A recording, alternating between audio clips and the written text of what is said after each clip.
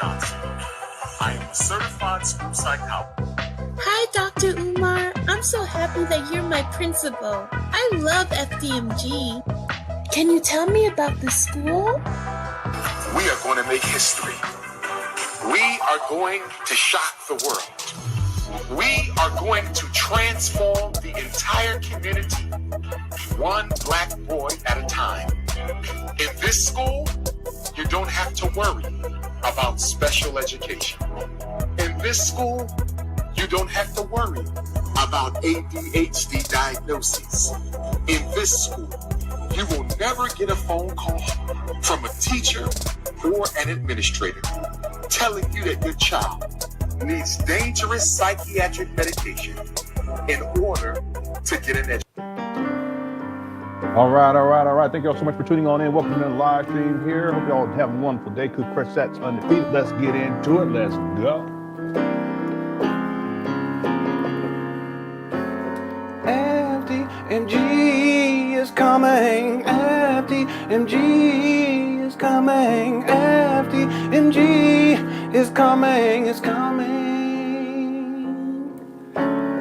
FDMG is coming. FDMG is coming. FDMG is coming. It's coming. It's coming. It's coming. It's coming. It's coming. It's coming. It's coming. It's coming. Oh, it's coming.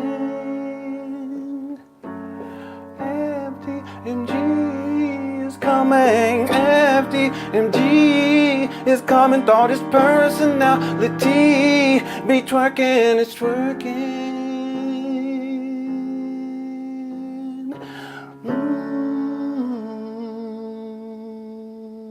All right. The Umar Johnson saga continues, ladies and gentlemen. I don't know when it's going to end. I do know this. I don't know what to say at this point. That says a lot, the fact that I don't know what to say. I've been following this guy for years, and it's the same thing over and over again.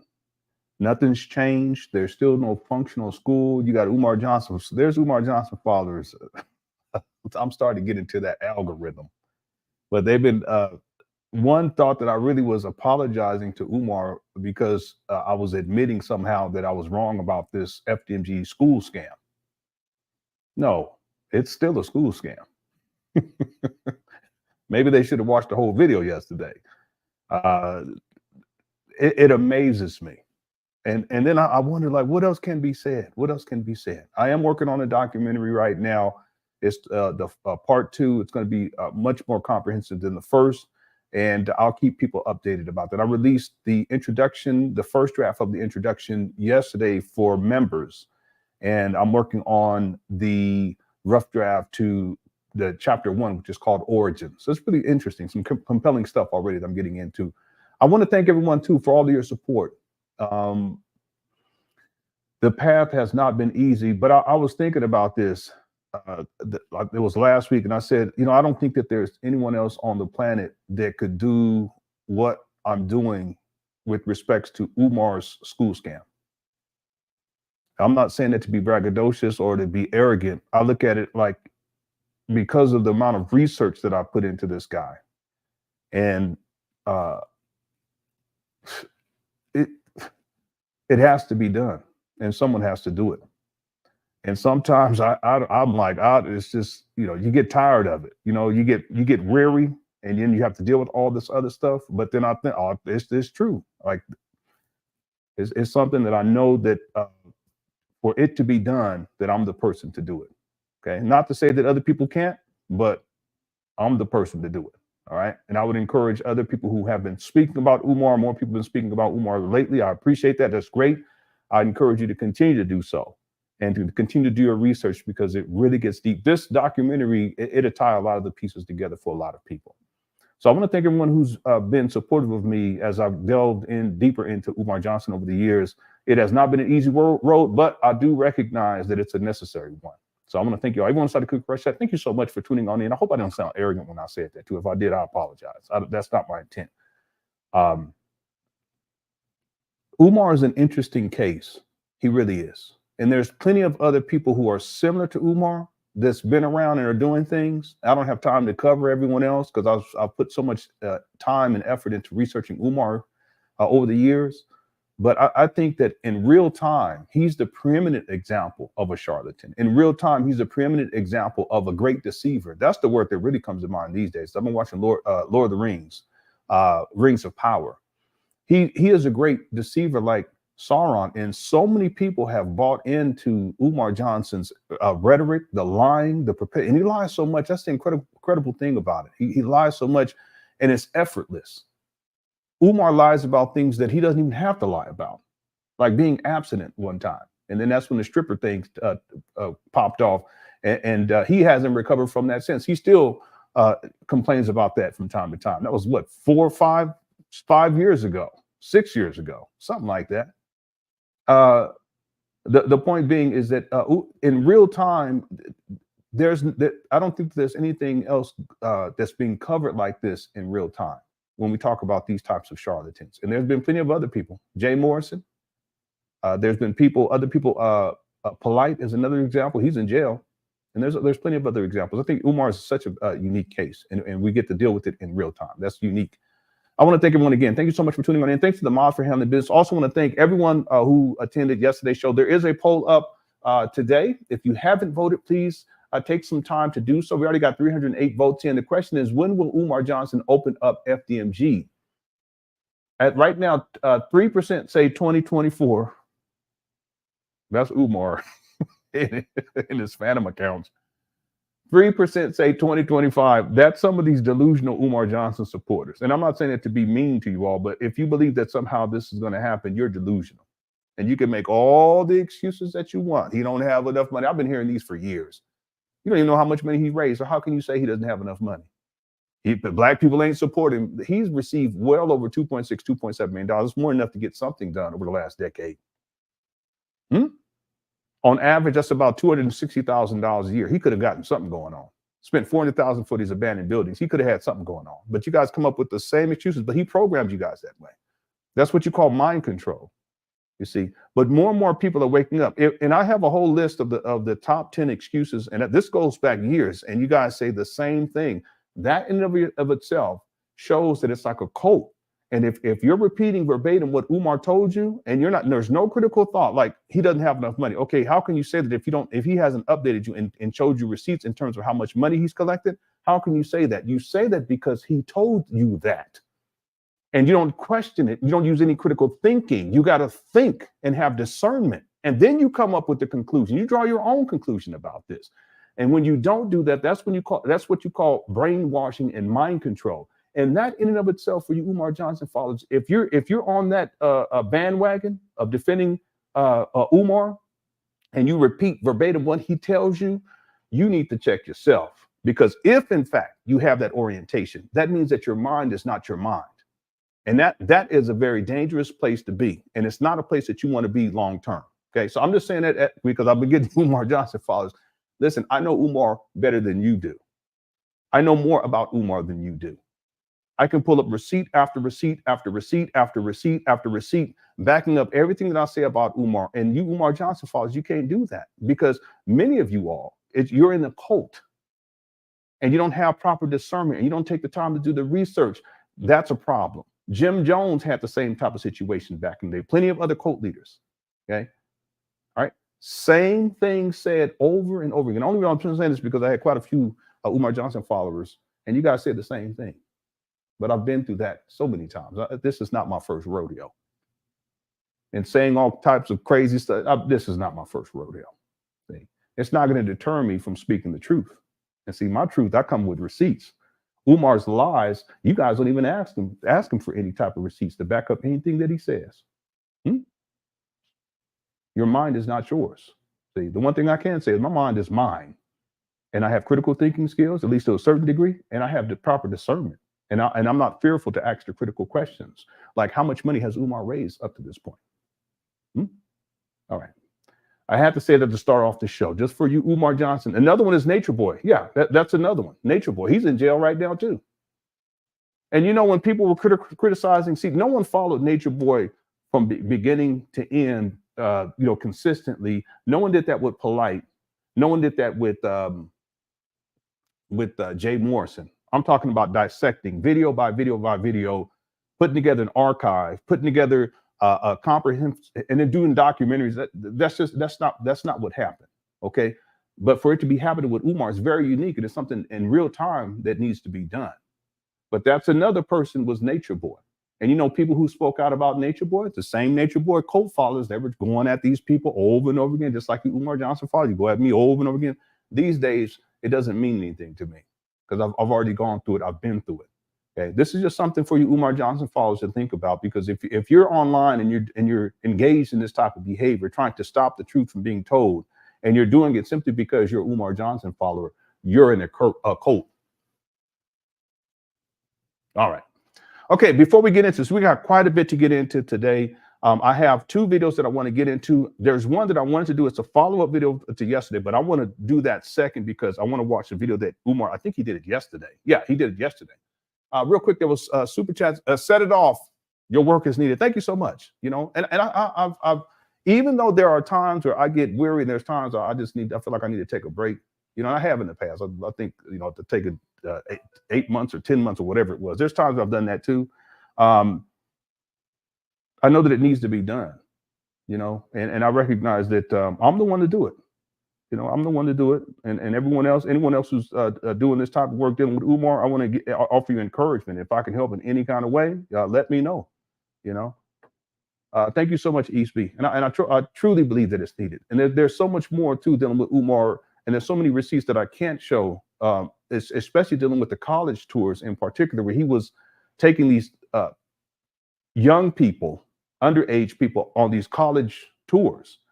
And just as he did on that airplane, you guys remember, and he was secretly recording these women on the plane and their body parts. And in particular, there was a stewardess. You guys remember this? Hit the one? I can pull it up. We ain't got time for it. People stop complaining. Now it's like, Umar, don't complain to me about you say you're going to have the receipts, but you don't put it. Well, if I do that for everything that I know about Umar, this show will be like 12 hours, and then y'all complain about that.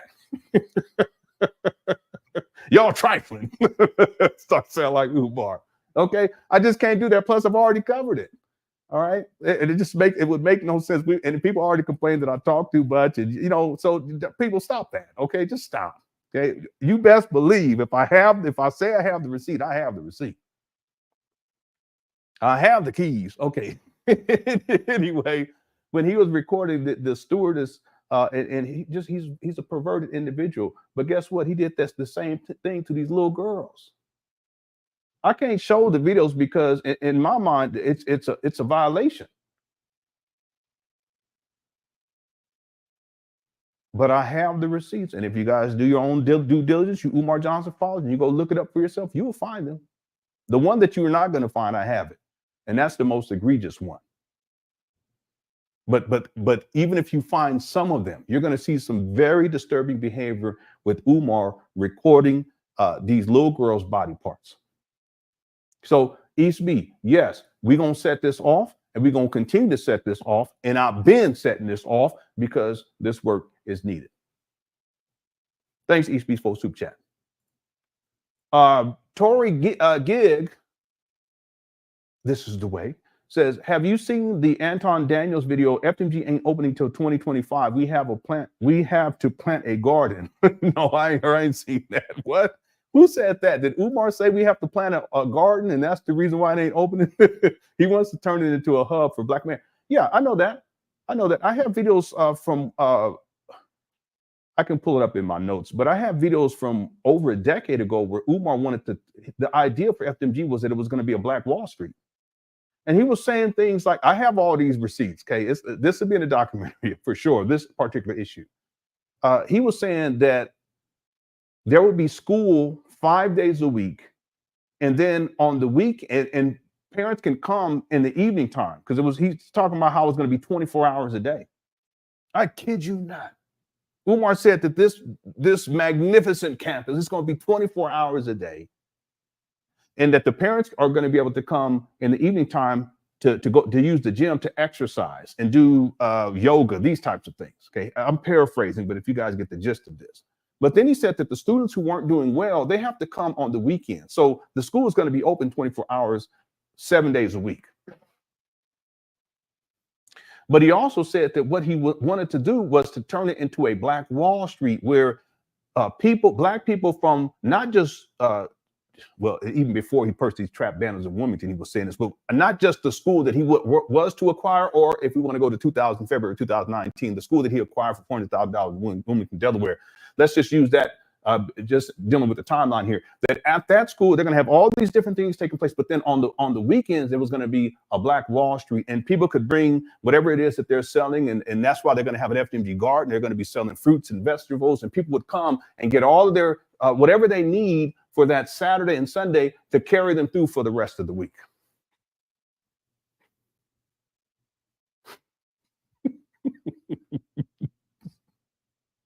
He was big on that back in the day. The whole idea about the gardening that fits into this notion that they're going to have it was like a Black conscious bazaar, that type of thing. That was Umar's conceptualization of this. So listen, I'm not surprised by that at all. Okay, but this goes way back though. He was talking about this over a decade.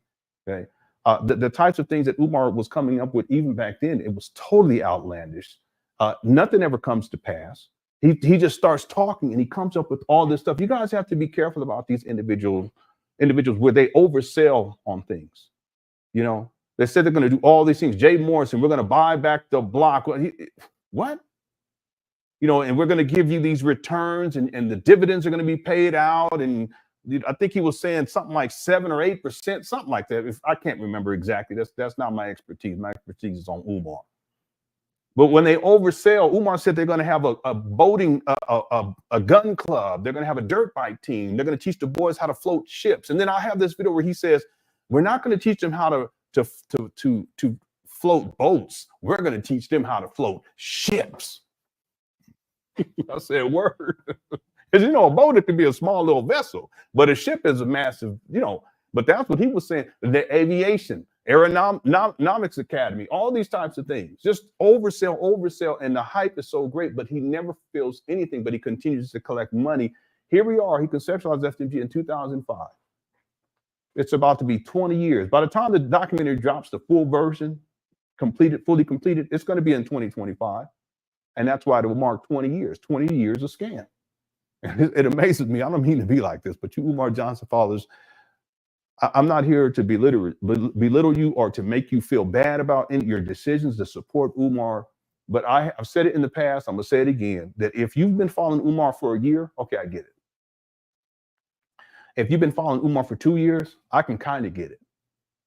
And you still support this guy. I can kind of get it. But when you get into that threshold of the 3rd and the 4th year and you still following this scammer, that's on you. That's on you. Okay. All right. Thanks, Tori. Now, I haven't seen that video, but I'm not surprised by that. I have videos from over a decade ago where Umar was talking about this a community garden, of FDMG garden. In fact, there's the receipt that I showed recently where he actually has that inside the so-called blueprint for FDMG. Okay, I'm gonna pull that up too before we get into this video. I'll come back to this. Thank you, Tori, for the super chat. I appreciate it. Lewis Suck says the crazy thing is the amount of respect he gets without having done anything. The gift of gab is just as good as having an actual skill, maybe more so. I agree with this. For a con artist and a charlatan, the gift of gab is his or her greatest asset because they don't necessarily have to ever do anything. And then their followers in the cult, they'll say, well, he's doing all this for Black people. Look at all the stuff he's doing for the Black people. What is he doing? Give me 10 tangible things that Umar Johnson is doing outside of running his mouth. And that's not even tangible because that's what Umar does, right? Lewis Duck, he runs his mouth. He has the gift of gab. If I ask you Umar Johnson followers, if I ask everyone in the Cookie Crush chat, I'm assuming most of you guys aren't Umar Johnson followers, but I can ask you the same question. Give me 10 things 10 things that Umar Johnson has done. Don't tell me about the 2 parties he threw. I've given them credit for that, but Black women are the ones that organized that. Okay? But don't come with me with that. Okay, and don't come up with these books that are not peer reviewed, that don't have any source material. How are you going to have a PsyD and you write books, and these books with your so-called expertise, and you cite no sources? That's insane. I shouldn't say insane. That's crazy. That's batshit crazy.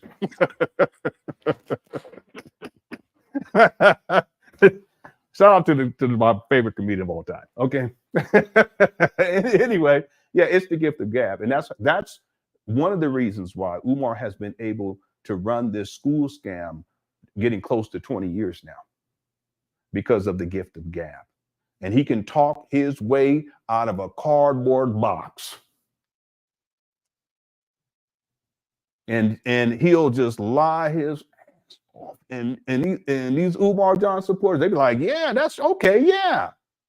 The reason why the school's not open is because he's not getting grants from the government. No, that's just the way that he extends the scam. He already has all this pre-planned. What are you guys talking about? He can use that as an excuse indefinitely. We watched a video yesterday that says, even if for the rest of my life, I don't open up the school, it doesn't take away from what I see. There you go. He just told you. He has no intention of opening up a school. Up there looking like a pookie, picking up trash.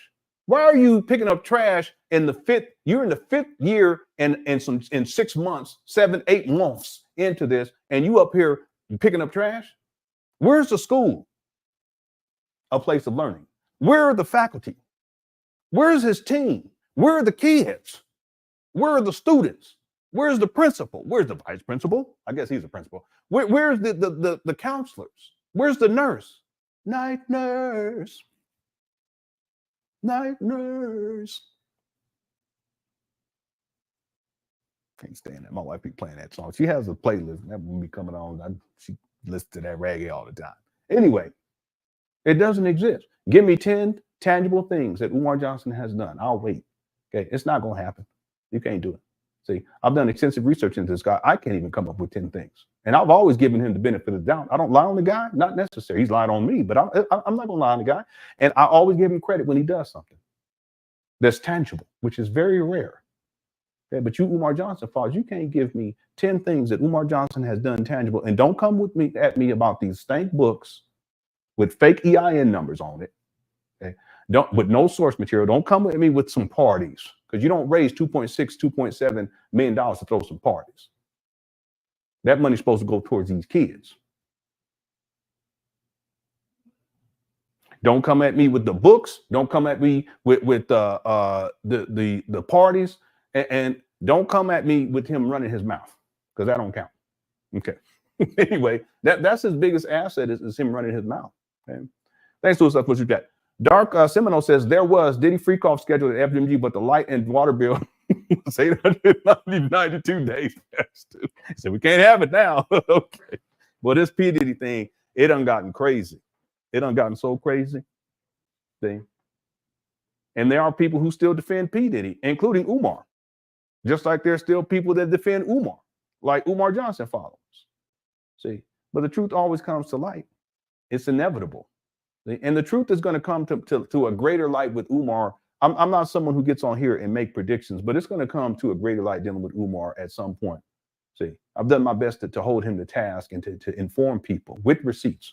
Okay? But at some point, it will hit critical mass. And then when that happens, I'm not going to be sitting up on here talking about how, yeah, I told you guys. I may say it, but I'm not going to be holding that over people's heads, especially Umar Johnson followers. I'm not that type of person. But just understand that the intent is to inform, to provide the evidence and proof that conclusively will show that Umar Johnson is nothing more than a charlatan and scammer, at the very least. Because there's so much more I could say in terms of what he is. He's the great deceiver. When it comes to Black people and so-called consciousness, he's the great deceiver of our time. I want you guys to think about that. Of our time, Umar Johnson is the great deceiver.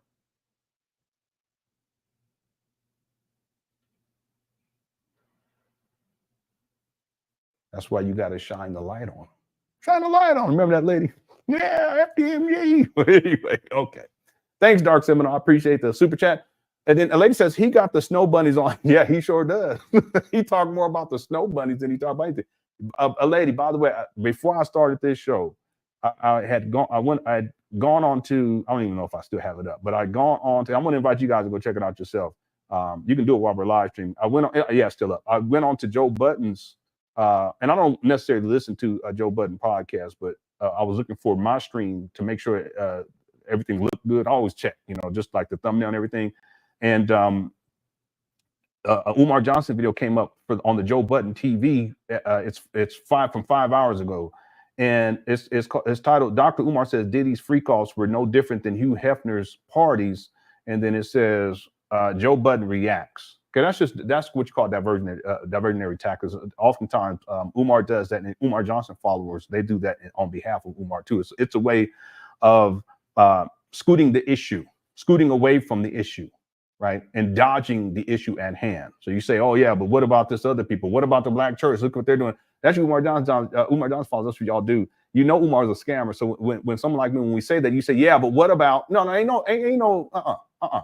What about the black church? Well, what about this? And what about no. We talk about Umar up over here. Okay, so let's stay right here. All right, Umar's a scammer. And see, when people say that, they don't realize that they're actually admitting it. I've already proven the case because they're conceding, yeah, he's a scammer, but okay. See?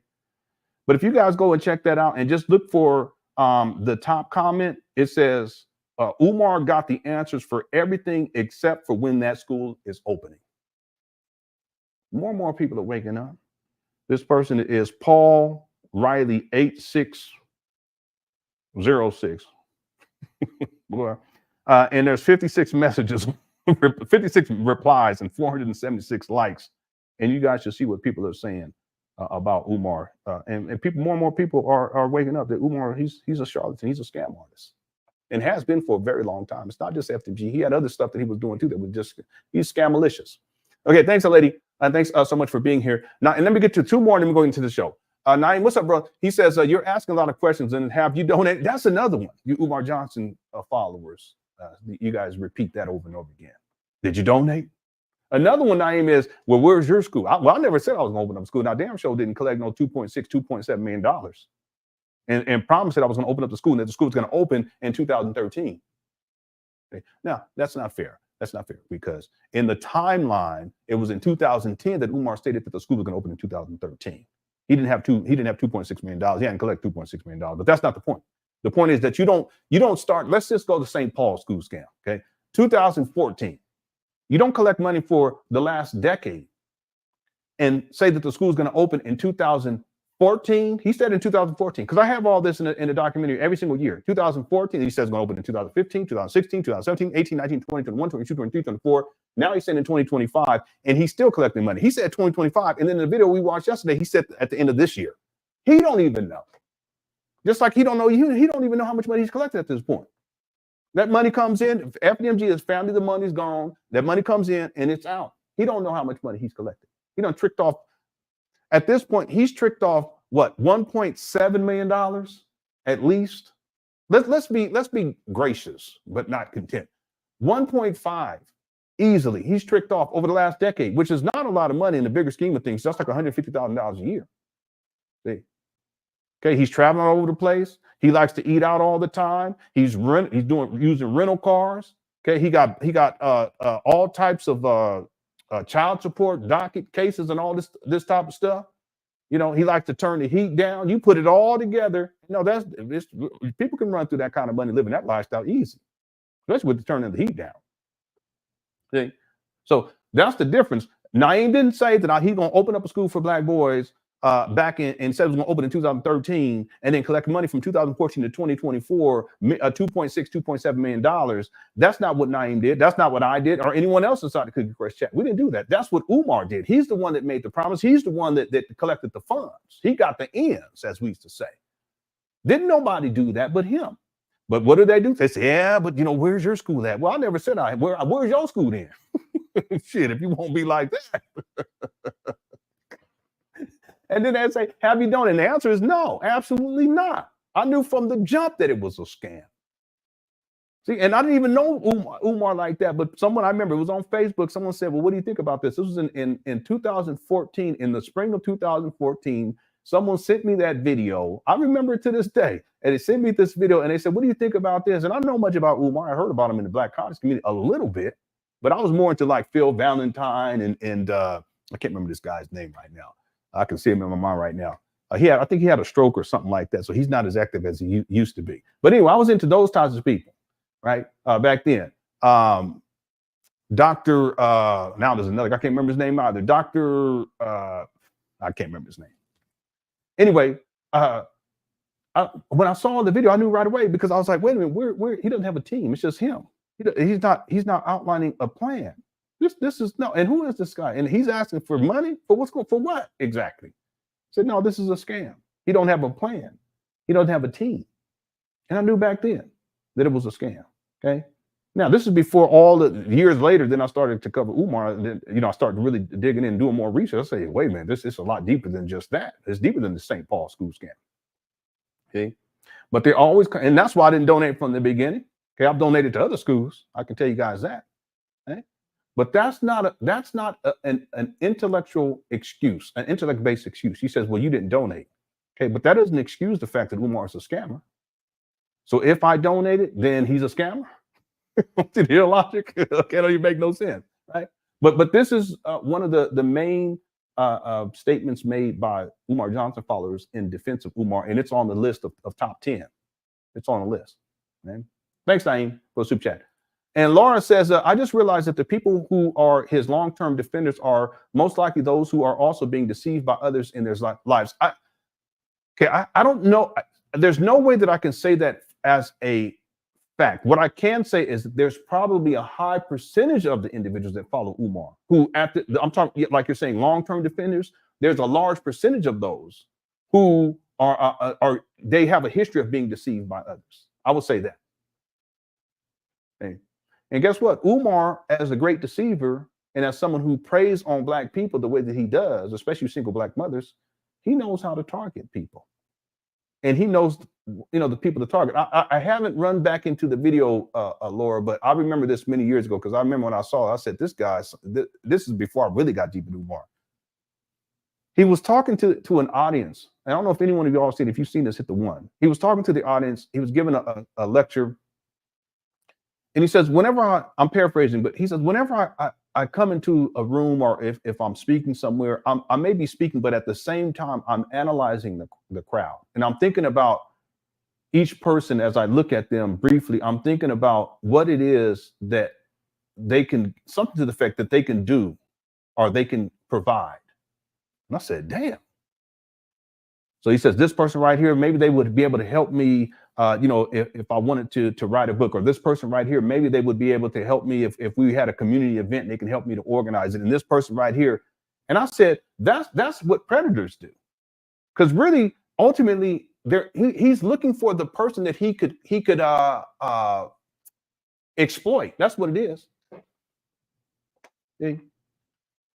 And the level of cunning that's associated with that even while he's speaking, he's analyzing the people and he's just looking and see. But in my mind now, when I think about it, it's not just those types of things. It's also who are the women in here that I can sexually exploit? Who are the people in here who look like they would be more willing to, or they have the means to donate or give me money?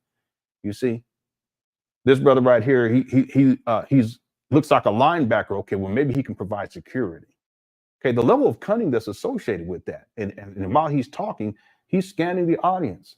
He actually said that. I haven't run back into that video, but it just goes to show you, and I don't know if I will. It may not even be online anymore, but I remember I said, man, this guy, he's something else. See? Now, that's an instant right here. You guys are going to have to take my word for it because I don't have the receipt. I just remember seeing it many, many years ago. Okay, but I will say this, that I've never lied on this guy. Okay. Now, I have been wrong on some things because I remember I used to say that Umar, he's been running the school scam for 14 years and that he conceptualized FDMG back in 2009, 2010. That's not true. My more recent research shows, it shows that he started the conceptualization of FDMG in 2005, 2004, which correlates to his resignation letter with the UNIA, where he was also trying to raise money to do a building initiative to renovate this building. for the UNIA. It's just, and so FDMG becomes that's the precursor to FDMG. FDMG is just the St. Paul's is the next phase of this. See, and then he had a Detroit school scam. A lot of people don't know about. Florida school scam. A lot of people don't know about. He has school scams all over the place. School scam in Africa. A lot of people don't know about. And then now we have the Wilmington school scam that's been going on for 5.5 years. See. In other words, it's all about deception. And Umar is a great deceiver. And I will propose, Laura, I will agree. And I just, with one caveat, that it's not that all of these long-term Umar Johnson defenders, it's not all of them that they are being deceived by others in their lives. But I would have to say that it would be a rational conclusion to draw to say that a large percentage of them, okay, people who are used to being mistreated in that way, okay, Umar will target those people, and they're more inclined to follow behind Umar or defend Umar. See, Umar is interesting in these ways because the levels of deception, most people don't realize it, but I see it so very clearly. There's not a video. I can pull out, people, you can pull up any video, but it has to be a certain length. Let's say just on average, it has to be about 30 minutes long, 30 minutes long or longer. And I can sit down and watch it in real time with you all, and I can point out how Umar is being deceptive. He's a great deceiver. And some people are more susceptible. That's really what you're speaking to. They're more susceptible to being exploited in that way. And Umar targets those people for a very specific reason. It is to get things out of them. And for some of you women, he want to get them draws, or he want to get them cookies, as he says. Okay. Okay, thanks, Laura. Okay, let me get to these other ones. We got to get into the show. We already 37 minutes in. Lewis says he's going to open a vegan drive-through spot. You ring an intercom and Umar hangs out the window with a gator. Oh my God. Don't bring up the gator. Umar, he had this necklace of this baby gator head. I said, what in the world? He was all playing with it. I said, there's something ain't right. He was in the mama closet too. How you gonna be have a dead baby gator head on a necklace on your neck inside your mama closet? That's crazy. Okay, he gonna open up a vegan drive-through spot. You ring an intercom and Umar hangs out the window. I can see him doing that with the gator around his neck. You don't order. He gives you what he thinks you should eat. Yeah, and then you have to pay him whatever he wants. He give you like 3 fries. He says, okay, that's $5. That's Umar. Okay. This reminds me of Umar when he was talking. Now I have this for sure inside the documentary. He was talking about the Black Conscious Vegan Sports Bar, non-alcoholic, and it's going to have 3 levels. I think he said 3 levels. There's going to be a food level. There's going to be a level where you can go and read books, and then the 3rd level is like an entertainment level where you can watch videos and documentaries like Hidden Colors. I'm just all right, hey, let's switch that, Lewis. Look. User 225 says, peace and panhandlingism. Peace and panhandlingism. Okay. All right. Peace to you as well, user 225. Thank you for being here. Hey, how's it going, Barry? Says, I wish you'll show the video of Umar doing the soft shoe for the cops. It's yeah. I'll pull it up before we close out the show today. We got a lot to get into, Barry, but because you asked, that was what did he say in that video? He said, that's the boss video. I just say it that way. Okay, so I'll pull it up. And I'm also going to pull up the one of the original blueprint designs for FDMG. And if you any of you Umar Johnson, if you're still around on this live stream, if you haven't seen that, just goes to show you how delusional this guy is. Delusions of grandeur, which ties to the levels of narcissism. That would be the blueprints for FDMG. One other thing too, everyone, Barry, that I've been running into in my research with Umar is how he would say this, and I found one from like back in 2016. He was saying this. 2016, he was saying how there was a traditional king in Africa that had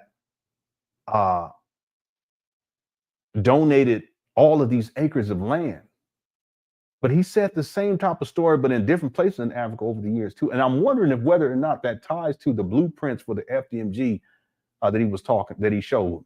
I'm not quite sure, but I'll have to do some more research and then cross-reference to see on the timeline. But it may be associated with that. Some of this stuff, I think, Barry, he just comes up inside his mind, and it's just delusional thinking, and then he runs with it, and then he starts talking, and he'll just run with it, and he just keeps going.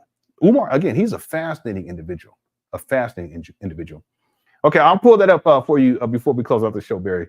And thanks for the super chat. Okay, thanks everyone else too for all the super chats. I appreciate it. We're at the 40-minute mark, so let's go ahead and start getting into the show. When I start this video, I'm going to go and pull up this one receipt I want to show everyone, and there's actually three. I'm going to show all three of those, and this is just to give people an idea of it's like the delusion of grandeur that's associated with Umar Johnson and his narcissism. Okay.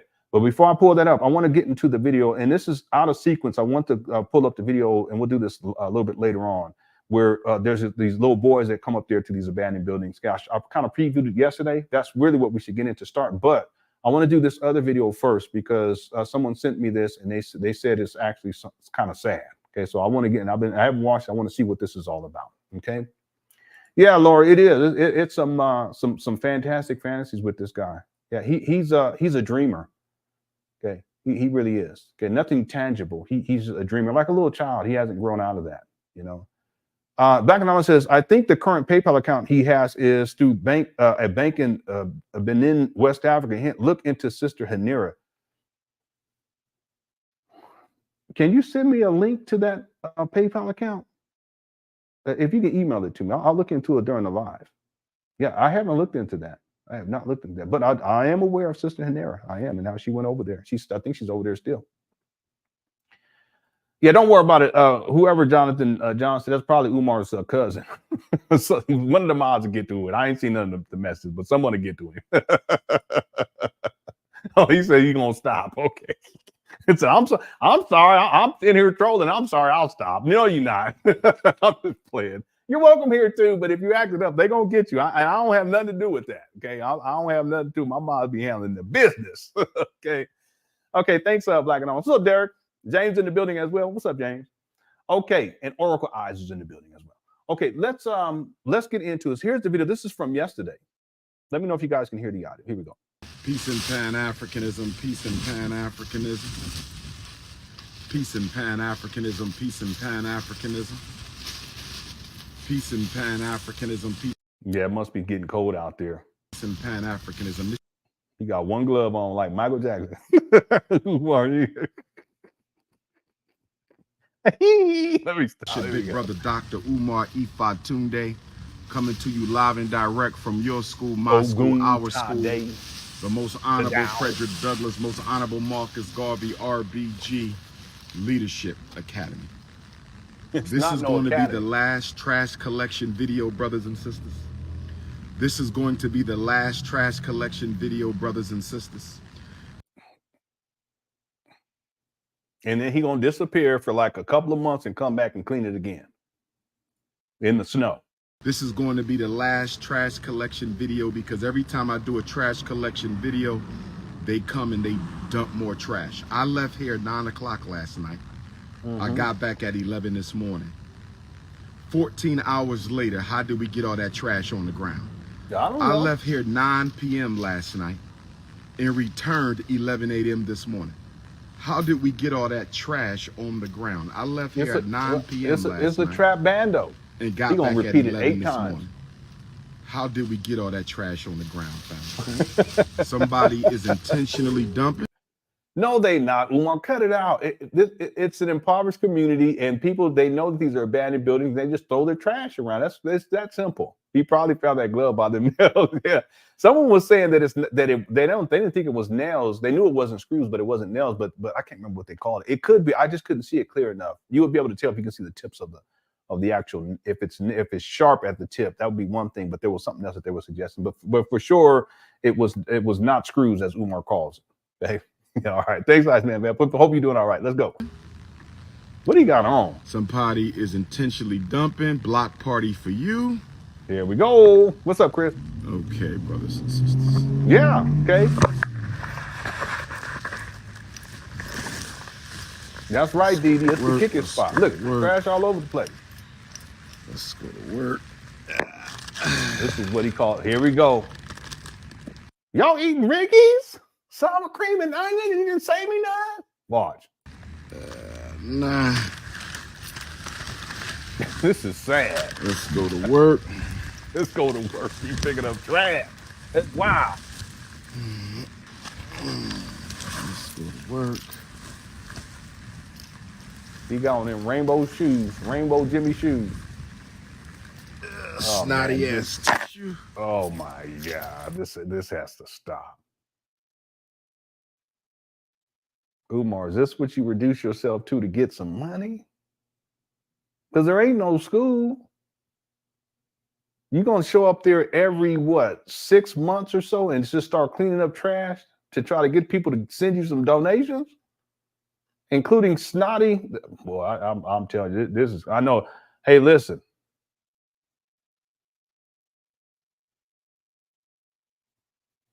It's a sea in a sad state. What does that mean? That's crazy. What does that mean? I don't know. All right, let's keep going. Yeah, yeah. It's the FDMG sanitation department. Let's go. King Kong sanitation.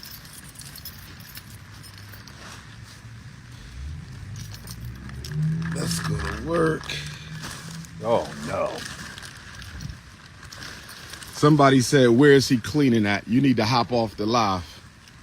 That's the most ridiculous question. Somebody said, where is he picking up trash? They trolling. You need to hop off the live right now, sister. Y'all leave this man I can't alone. believe you said that. That means you've been clueless for the past 5 years. Damn. 5.5. Let's 5. Yeah, February, March, April, May, June. 5 and 8. 5 years and 8 months. Past 5 years. 5 years and 8 months, Umar. Get it straight. She said, where is he picking up the trash? That's ridiculous. He about to go off. That is absolutely ridiculous. Ridiculous. Getting drunk and shit. Oh my God, it's sad.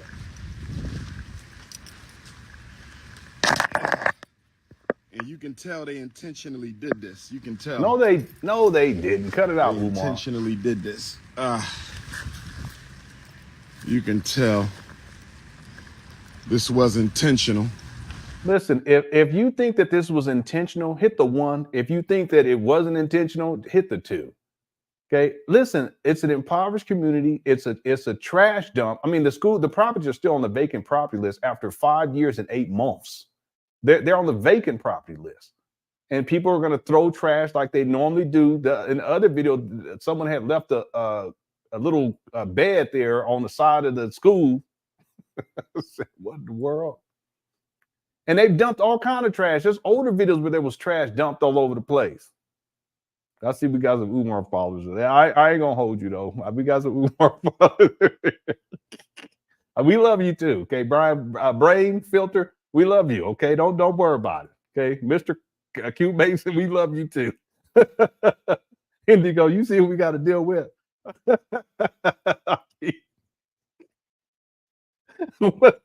I keep trolling me. That's okay. Yeah, they ain't even thinking of. I know they the little girls are trying to get away from Umar. Yesterday, he ranting and raging, and anyway. Let's go. What's going on? Yes, sir. How's everything? All right. No doubt. Governor Chris says, don't rely on your entertainers to be your educators. Governor Chris, I won't let you down. Okay. You know, the truth is that Umar, in essence, he's an entertainer. He's like a social media influencer, but wouldn't y'all agree? He's very entertaining. I mean, in a macabre way, it's kind of twisted, but he's very entertaining. And I would propose, Governor Chris, that there are people who follow Umar just for the entertainment value. They know he ain't doing nothing. You know, he runs his mouth, and it's very entertaining. You know, Umar is an entertainer. It's by proxy, but that's what, and perhaps that's why he's always going at people who are bona fide entertainers, like in the entertainment industry, like that's their expertise, and they're making all crazy kind of money. Maybe that's part of the reason why. But in essence, you know, that's part of the reason why he goes at them. But in essence, he's an entertainer. He's a charlatan, but the entertainment factor is part of the shenanigans. He's a con artist, but the entertainment value. I would even propose that even when Umar is making things up on the spot, it's just entertainment to people. You know, for a lot of his followers, I don't even know if it's a lot, but there has to be a percentage of his followers. They're not supporters of the school scam. You know, they're not donating to that. They're not, defending Umar online.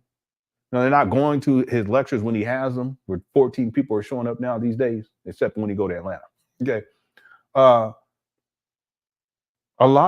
There's a lot of people that they're not even real true supporters of Umar, but they know that he's entertaining. They know he's going to say something outlandish. They know he's going to do something outlandish. They know he's going to be looking crazy and yelling and screaming and out here in front of these abandoned buildings in Wilmington, Delaware, picking up trash for no apparent reason, and then coming up with some conspiracy theory about, these people are doing it on purpose.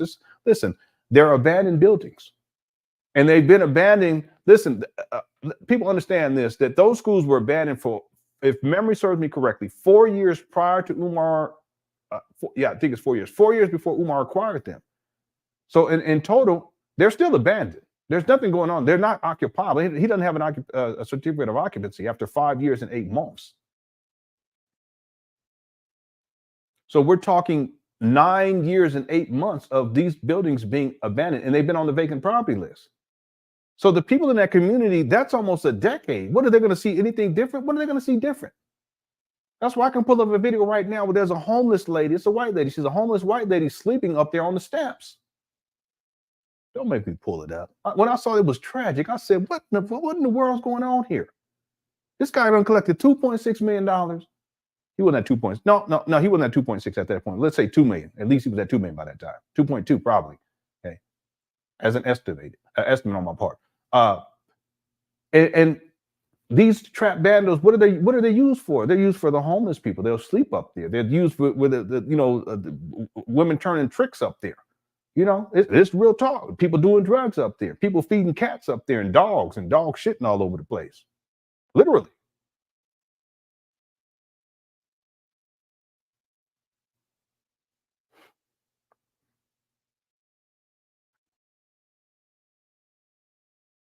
And Governor Chris, Umar's not an educator. He says things like that, but he's not. He just runs his mouth. This month. All right, I apologize for going on. Thanks, Governor Chris, for super chat. And Lewis says, I know trash is trash, but touching trash in the hood is, I know. When we know something away in the hood is used and garbage, not garbage. Okay. When we throw something away in the hood, it's used and garbage, not garbage. Yeah, I totally agree with you. Now, here's the thing, because I thought about this, but this goes to show you the levels of incompetency. I don't think it registers in Umar Johnson's mind. He's a very interesting character. He really is. Okay. I don't think he was taught certain things. And he did admit that he wasn't taught how to use his hands, but still, you don't go around here picking up trash like that because you don't know what. Come on now. Is there anyone up in here that would go, even with gloves? I'm not doing it. You know what? Anyone in here, would you do it? Maybe you would. I should say it that way, but maybe some of y'all would. I wouldn't do it. You know what I would do? I would get one of those. I don't even know what they're called. It's these hand things, and on the end it has a little grappling hook thing. Well, not a grappling. Yeah, it's like a little claw. And you get the trash and you squeeze the trigger and it'll claw it like this. And then I would dump it in, and I would have a real trash can too. I wouldn't have these flimsy see-through things that Umar has. This goes to show you, it ain't even registering his mind. He ain't even doing that right. Boy, if you don't stop, I need Umar. I'm gonna need you to get it together, brother. I'm gonna need you really to get it together. I really need you to get it together. I wish I can help you. I wish I can have you on and I can work with you to get this shit turned around. And I'm not even talking about the school. I'm talking about get your life turned around. I can help you, bro. I've been down and out myself. Not like this, but I've been down and out myself. I can help you. First, number one is you're gonna have to stop with the school scamming. That's number one.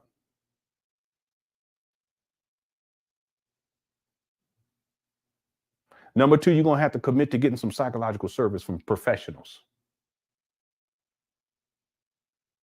And by proxy, that will also include the whatever needs to take place so that you won't have this turning of the heat down issue. Because those two things are interconnected. And number three, number three, you're gonna have to stop with the chasing of the cookies and trying to crush these cookies like this. That's inappropriate. You're 50. Don't get me wrong. Listen, I get it, but you're 50. And fourth thing, you don't have to get out your mama's, you gotta get up from under your mama's skirt, bro. You can't, you 50 years old, still living inside your mama's house and have been since 2019. What kind of man?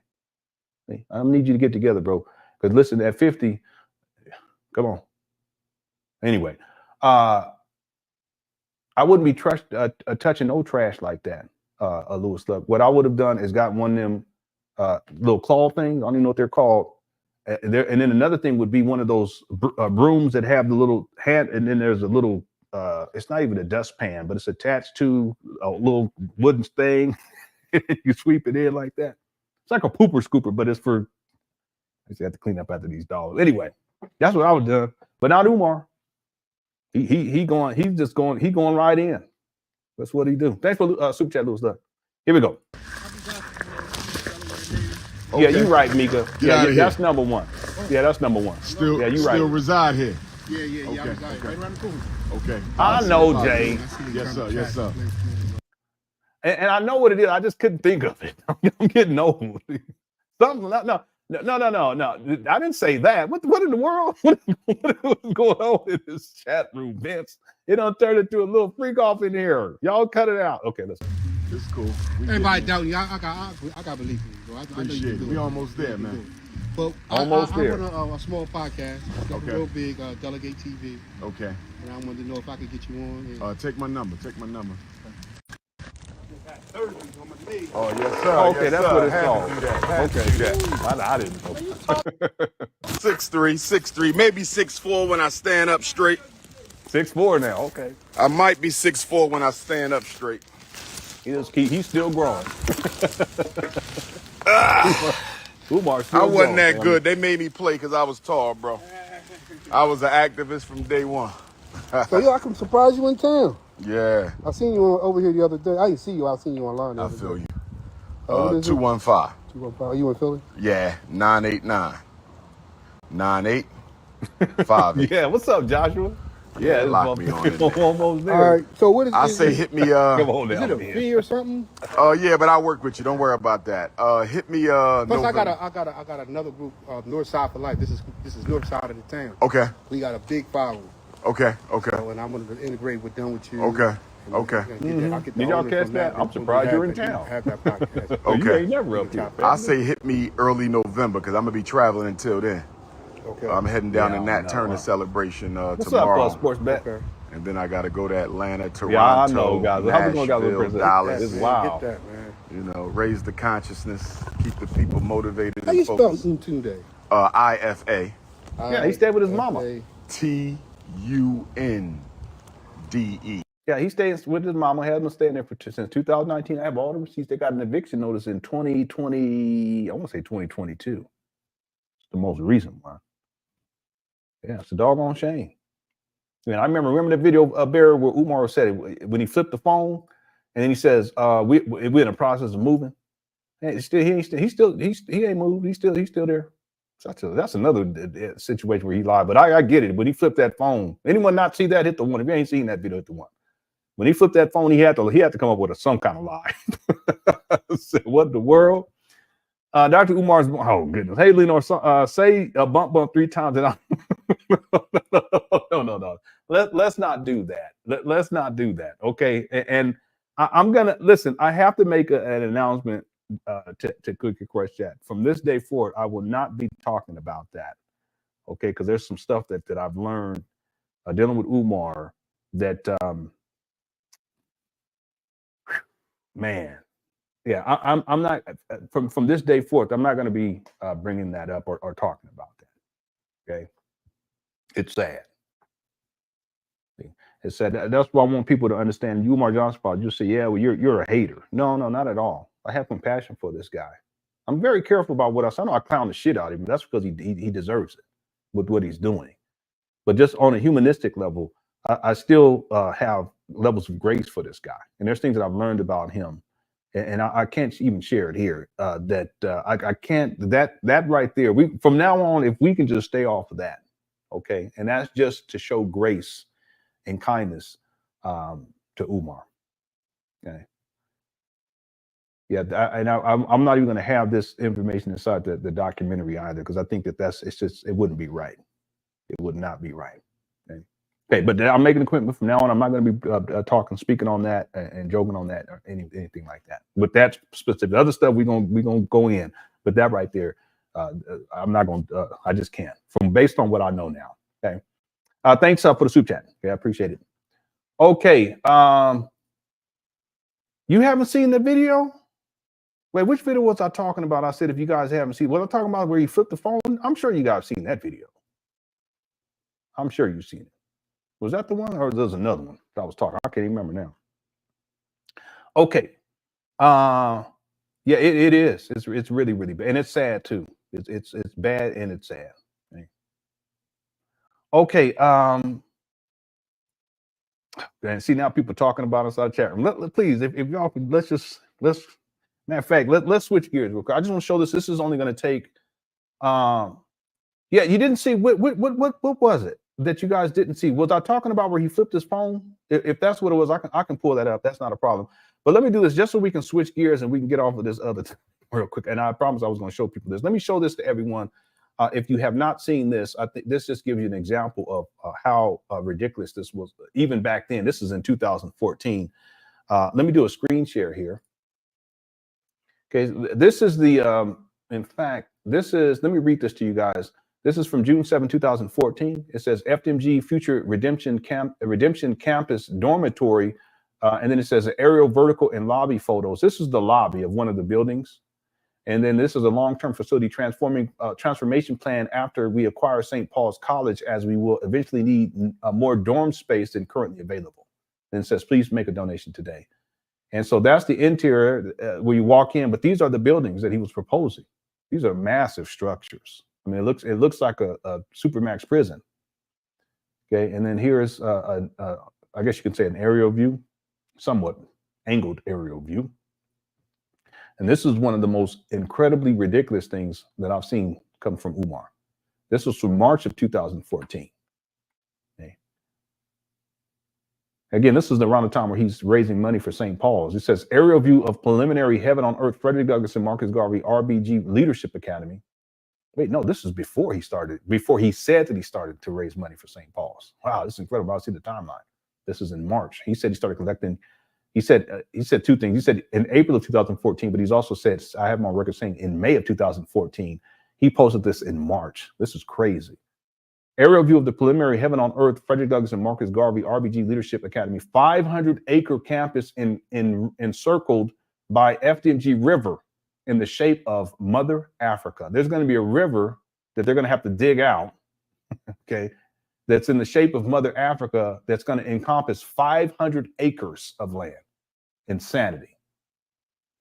The Ancestors Park in the center of the campus, dormitories, and there's going to be an airfield and athletic facilities, a farm, a state-of-the-art music and theater production studio, a greenhouse, a zoo, a community center, separate buildings for all 33 trade areas, and much more. Okay, here's a bigger view. Now, we covered this the other day. I won't get into all of this, but you can see he actually has things written in here. There's a hospital, there's farmland, there's a political government building, there's an aviation NASA building, there's anyway, there are aircraft bays. It just goes on and on and on. And this all around here, I thought it was a wall, but it's actually like a moat because it's a river. And this is going to encompass, I don't even know how many acres he said now. What did he say, 300 acres? 500 acres. My goodness gracious, this is absolute insanity. This goes to show you the delusion and narcissism. Okay. Yeah, it's going to be an airfield. Yeah. Okay, let's get back to the video. I'm going to go and I think people were talking about where Umar flips his phone. I'll pull that up too. If you guys give me a moment, I'll be right back. IFATUND, Ifatunde. Okay. My Nubian brother. I'll Every be time I watching go that live looking girl, at the man. police come driving. I think they convinced I'm doing something illegal, bro. Here come the police. Yeah, when I go live, one of them know. No. It's a crime-ridden area. It was named Murder Town, USA. So what are you talking about, Umar? Only drive that. It Oh, could shit. be a coincidence. Oh, you but want live? Yeah, this is a good point right here, and I hope I remember this for the documentary, because this is something I pointed out with the St. Paul's to Wilmington, and then Wilmington from going to opening up two sides of the street. He says it's two schools. It's really just one school, okay? And really, it's no school. Okay, it's abandoned building. He says there's 4 buildings, but there's actually 3 buildings. Umar always exaggerates. Look for this too. This characteristic with these charlatans and scam artists. They always oversell shit. But I've referenced in the past how he went from St. Paul's, which is a college campus, which would provide dormitories for boys and girls. He goes from that to acquiring these trap bandos in Wilmington, Delaware, where there's 3 buildings, and it doesn't allow for a boarding situation where children will stay on campus. And then instead of having girls and boys, he goes down to just boys. But he, in addition to going down to just boys, he also, at a certain point, instead of attempting to open up both sides of the street, he cast away the larger building and hasn't even shown it in like 5 years. Okay, no work has been done over there. And he stated earlier on that was the more work needs to go into that one. If it takes 5.5 years to get to where they're at right now with these smaller buildings, it's going to take about 10 to get another 10 to get. But that's besides the point. He goes from these 3 buildings, 2 schools, and where prior there was going to be boys and girls. Now it's going to be just boys, and it's going to be one side of the street. And he was focusing on 2 buildings. But then he got to the point where he said he was just focusing on opening up a gym. You guys remember that? So now you go all the way for trying to get a St. Paul's College to go all the way down to just trying to open up a gym. And he ain't even done that yet. But see, Iceman Vamp, what you're doing is you're putting this into a larger perspective, because if you go back to 2014, prior to him even starting to, quote unquote, based on his words, raise funds for the St. Paul's College, what we're saying here, what you're saying here is that he had already conceptualized something that was even far more grandiose than St. Paul's, which was to have a 500-acre compound. I don't even know what that's like a small town. 500 acres, and in addition to the 500 acres, they're going to have to dig out from the earth the FDMG river that is going to be shaped like Africa, and that this FDMG river, I mean, they're going to have like 5,000 bulldozers out there for many months to get, because it has to encompass 500 acres. Okay, I'm hyperbole, but you guys get the point. Okay, and then they're going to have to somehow get the water in there. See, now I'm starting to think like Umar. Then we're going to get some alligators so the kids can't get away. And then, you know, like when that movie with Will Smith and he was trying to escape as a slave, and that alligator got down, was trying to get him. I didn't like that part of that movie. Okay, but that's grandiose, and it's going to be shaped like Africa.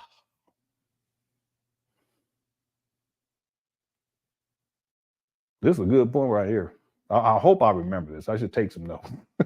Matter of fact, let me write that down. I'll put it inside my timeline. He went from 500 acres and a mule. I'm sorry, I had to do it. To St. Paul's, down to this dump. I wrote it too. Dump in Wilmington. I didn't have to write that, but I wrote dump. Okay, I just did. All right, that's a good point right there. I didn't thought about that. Thanks for super chat. Iceman Vamp. Okay, did I get to everybody? I think I got to everybody. All right. So now let's get back to the video. I'm gonna go pull up the other video too, just in case if any of you guys have not seen the video where Umar flips the phone. Okay. Here we go. Yeah. So as you got to see. Hey, Michelle. Yeah. So yeah, we do a lot of stuff for the community, man. Okay. So I like, and you gotta text me when you have events. Send me the flyer or whatnot. Yeah, you know man, we what just I mean? had a big one too. Yeah, man. send me the flyer if you can remember. They don't know Umar. I always hear about stuff after the fact, bro. I'll give you the person that runs North South for Life. Okay. I'm just a honorary member, but Understood. I got you. But, yeah, let me know. They definitely keep you posted. Let me know. Good luck, man. All right, bro. No doubt. Appreciate you, man. That's crazy. Now think about it. Rub the rock. Oh yeah, rub the rock. Go rub the rock, man. That's the good luck. Go rub the rock. Good luck. Yeah, he said he was gonna do 3-on-3 basketball games. Yeah. Yes, sir. Yes, sir. Yeah, he sure not. He picking up cat. Don't do this, man. Don't you have? You gotta have. See, he's only doing this because Spencer Cornelia got on him, and then Pocket Watch, and shout out to Spencer Cornelia and Pocket Watch JT got at him. So Umar has to get up here. Plus, he needs money. Understand, winter's coming. This happens every single time. Hit the one.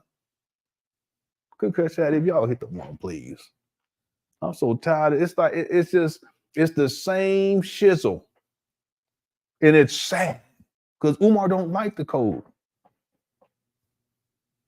He an alpha male, but he don't like the code. See, I don't mean to be like this, but in general, I'm just saying in general. Y'all call me sexy if you want to, but women don't like to be in the elements like that.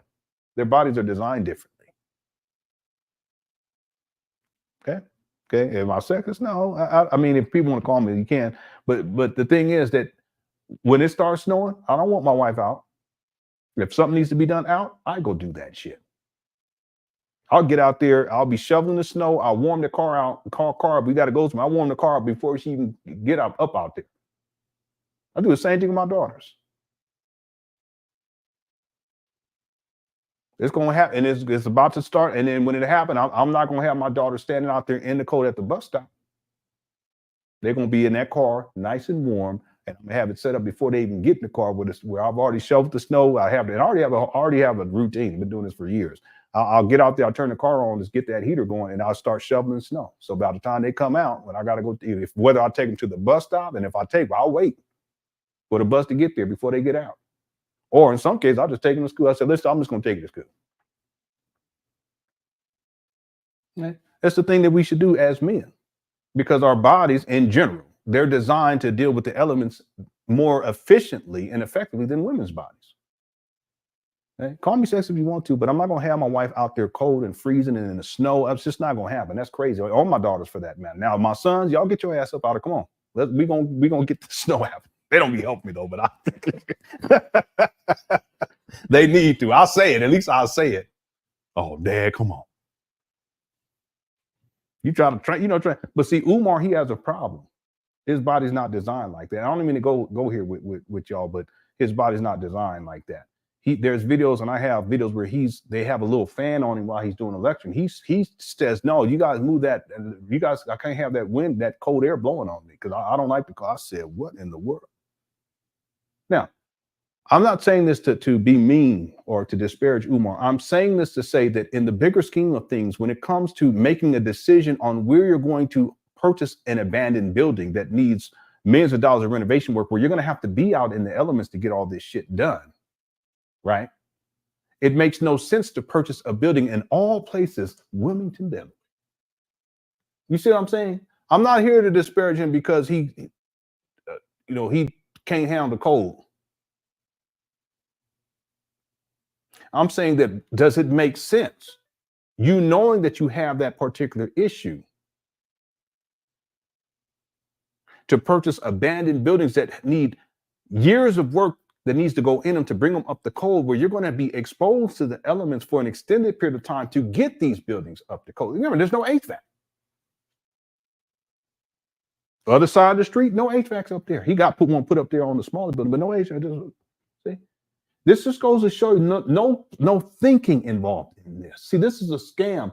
Here's the thing, the point I want to get to, that Umar Johnson followers, you need to look out for these types of characteristics in these charlatans, because oftentimes decisions aren't made from a place of intellect. Decisions are made from a place of survival. It's about coming up. I gotta get this money. I gotta get this money. And no amount of money is ever enough. Jay Morrison, no amount of money is going to ever be enough for this guy in his life. For the rest of his life, it's never going to be enough. He's never going to be content. Polite, same thing. No amount of money is ever. Well, Umar's the same way. So they make irrational decisions like purchase these trap bandos in Wilmington, Delaware. It gets cold up over there. It snows a lot too. See? Not thinking, hey, wait a minute. I don't even like being in the cold like that. And I know all this renovation needs to take place, and I'm going to have to be exposed to these elements. And we don't have no HVAC up here. We don't got no running water at the time, no electricity. It goes to show you that Umar never had a plan. But see, it's not about having a plan. It's about survival. It's about getting over. It's about coming up on Black people and getting that money. See?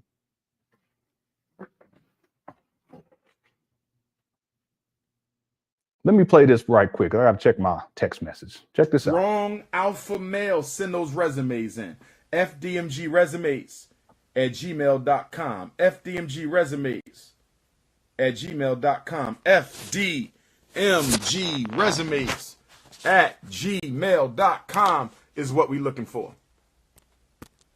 My thing is Y'all need to. What happened? I'm in the process of relocating to Wilmington, Delaware, so the apartment is a mess right now. Y'all don't need to see all that. See this? I'm in the process of relocating to Wilmington, Delaware. And he never moved. Process of relocating to Wilmington, Delaware. I'm in the process of relocating to Wilmington, Delaware. See, let me play this one more time. Yeah, I know, but that's part of the cult following. You know, it doesn't matter. But if they thought about this rationally, they would even this video. I mean, if his apartment, and it's really his mama's spot, if it looks like this, look. Why would you guys think that he's even mentally? He's a hoarder. He don't clean up shit either. He's filthy. And I don't mean to be mean, but that's what this is. Okay, this is indicative of his mental health too, by the way.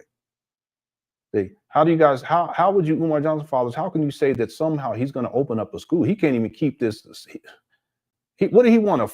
300 acres of land to put this school in and have a airfield and all this other shit. Well, this guy can't even keep this little old room. I shouldn't say little old room. I don't want to be mean, but he can't even keep this room in this apartment clean. Look, he can't even manage this. I remember when I saw this, I said, what in the world? Let me play it one more time. Strong alpha males send those resumes in. FDMG resumes. The irony, he says strong alpha males. Strong alpha males, they rooms are rooms. I shouldn't even say are, because I'm not into all that shit. But what you would call a strong alpha male, their room wouldn't be looking like this. And you guys, let me say something else. You best believe that if that room looks like that, the rest of the house don't look no better. Hit the one. You don't live in that type of filth just in one room. What kind of shit? That's crazy. It's all pervasive. Let me get my charger. You want to stop texting me anyway. I told you. If you want to come on the show, we can do it. And I'll be so nice and cordial with you. Let me go ahead and play this one more time.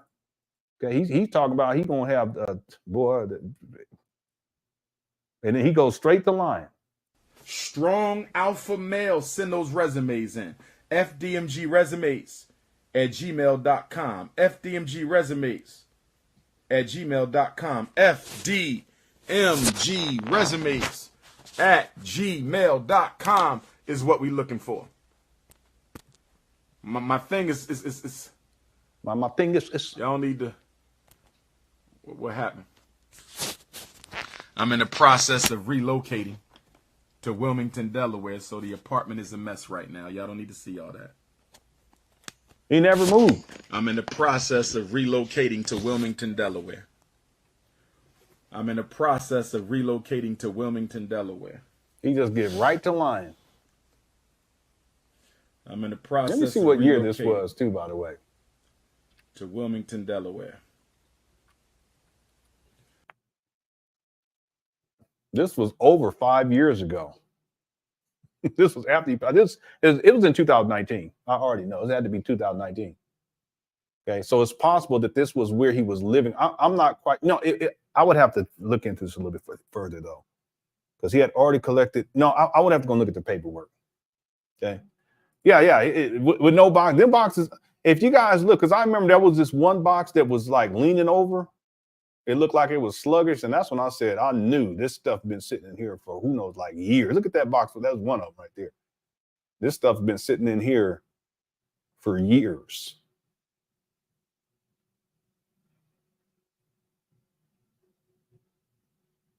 I mean, that's true. That's it's disturbing. Who knows what type of insects and spiders and roaches and bugs and who knows what else. It looked like a little giraffe head back there. I don't know. I can't call it. See, he did this before where he had a little setup like this where it looked like everything kind of looked, African and all this kind of stuff. But he accidentally flipped that phone, and I said, man. He starts to look at that. Look at that. I mean, it's not just trash. Like, you know, clothes and who knows what else. He got one of them big back TVs. One of them TVs that got the badunk on the back. Yeah. All right. So that's what I was talking about earlier. I mean, goodness, it's that's what I'm saying. Don't nobody move.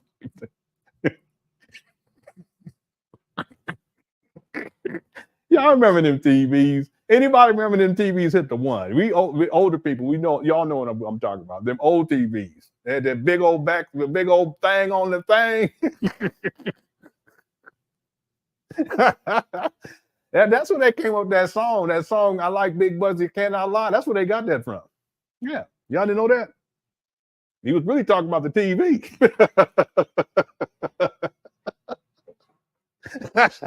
Yeah.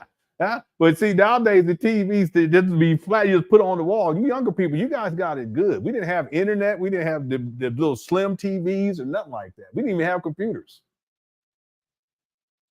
Now you have TVs. I'm old. Now you got TVs you can mount on the wall like that one over there, and you can get on there and get on the internet and shit.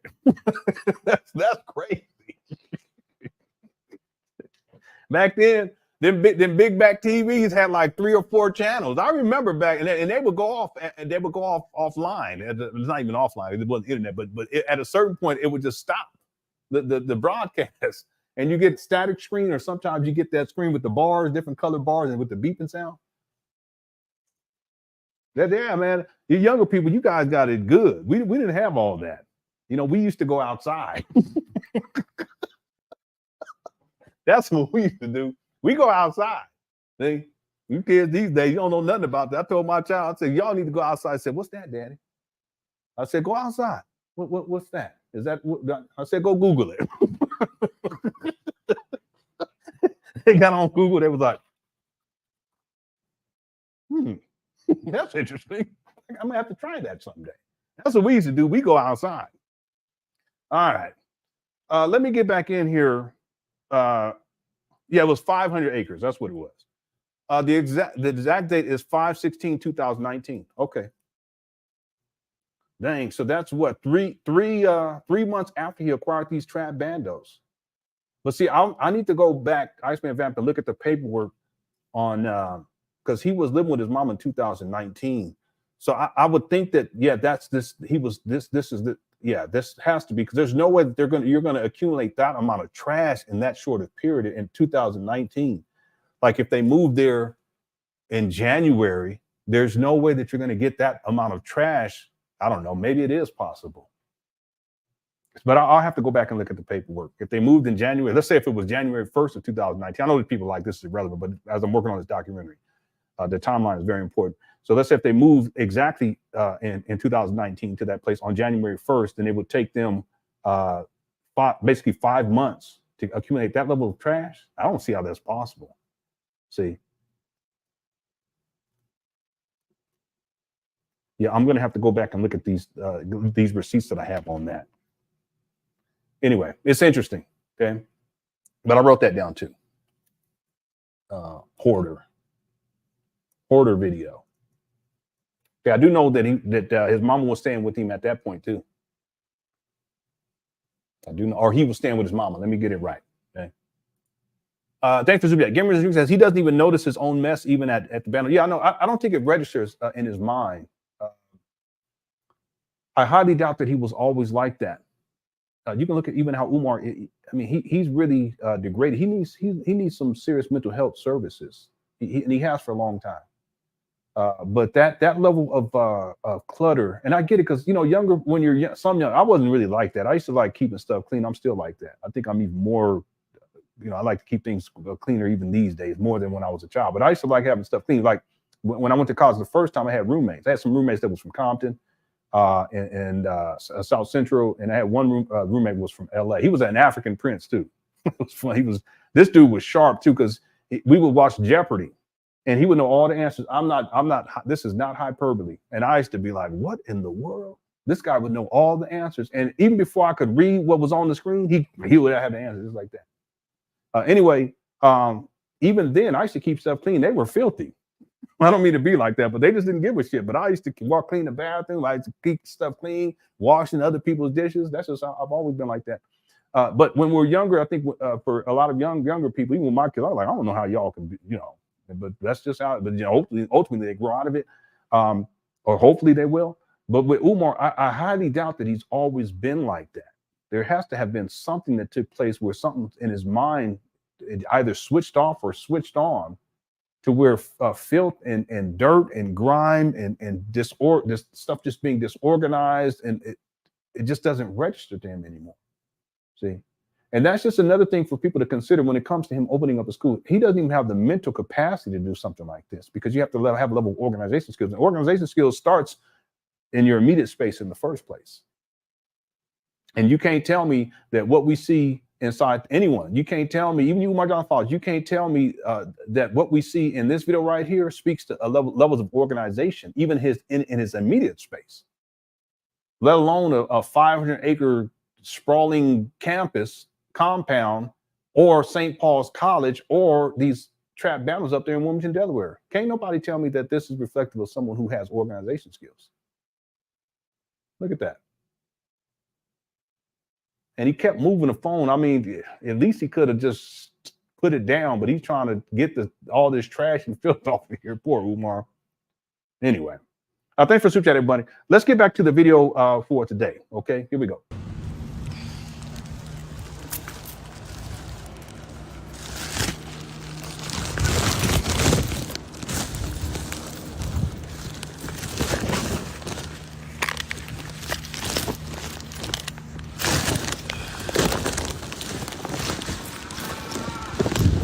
Yes, sir.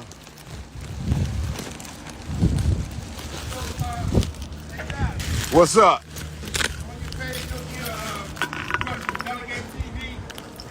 Yeah. Delegate TV at Northside for life. I'm from North Philly, so I'm gonna remember the North Side. Yeah, I'm gonna pull that up too, Dominique. Okay, this is the North Side here. Okay. No doubt, man. All right. How's it going there, good brother? Ain't no kids being Yes, sir. We getting there. Oh, thank you. My queen mother made this for me. Just got it out the mail today. Yeah.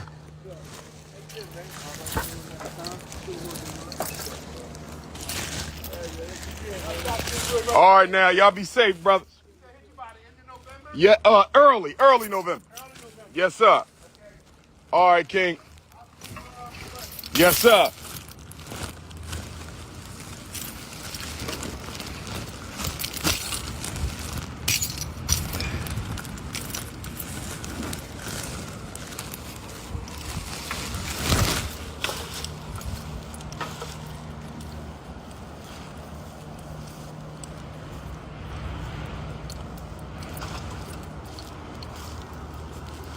The sacred RBG stone. Wow. Nothing sacred about it. We covered that the last live stream.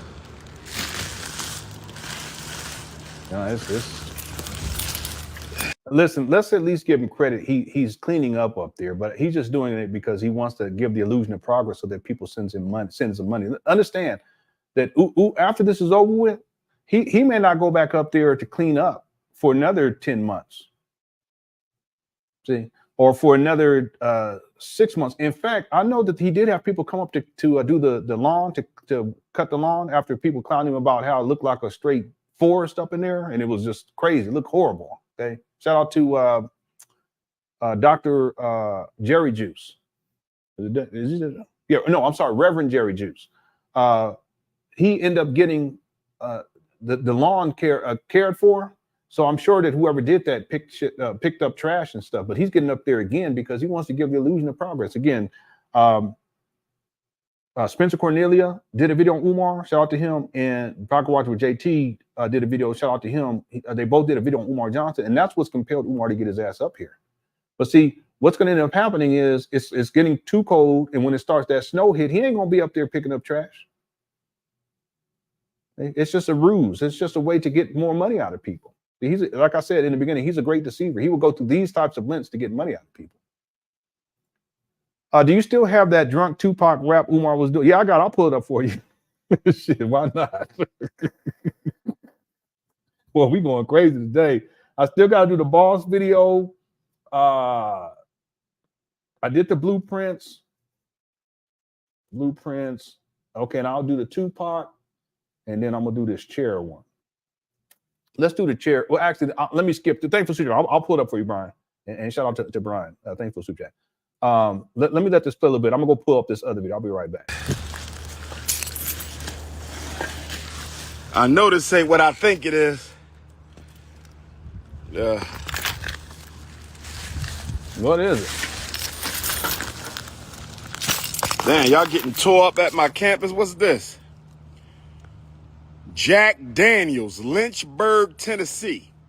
Oh, Jack Daniels, Lynchburg, Tennessee. Drinking on my property, that's a federal offense. You in the school zone, my ninjas. It's not a school. They're abandoned buildings. Whom are you tripping? All right.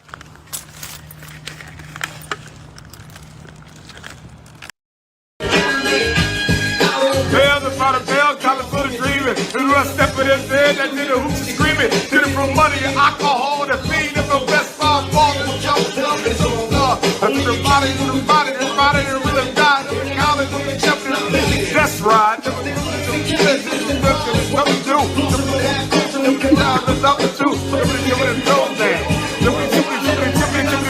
Slow man. Slow down. Like a slow jam. It's West Side, so you know that I'm bad down to no man. But I'm saying, put it up on beat from Dre. To the roof of the leg. Open the West Side. The back down. Show me love. Show me love. That's my favorite part right there.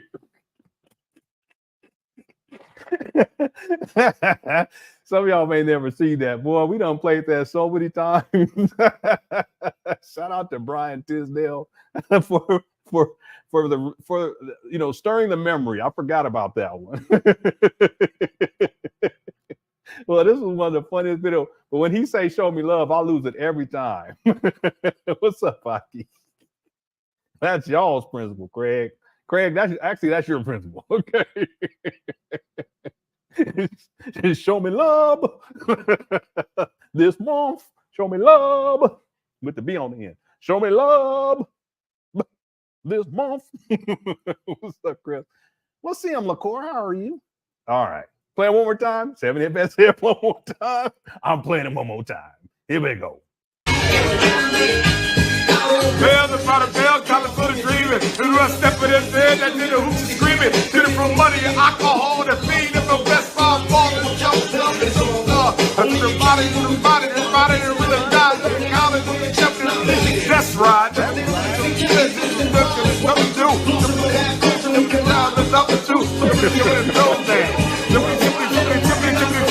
The low man.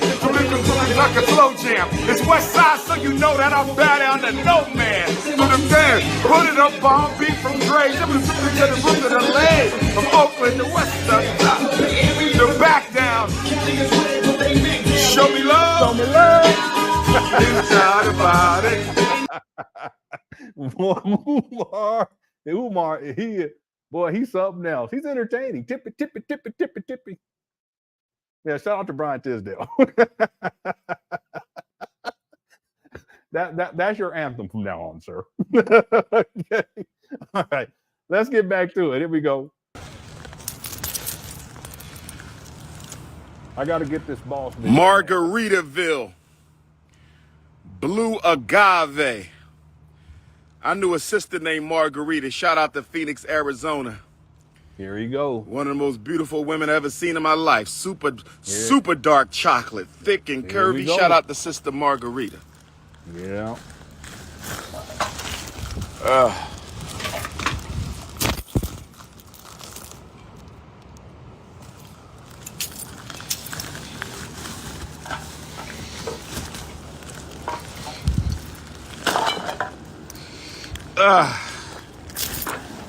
This poor guy.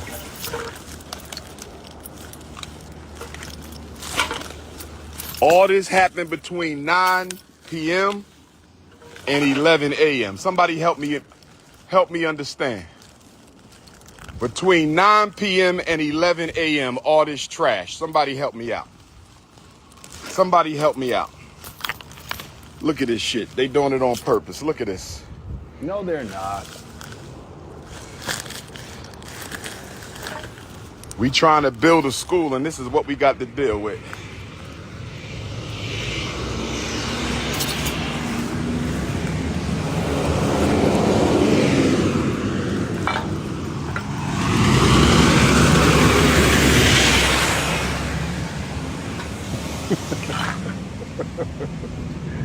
Someone said they Shit is showing Umar insane. love.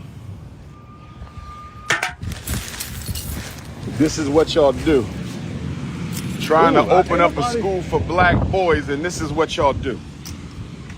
Don't be Trying like to that, open up Umar. a school for black boys, and this is Yeah, what don't y'all like do. that. Snotty ass tissue all over my. Listen. He would have to go up there every day and do this. And I know you doing it on purpose. No, they. I not, know Umar. you doing it on purpose. That's all right. That's all right.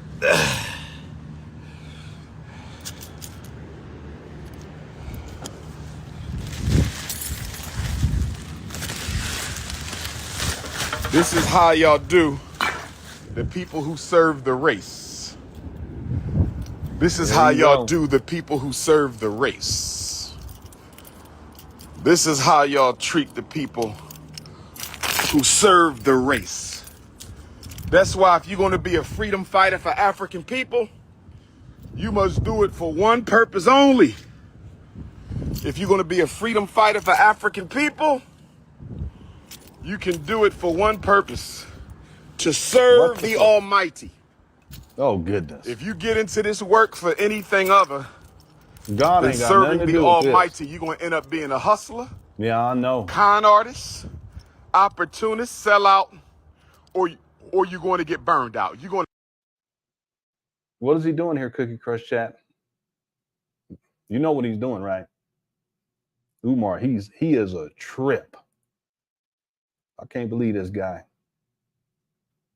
It's the P word. He's doing the P word. Yeah, he's self-snitching too. Yeah, that's another one. we can say that too. He's self-snitching. But what he's doing, he does this a lot. And even in the older stuff, I noticed that he does this. He's projecting. Okay. He's really talking about himself, but he just puts it on someone else. Or in some cases, he'll put it on a different scenario, but he's really talking about his own personal experience. And he does this all the time. Okay. He projects a lot. Yeah, there it is. Mm-hmm. Yep.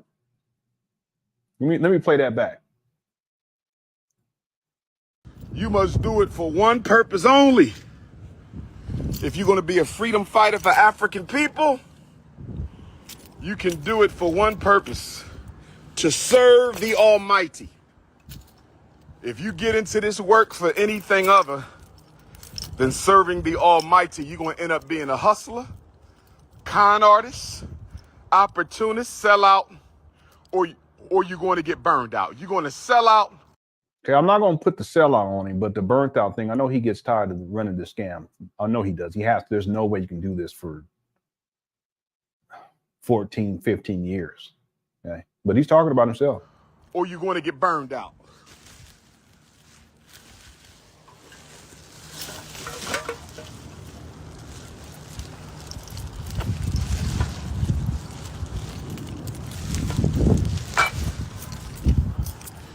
You're going to sell out, or you're going to get burned out.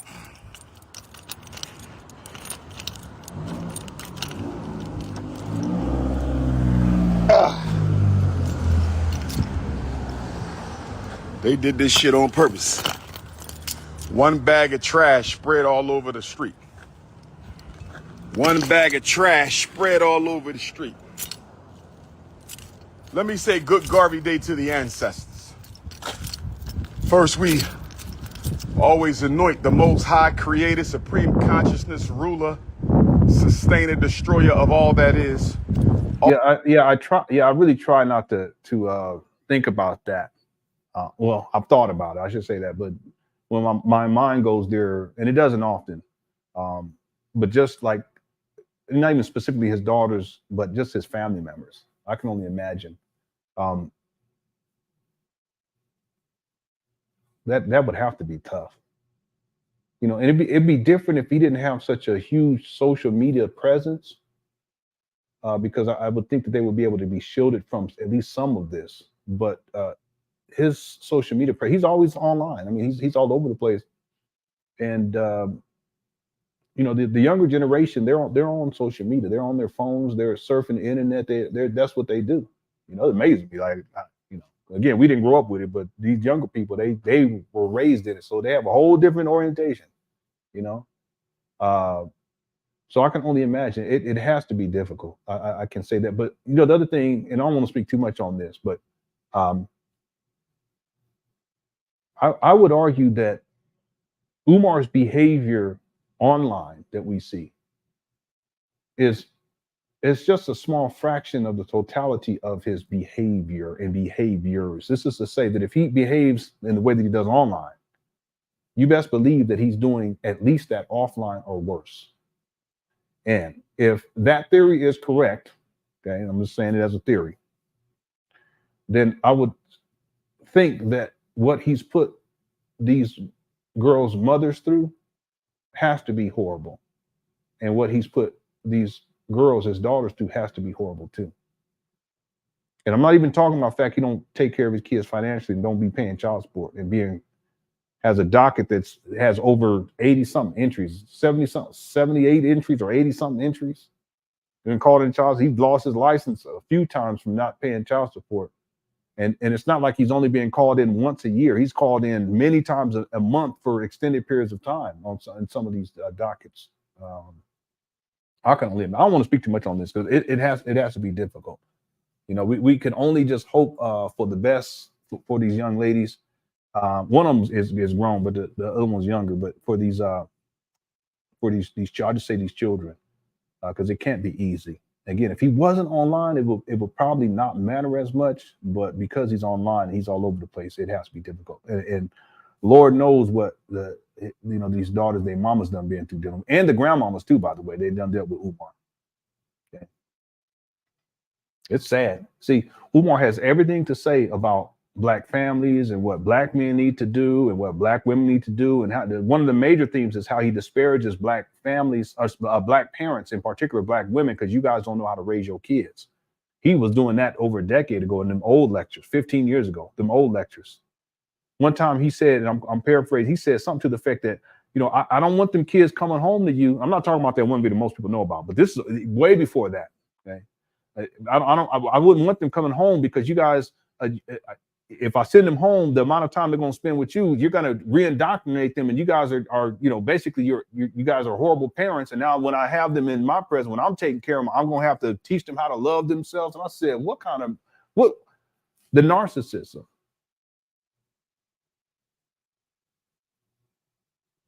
The other thing is the sense of entitlement. He feels as if other people's children are his, but he don't even take care of his own kids. Y'all think about that for a moment. He wants to open up a school for Black boys and Black girls at one point, but he don't even take care of his own. He ain't taking these kids to their school and they bus stop or nothing like that. He's a deadbeat. But he wants to tell Black people. But you guys would be amazed at how much shit he be talking about you Black single mothers, especially in older videos, as if he has the answers to making sure that your daughter is raised right or your son is raised right. He don't even take care of his own kids.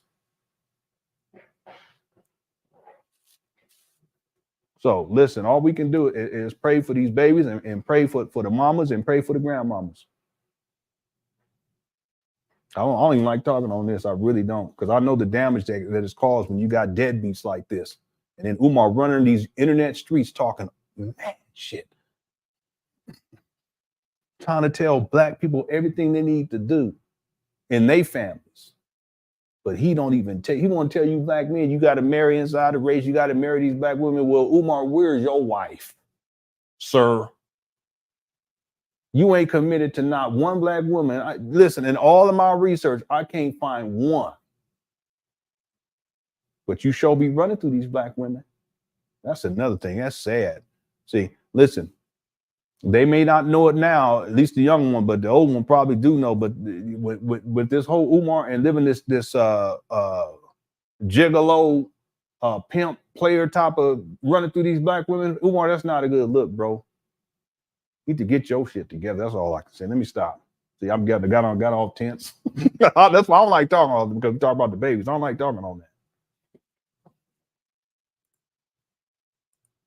Tori says, wait, why doesn't his siblings take care of their mother? I was the primary caretaker for my mother in her last day. What gives? Well, let me tell you this. Okay, and this is speculation on my part. Umar is possessive, and he has enmeshment issues with his mother. I don't want to say too much on this either, but there's some older lectures where Umar's talking and something's not right. It wasn't right then. I have a sense that things weren't right in his childhood. And I have a sense that that's the reason why, one of the major reasons why his daddy said, you know what, I'm shipping you off. You're not going to be living here. And his daddy wasn't even living in the home at that time. He remarried by that time. You think about that. Why would a father who hasn't been consistently active, because he's in the military, and that's not shade. I'm just saying the life of a military, anybody you guys know, there are people who are children who are blessed in situations where they'll be stationed at a base with their mother and a father, right? Or they'll have housing with their mother and father. But that's not the case for Umar. It was only for, like, from my research, it was about 2 years where he actually lived with his father. Once his father got into the military when Umar was, by that time, he should have been 2 years old. Okay. He could have said, no, he should have been 2 years old. Okay. And let's just say circa, okay. Circa 1975. Okay. We'll say that. But the point is that in my research, it doesn't show, based upon the timeline that I put together, it does. And then looking at Jamal Johnson, that's Umar Johnson's father, his record, and you can find it all online in terms of where he was deployed over the course of a decade. And then Umar talking about where he was at different periods of his life. It was only for about a 2 year period. It's actually less than 2 years where he actually lived with his father, and his mother lived there too. That's when they married. But I'm going to tell y'all something. I know I'm going off, but someone posted something because I commented about this. Why would you marry Barbara, change the children's name, and then shortly after divorce, and then they go back to Philadelphia? And then by that time, he's over in Korea, he's over in Japan, etc. Why would you do something? And they said, well, listen, the person that said they're a military brat, meaning that their mother or their father or both, they were in the military, so they know how all this goes. But if you marry, then there's certain benefits and money that's going to be associated with that. See, I found that fascinating. You don't marry. You got all these kids with this woman. You're going to marry her just for a very short period of time and then end up divorcing. Another thing, well, I mean, I can go on this. Now, the reason why I'm bringing all of this up is because Umar ultimately was shipped away by his father, made the decision, even though his father wasn't even married to his mother at that time. He wasn't married to Barbara at that time. And he wasn't living with Barbara at the time. He had a whole other wife by that point. So why would you do something like that? Why would you go into someone else's home and you're not an active participant? And he had been traveling around the world and stuff, and it was a deployment. I'm not taking any shots on that because that's the nature of the military. Okay, but he wasn't consistently active in Umar Johnson's life. And he's going to go ahead and go into this home, in essence, that he's not really a part of consistently. He has a whole nother wife, a whole nother family, and then he's going to send Umar away. See, listen, there was other stuff going on, which gets to another reason why there's another topic I brought up earlier. I don't want us to bring that up anymore. Yeah, I'm telling you guys, I'm saying too much already. Some of y'all put the pieces together. I'm just trying to be nice, trying to show some grace. But the point is that Umar has always had an issue. It's called enmeshment. It's an unhealthy attachment or unhealthy relationship to someone in your family. And in this case, it's to his mother. That's why when he did the school announcement video, you guys remember what he said? He says, I don't have no friends. I have my mother. See, listen, Tori, when you took care of your mother, it wasn't because it's not the same. For Umar, it has to do with childhood issues, dealing with enmeshment. You took, and I'm just going to, listen, I'm I'm fairly certain that you took care of your mama because you loved your mama and it was the right thing to do. Umar's not taking care of his mama. He's traveling over the world. He's just a dependent. He don't have his own place. He's standing inside the closet. When the social worker comes, he tells him that the mama ain't there, but the mama is there at the end of the video. I have all that. At the end of the video, you hear him talking to his mom. In fact, in the school announcement video, his mama calls him because she's in that same house at that time. He said, I'll be right down, or I'll be right there. He doesn't just keep running his mouth. He ain't listen, y'all, Umar can't take care of himself. What you mean he taking care of his mama? He's the primary caretaker while he's traveling the world and he's spending 60 hours a week up there at FDMG, allegedly, based on what he said to the IRS. And he out here running through these women and chasing cookies, and it's not even humanly possible to do all these things.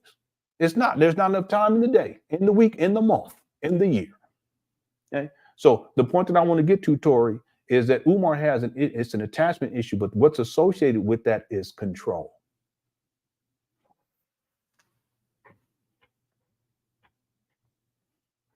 It's unhealthy. It's so unhealthy. And there are people who do that. See, it's not that they necessarily care for it. It's an unhealthy attachment, and they're possessive. Just like Umar's possessive with the kids, other people's kids. Those are my, I'm going to take these kids, they're going to be with me, and I'm going to teach them how to love them. No. Same thing with his mom. It's possessed. And I have this in my notes. I put down every time you hear Umar talking over the years, over a decade, where he's talking about other people's kids as if he owns them. Well, that's the same, in my opinion. And I don't like speaking on the mom. I got a whole bunch of stuff I can say about that, but in my opinion, it's a situation where Umar, he's possessive of her and he's controlling her to his own benefit, ultimately. And I'm going to tell you something else, and I could be wrong, but I highly doubt that other people are able to be around her and spend time with her because of his presence. I know Umar. He's a possessive person. See? He's always been like that. And see, it goes back to childhood. He had the same levels of enmeshment back then. And then when his father ships him away, thinking that that's going to correct the issue, it just made things worse. Umar's always trying to get back to his mama, just like he did when he wanted to get back to his mama when he was in the 8th grade.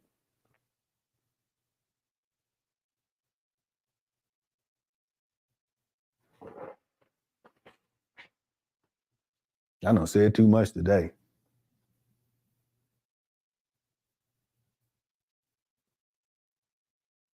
You guys ever wonder why Umar ain't married?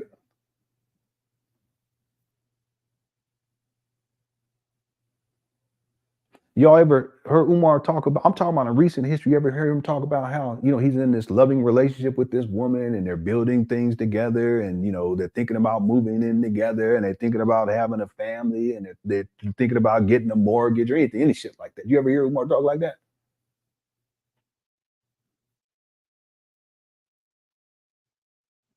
Think about it.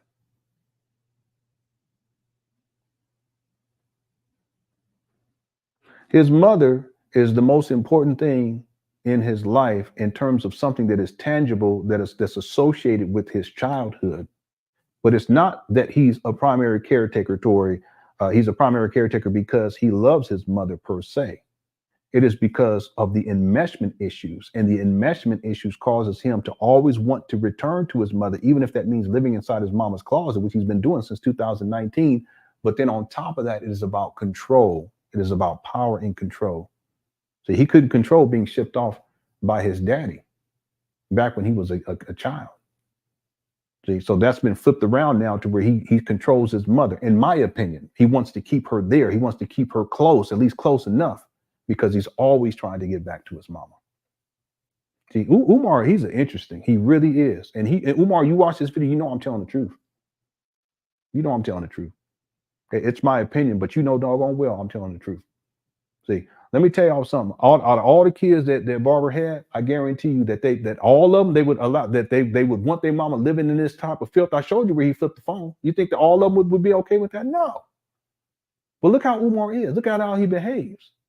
See?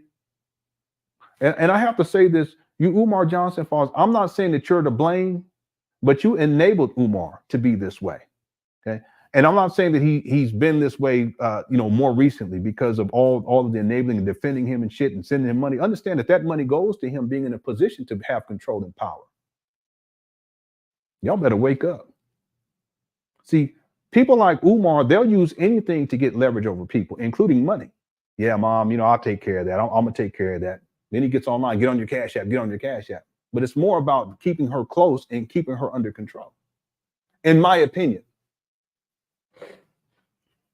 So when you guys go back to these older Umar Johnson videos, he actually talks about this stuff where he's projecting, and he says some stuff that's very disturbing, but he's really projecting. And that's how I can speak on this and give this opinion. It's an educated opinion. See, and Umar knows it to be true. Okay, he's not going to speak on this. He's not going to admit to this.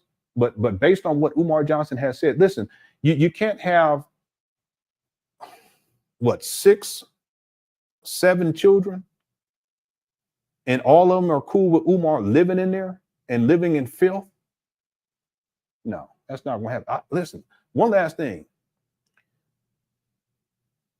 I find it appalling that Jamal Johnson hasn't rectified this issue over the decades. And I'm talking specifically about Umar possessing his mother in this way.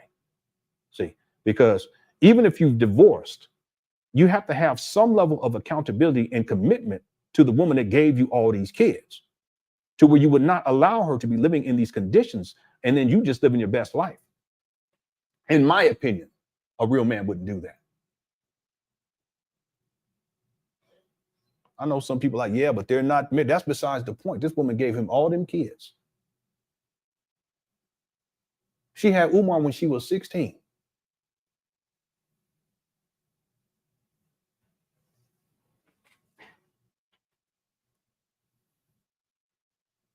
I done said too much.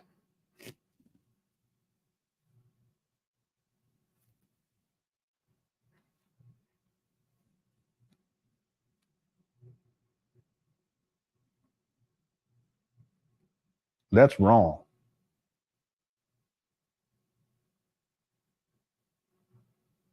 Okay, and listen, I'm going to say it. Not one of us is a perfect father. I know I'm not. I've made all kinds of mistakes. I've always been, and I own it all. But you best believe that a woman who's given me life on that level, talking about kids, 20 years from now, 15 years from now, if we not together for whatever reason, God, please don't, but for whatever reason, I would not be comfortable and I would not be okay with my wife, my ex-wife in that situation. One of my kids is doing to her what Umar is doing to his mama. There's no fucking way. That's wrong. See, I'm telling you, this Umar saga is something else. I done said too much today. Well, let's get going here. Yeah, but I ain't really spoken on this, Tori. That's why I kind of went off. Thanks for the soup chat, but I done said too much. Let's get back to it. By the way, the poll, we got 1,200 votes so far. When will Umar Johnson open up FDMG? 4% say 2024, 4% say 2025, 7% say 2026, and 85% overwhelmingly say never. Okay, I'll leave this poll up maybe for another 10 minutes. Wannabe Mystic, do you think Umar has an Oedipus complex? You're talking about Oedipus Rex? Yes, I do. Just these enmeshment issues.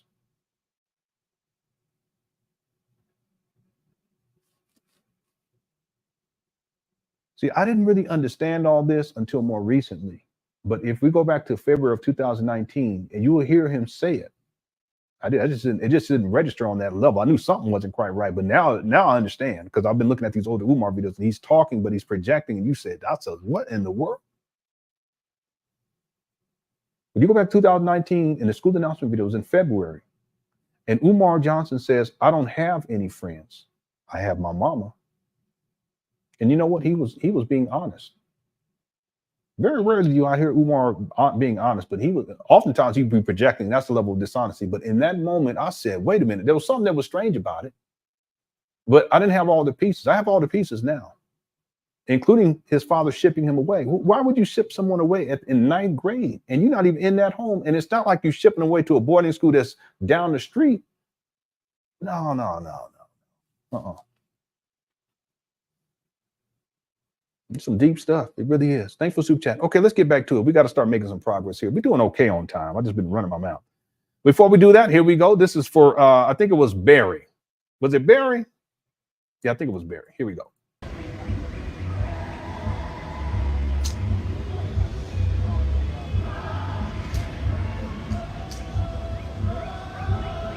They got gospel music playing in the background.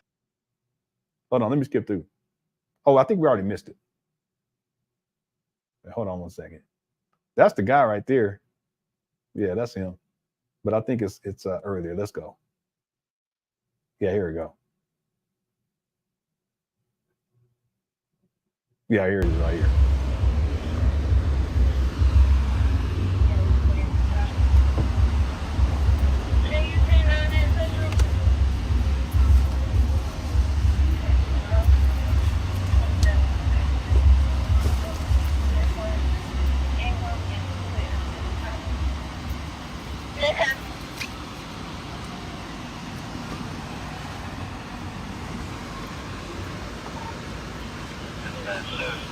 Once you're done, I'll clean it up, boss. Done. Whoa. He got all that smoke, but when it comes down to it, he's like, "Hey, boss." One more time. Here we go.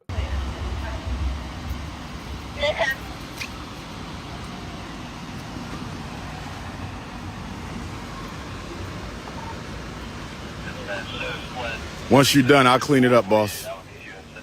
Done. Boy, that's wow.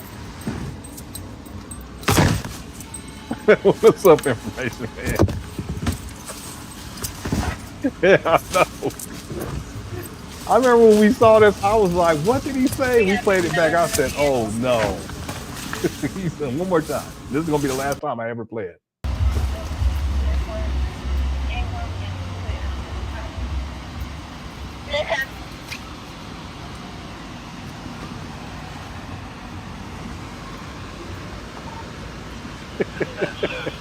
Once you're done, I'll clean it up, boss.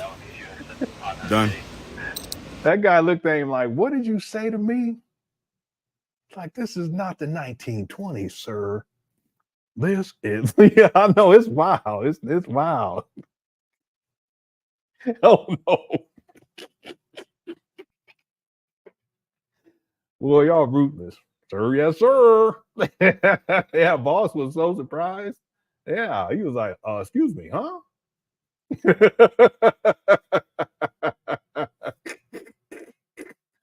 Boy, y'all so ruthless. What's up, Natural View? Thank you for tuning on in. Isaiah, thank you for tuning on in.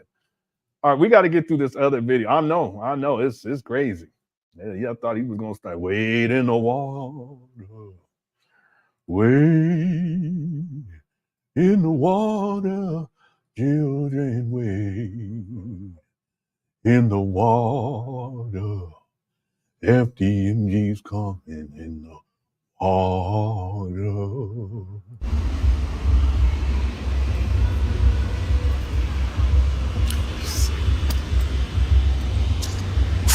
He's so sassy.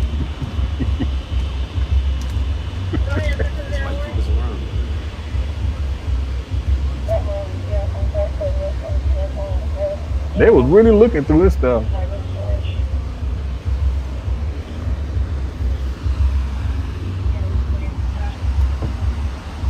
This was such a mess.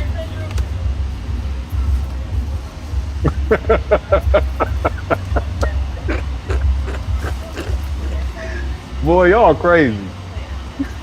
Yeah, he was. He was very, very sass. Very sass. Once you're done, I'll clean it up, boss. Done. Umar, man. Come on, Umar, you went out on that one. Okay, did I get to everything? All right, let's get back. Thanks everybody too for tuning on. I hope you all enjoying the show. I guess we're getting close to winding this down.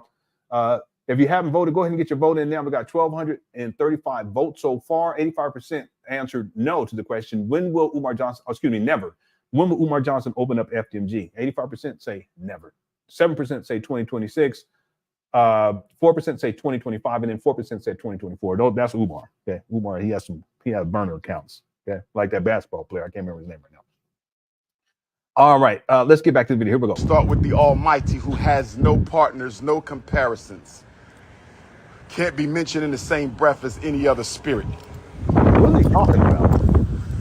How you doing, beautiful? Good, how are you? How's everything? What's the name? Zyra. Pleased to meet you, Sister Zyra. I see you. I'm getting hungry. A few months back over there. So I was like, oh, that's Dr. Umar. Yes, so ma'am. it was like the man in the middle. I was like, yeah. Take my number, Sister Zyra, and then I want you to text me so when we start having activities, you get the flyers. Okay. Let me know when you're ready. You born and raised Delaware? Yeah. Okay. What that say on your shirt? I don't think I have that. What? Dominic, email me about that. I don't even You got an that extra at all. one? I What need was one.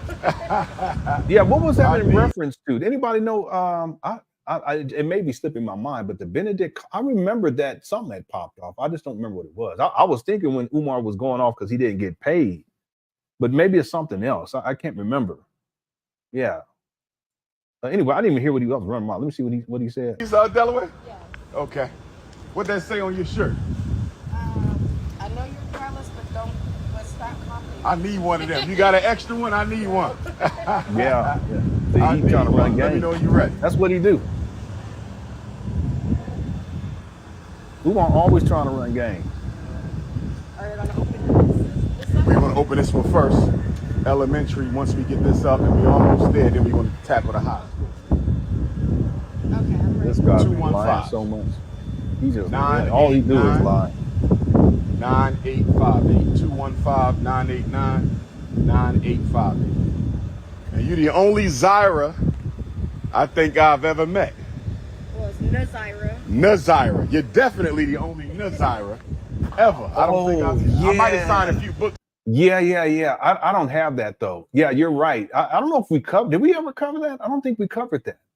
But that was a checkpoint, and they did it to everyone that was coming in to the college because they had some type of event. I don't know if Umar was supposed to speak there or he was selling books, whatever it was. But Umar, because he has to turn everything into like this big Fantasyland conspiracy. But they put out a response letter. I remember that. I don't think we covered it though, Dominic, if memory serves me correctly.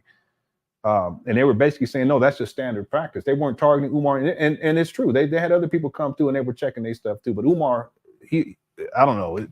His mind is like that. He got to turn everything into sabotage. Are they trying to get me? Oh, I covered it. Okay, I just don't remember. I'm telling. Listen, this Umar saga, it's a lot. Some stuff I'll be like, wait a minute, like the Tupac video. I forgot about that for a while at least. I don't think I played that in a while. Yeah. Okay, let's go. Oops, I didn't mean to do that. Here we go. Zyra, but nobody local. So make sure you text me. I'm going to keep you posted. Yeah, he always does that. Volunteer activities, a lot of community events. We mostly educating the kids, but we got to take care of the people too. You feel me? Yeah, I think. Yes, indeed. Yeah. Yes, indeed. Yeah. I just texted you and I just said keep me posted. What's up, Okay, Level? I got you, sweetheart. All right. All right, baby. Be safe now. All Baby. right. Here we go. Here we go. Let me go ahead and close this poll out. 84% said Umar will never open up FDMG. I want to 7% say said good 24%. morning to the ancestors of FDMG. He looking Emperor bad. Jean-Jacques Dessalines I. Where my Haitian Africans at? In honor to Haiti, we got Emperor Jean-Jacques Dessalines I. Where my Haitian y'all hit the like button. Africans at? Where my Haitian Africans at? We got the city of Wilmington scouting out. Look at the city of Wilmington scouting out. We ain't There doing you nothing go. illegal, city of Wilmington. We Yeah, I ain't told doing y'all. nothing illegal, city of Wilmington. School already done. We just painting. School already done, city of Wilmington. We just painting. Guess what, Why city of again? Wilmington? Y'all ain't got the spy on me. We had a permit for our HVAC work. We had a permit for our plumbing work. We had a permit. Okay, wait a minute. The police would have nothing to do with that, Umar. What are you talking about? Hit the one. Well, the piece of, you know what? We're going to just roll up and park right here because we're surveilling, because we want to make sure that the HVAC, you had a permit pulled for the HVAC, sir.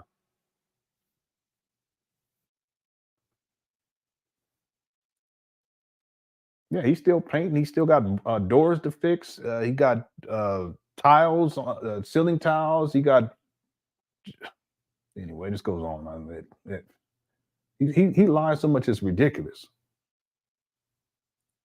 For our electric work, y'all ain't got to spy on me, city of Wilmington. Y'all see them over there? Spying on the prince. We did everything legal up in here. I'm just picking up trash. I'm just picking up trash. But this is to Emperor John Jacques I right here, my Haitian family. This gymnasium is named after these two. This gymnasium is named after these two, Emperor Jean-Jacques Dessalines and the prophet Nat Turner, whose Earth Day we celebrate tomorrow with the solar eclipse. The prophet Nat Turner, whose Earth Day we celebrate tomorrow with the eclipse. Then you got the Prince of Pan-Africanism, down on one knee because I'm not on their level.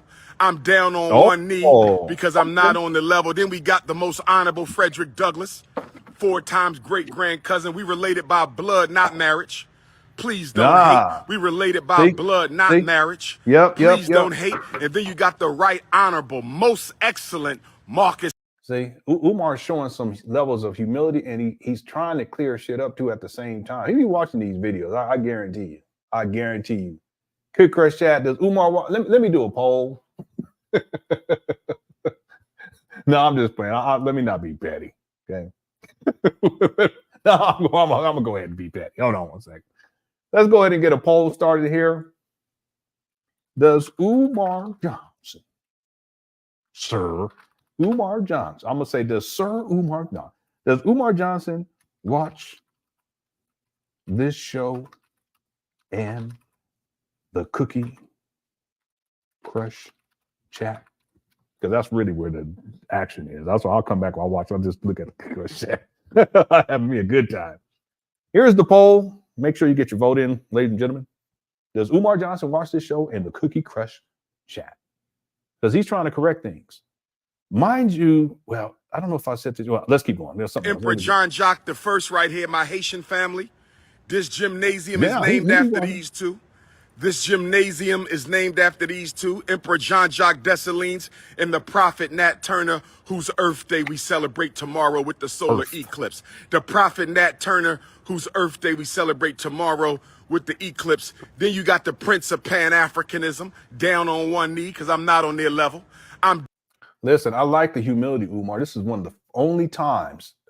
Yeah, this is one of the only, because I'm sure there's other times, but minimal, but count them on one hand, where you're expressing a level of humility. Okay, I appreciate that. I always give Umar credit. You guys know that about me. It looks like 10% say no out of 90. Boy, we got a gang of Umar followers up in here today. Umar John followers be watching. I should do a poll on that. Do Umar John followers be watching? Because y'all, we got 10% out of 90, basically 10 people up in here. We got 10 people up in here that say one of them, Umar, he up in here. Okay. Could you show the video where he says we ain't selling water ices next time? Is that the same video, Tata? I think that's 2 different videos. We're not. No, that is the same video. Yeah, I'll pull it up for you. Let me go pull it up for you, dear. Hold on one second. Okay. Y'all make sure while I'm doing this, make sure now it's 12% say no. Oh my goodness. This is, boy, I'm gonna have to stop doing these shows. Ray Ruth said, yeah, he be watching, but he'll never mention your name. Yeah, he did in the past. That was one of his biggest mistakes in life. I'll tell you that. He's trying to bully people. I said, okay, let's go. Let's go, sir. Let me find this for you right now. Tata. Yeah, I think it's this one. I don't know which one you're talking about. I thought those were 2 separate videos, but yeah, you're right. Here we go. We had, yes, donate to the school, $ FDMG school on your Cash App. $ FDMG school on your Cash App. $ FDMG school on your Cash App. $ FDMG school on your Cash App. If you need to mail in your donation, make it payable to the FDMG Academy, P.O. Box 9634. P.O. Box 9634. P.O. Box 9634. 19834 Wilmington, Delaware. That is Wilmington, Delaware, 19809. We appreciate $1, but we would rather have 10. We appreciate $20, but we would rather have 50. We appreciate $50, but we would rather have 100. We appreciate $100, but we would rather have 200. We're trying to renovate a school, brothers and sisters. We're trying to renovate a school. We're not fixing a flat tire. We're not fixing a flat tire. We're not opening up a penny candy shop. We're not selling water ices, okay? We're not selling hot dogs. We're renovating a school. Do you understand? Do you understand? So please, brothers and sisters, give what you can. We're building an institution, okay? We're trying to give our children a chance that we didn't have. That's what we're doing. I don't have to pin it because I done already told you what it is. Don't be lazy. Dollar sign FDMG school. Don't be lazy. Dollar sign FDMG school. Before I continue with my message, thank you, Sister Avanti, $10 coming on the Cash App. Thank you, sister. Next time, make it 20, but thank you for that 10. I know you barely had that. Thank you, sister. Can you, this guy, listen, I've seen that so many times, but every time I just think, I said, what? How you going to tell somebody, I don't mean to go here, but real quick, Tata, okay? How you going to tell someone who just gave you free money for not doing shit? Okay, let's be real about it. Umar, you ain't doing shit. But they going to send you $10. And what do you say with your ungrateful ass? What do you do? And he's always been like this.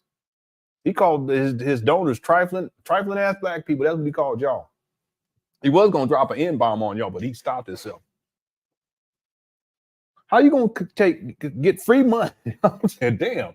It's not like you doing, listen, I put on a show.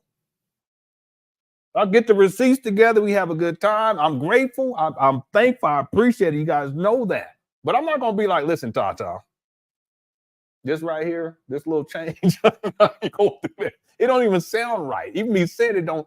But Umar, this guy's collected $2.7 million at this point, and he's still ungrateful. And he's doing it to you donors. Listen, I'm gonna tell y'all something. He treat you donors worse than he treat the non-donors. He will talk. How are you gonna get someone gonna send you $10 for free, and you gonna tell them next time make it 20? What in the world? I don't think I even had that section in the Shockumentary part 2, because when I finished it, I played and I already released it. I said, wait a minute, I forgot that part. But you know what, Tata? That will be in part 2 for sure.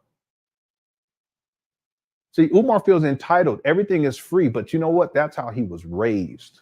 Yeah, even when he was shipped off, everything was provided for him: school uniforms, food, board, a place to sleep. Everything was provided for him. Room and board, meals throughout the day. I'm talking about when he went to the military academy. And someone had asked, was he's the only child that was sent? Yeah, he's the only child that was sent away out of all them kids. It is free too, by the way. Okay. Now they do have an academic standard. I get that too. Okay. Umar did say that he was not academically gifted per se. He did say that. I have a video where he states that, but he said he has a friend that was, right? But he was the only one that was shipped away. But everything was provided for him. That's why in that video, what was that in 2000? The video's from 2020, I think. He's just so ungrateful.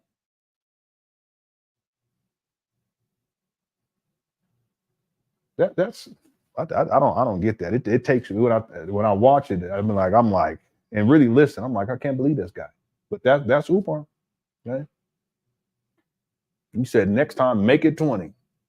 Thanks, Tata, for that. And I want y'all to know, everyone, listen. I don't take any of the support that I receive for granted. I'm very grateful. Okay. I don't want anyone to ever think that somehow I'm like, yeah, well, no.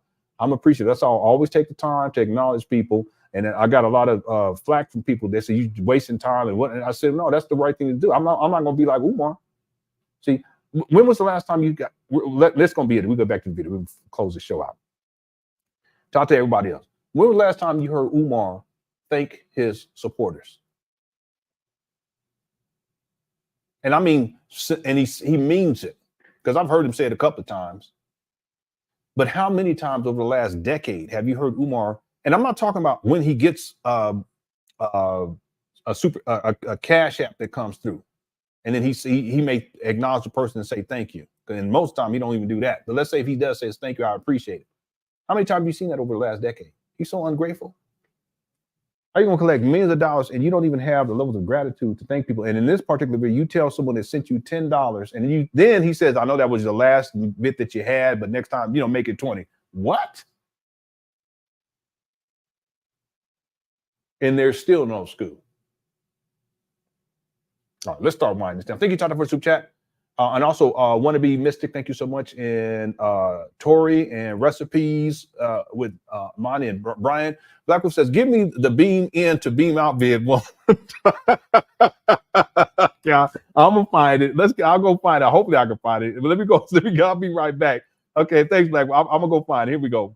.com is what we. Oh, wait, that's the wrong one. Here we go. On one I'll be right knee back. because I'm not on the level. Then we got the most honorable Frederick Douglass, 4 times great grand cousin. We related by blood, not marriage. Please don't hate. We relate. No, you're not. You're not. The DNA test. You've been watching these videos, Umar, and I'm gonna have this in the documentary part 2. Your dad took a DNA test, and it came back that you guys are not related to the Baileys. You're not. There's no genetic connection. The DNA proved this.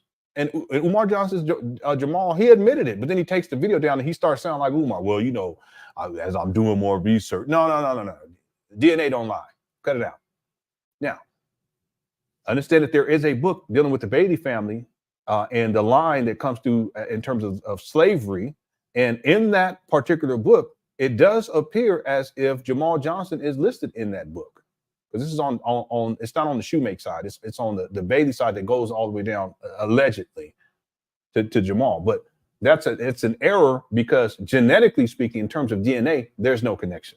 See, Umar watches these videos. That's why he's saying that, because we were talking about that the other day. Yeah, just be lying. And see, here's the thing. It's not that big of a deal. It's really not that big of a deal. So, to say that you are, so what? And to say that you're not, so what too? Okay, I'm not a descendant. I don't really give a shit. Okay, it doesn't define me whether I'm a descendant or not. By the way, Umar was told that he was related to Frederick Douglass when he was 11 years old in 1985. He was in the 6th grade. If you're related to Frederick Douglass, why does it take you 11 years to find out about that? Well, I'll talk about this in the document. Let me stop. I'm gonna show y'all in the documentary. Let me not say too much. I'm gonna save it. Okay, I'm gonna save it. All right. Okay, here we go. By blood, not marriage. Please don't hate. And then you got the honorable, most excellent Marcus Messiah Garvey, who incorporated the Black Star Line steamship here that's a good point, Shay. in Delaware, brothers and Very sisters. good point. So we got to salute the ancestors. We got to salute the ancestors. We're going to finish picking up this trash. He said he went to one, but the Bailey family came out and said that he's not related. They did a whole, anyway, it's ridiculous. It really is. Be lying. But you know what? Let me ask the city of Wilmington a question. Here we go. I just got me a question for the city of Wilmington. He gonna blame city of Wilmington. Let me spy right back with a question.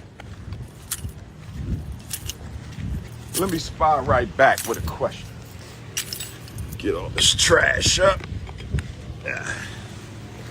Ah! Oh, he be struggling. Oh, that's brother Denzel Lamont. Oh, you spying on me, brother. We know we done. It's almost time for us to get our inspection. Okay. Once I contact you for the inspection, how long it take for you to come out and do it? Because our HVAC done, plumbing done, everything done. We just painting right now. What is going on? So once we reach out to you, how long? And I'm asking because I spoke to some of the business owners. Some of them said y'all took forever to get out to them. So how does it work? What is going on here? This is someone from the city? Maybe I thought it was a police officer. Maybe there's someone from the city, or maybe it's another car. Maybe that's what it is. But I won't be able to tell unless they drive away. Anybody? Maybe Umar's right. Okay, listen. I know I said maybe there is something going on. Damn. I'm trying to figure this out though.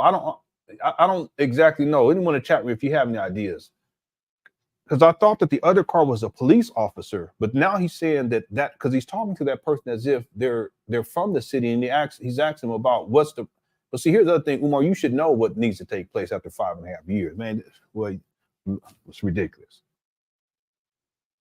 Yeah, but what's I don't know exactly what's actually happening here. Maybe he'll explain it. Let's see what happens. Yeah. I don't know. I have no idea. Let's see what they say. And I got that other video pulled up too, the beam up video. hold on, buddy. I got it for you. Oh, it's pretty quick then. Okay, why some of the businesses say it took y'all months to get to them? Because you made that shit up, Umar. That's why. See, he's such a liar. You guys know what I'm talking about. Hit the one. Ah.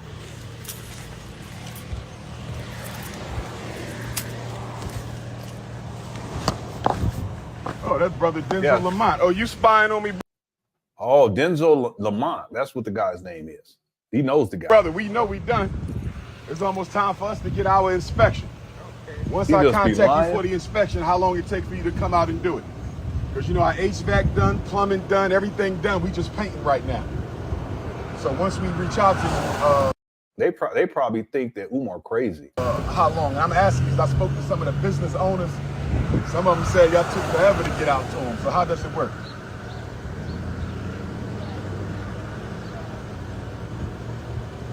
Oh, it's pretty quick then. Yeah, I can't hear what he said. Anybody hear it? I can't hear what he said exactly. Yeah, he knows. They've probably been on his ass. Maybe that's why listen, it's possible that's why he's out there. Because he's gotten a fine for the property that you can find this online because I don't know what they call that exactly. But he's gotten fined for different things dealing with the property, stuff overgrown, trash all over the place. Listen, there's people that said that the reason why he had to put up a fence was because there were people who were using that area to like sleep in. You know what I'm saying? So ain't no telling. I mean, they may have been on him more recently, and that's why he's up there trying to get stuff. Yeah, it's blighted. That may be why they're up there, and it looked like they were actually around the corner watching him. Ain't no telling. Okay, why some of the businesses say it took y'all months to get to him? Months. That's exaggeration. Yeah, exaggeration. Okay, all right. Well, I'm just picking up trash they keep dumping on the campus. Question, is there any way I can get some trash cans from the city? Because it's all city people dumping on our school every day.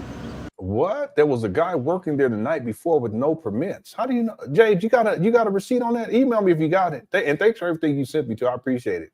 Okay, but I don't know nothing about that. Goodness gracious.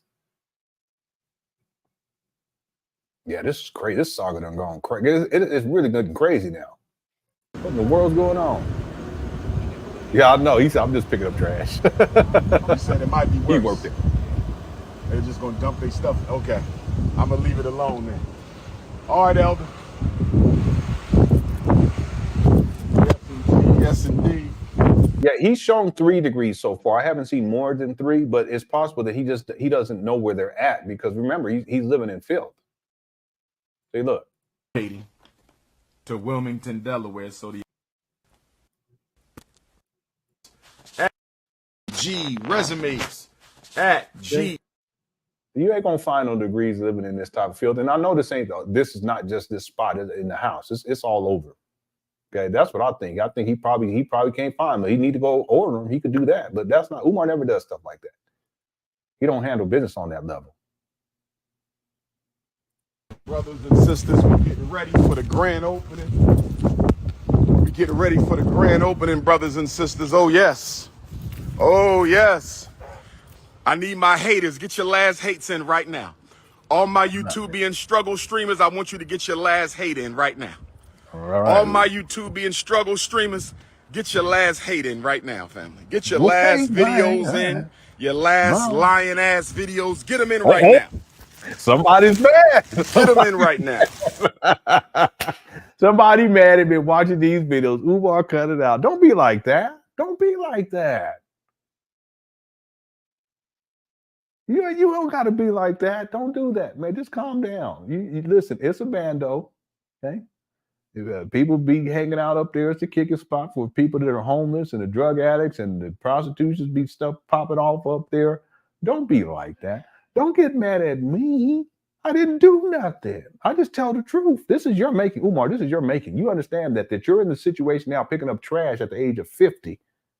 After 5 years and 8 months of having these trap bandos, your ass is up there picking up the trash at the age of 50 because of decisions that your ass made. Don't put it on me. Don't put it on the Cookie Crush chat. See, the poll is whether or not Umar watches these videos. He watches these videos, and he be in the chat room looking too. He probably in there right now. In the corner, just my thing is. Don't be mad like that. You gotta be like that. When you ready to come on the show, just let me know, man. You ain't gotta be like that. You already see that's the problem. You was popping that shit and talking that shit back in the day. You doxed my personal information, talking about you gonna pull up team and physical threats and all that. I said, boy, please, if you don't stop.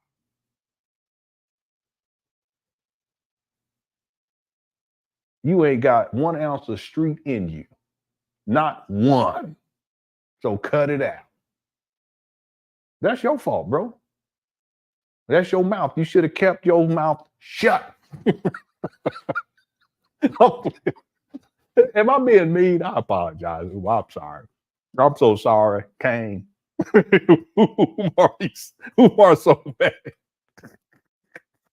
Yeah, he watches the struggle stream from the struggle motel hotels. Okay, that's what he's doing in that struggle closet, in that struggle chair. By the way, someone told me to pull that up. Look, I would dare say that the most honorable Marcus Garvey, greatest leader of the 20th century, never gave a speech as powerful as the greatest leader of the 19th century, Frederick Douglass. Listen to this. Listen to this. But let me give you the background. Let me give you the background. Yeah, this is a book on the greatest speeches given. Hear the doorbell ring? Excuse me. Be there. See, you got this. Don't say struggle streaming, Umar, because you got a struggle chair. How is it that you don't raise $2.6 million and you got a struggle chair and you live in your mama closet? No, you're the ultimate struggle. Okay. And this poor chair, and let's listen to. I'm not going to play because you guys can hear the conversation with the caseworker. You can barely hear it, but I can actually pull it up where you can hear the whole thing because I put it through my audio editing software. But I want y'all to hear how he explains this chair. Watch this. Oh, hold on, because you can still. I don't want y'all to hear that. I should put that in documentary. I'm gonna be kind, or at least try to be. Watch this. Brothers and sisters. Mm-hmm. Brothers and sisters. Umar be struggle streaming from a Umar. You be struggle streaming from a struggle chair. You do realize I be getting more views, live views on my live stream than you got on Instagram, and you got over 1 million followers on Instagram. So who's really struggling? Huh? So you the one that's struggling. Okay. And now is life perfect for me? No. Are there struggles? Yes. But don't overstate that, sir. Okay. I make more money legitimately on YouTube than you do in your whole life. Yeah. Let's see how he explains this struggle chair. I'm not getting rid of my chair. I love this chair. This chair has been with me for almost 20 years. I've been sitting in this chair before y'all knew me. I was sitting in this chair when I became a school psychologist. I was sitting in this chair when I got my doctorate. I was sitting in this chair when I took over the conscious community. I was sitting in this chair when I became King Kong Consciousness. I'm not giving up this chair until the chair gives up on me. I'm not giving up on this chair until this chair gives up on me. I'm not giving up this chair until this chair gives up on me. It is sacred. See, there's certain things we have to understand. It's not about money all the time. And it's not about. Well, then why are you always asking for cash apps then? And this ain't sacred. This chair is a bomb.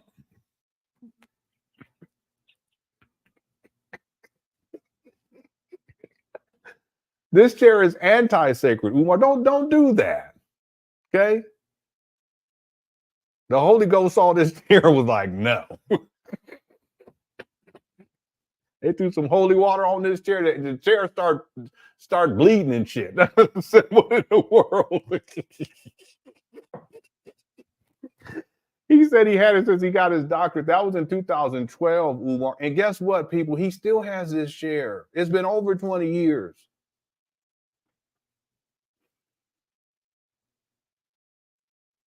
I need to get me a new chair too, but I guarantee you it ain't looking like this. I mean, they could have had this in Thriller.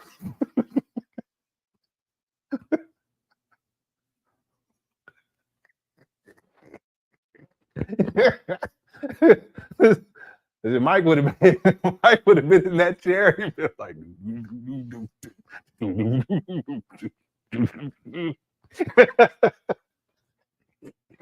but Mike, he didn't want to do that though, because he was Joe Witness. He's like, no, I don't want to do that, Tito. Okay, all right. Where were we? Okay, let's do and then we're gonna start closing this out for sure. Let's go to the Beam Up Beam In, the special request from Black Wolf. Okay, thanks for all the special requests today. All right, and Brian Tisdale too. Yeah. Okay. Also, who was it that it was Barry for the boss video. So here's the other one. Here we go. Visionaries. Marcus Garvey was a visionary. This man behind me, Thomas Sankara, was a visionary. El Hajj, Malik El Shabazz, Sekou Touré, Osajifo, Kwame Nkrumah, Winnie Mandela, Robert Sobukwe. Visionaries. Visionaries. Walter Rodney. Visionaries. We need visionaries. And when you are a visionary, you said tomorrow's not promised. Let me deal with that Negro quote. I'm glad, no disrespect to you, brother. I'm not attacking you, but I'm going to deal with what you said because you just enunciated one of the major intellectual Frederick Douglass sat in that chair. Moses sat in that chair. Jesus even sat in it way back in the day. All right. Mount Jemima sat in that. handicaps of the Negro psyche. What's up, A. Freeman? The brother just posted, tomorrow is not promised. That's what he said. Here you go. He said tomorrow is not promised. Well, here's my question, black man. Can I ask you a question for all you tomorrow is not promised Negroes? Can I ask you a question about to all you tomorrow is not promised to us Negroes? Who the hell said reparations was for you in the first place? See, we want to deal with this reparations thing today. We're going to deal with who said reparations was for your cooning ass in the first place. Who said reparations was for the African American living in 2020? Who said that? Why are you making the assumption that this money is for you? I have no Do y'all understand where I'm going with this? If you can understand, or overstand me, I need a black fist from the brothers and a heart from the queens. If you can understand and understand. Right, that's wild. God was like, he said, I done created the earth and the waters of the earth and the light from the sun cast to the darkness and all of the animals throughout the earth. And now that's wild right there. That's a crazy one. Let's go. Understand and overstand where I'm going with this. I need a black fist from the brothers and a heart from the queens. Okay? Yeah, he be saying okay. Okay? Reparations is not for you. Reparations is for the race. And reparations for American Africans is for the entire community of American Africans. Who is to say we don't put that in the bank? And let me skip through the part. I didn't know I had the whole video, but I had the whole video. Yeah, here you go right here. Umar, he goes crazy. I love my elder scholar, but why is it? Why is it? Y'all haven't asked me for my input on police genocide. Why is it? No one has called me up for my input. I have the degrees. I went to the same colleges they went to. In fact, I got more degrees than them. I'm a young black professional. Why can't I give my take? Why can't I speak my speech? My speech. Speak my speech. Put some respect on my name. Phone ain't ringing. Lavender mellows you out. Essential oil, lavender. Yeah, exactly. Yeah, he crazy, bitch. Lord have mercy. You don't need marijuana to get high. You Here don't you go. need cocaine. You don't need alcohol. You don't. He always All bring you up need is some cocaine. essential oil. Here you go. Woo. And activate your chakras.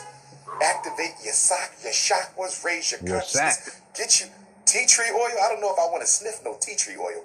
That's an antiseptic. I don't know about tea tree oil. Frankincense. August babies. If you are a Leo, we do frankincense. Leo and frankincense. That's why they gave Jesus frankincense. The three wise men gave Jesus frankincense because Jesus is a Leo. He was born on my birthday, August the 21st. Jesus wasn't Bible born. changed that. Here go another good one I got. This is called Thieves. Woo. We're going to get back to reparations in a minute. You got to get some of this. And for my married men out there, if you're married, ladies, if you're married, get an essential oil for your husband if he's having performance issues. If your husband is having performance issues, have him before, when it's time to conceive child, to bring forth Christ. You have him beam up so he can beam in. Make sure he beam up. I love peppermint. I got peppermint too. I like that peppermint. This was given to me.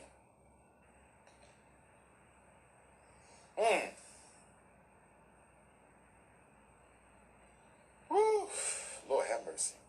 I'll be in my shrine getting high. Y'all have no idea. Y'all have no idea. Woo. Let's get back to the topic. What in the world? I forgot about that one too. We got some old classics today. I forgot about that one, boy. That Umar was, even in the beginning, he was going crazy. But he said you got to beam up, which means get high before you beam in, which means you know what I'm saying? You may know what I'm talking about. You get the thing. I would assume some of you women know what I'm talking about as well. But he's nuts.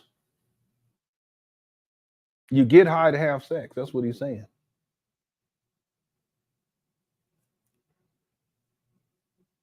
That's y'all's principle.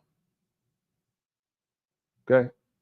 John, that's your principle. Derek, that's your principle. Vixa, that's your principle. Pierre, your principle. Black Wolf, definitely your principle. I'm just playing. Boy, he's out there. He out there. So there you have it, Black Wolf. Beam up to beam in. I didn't know I had the whole video, or at least it cuts off at one point, but I have at least most of the video. Okay, let's finish this other one up. Here we go. Get them in right now. Get your last. Now, see, I want to talk to the homeless people in Wilmington, Delaware one time.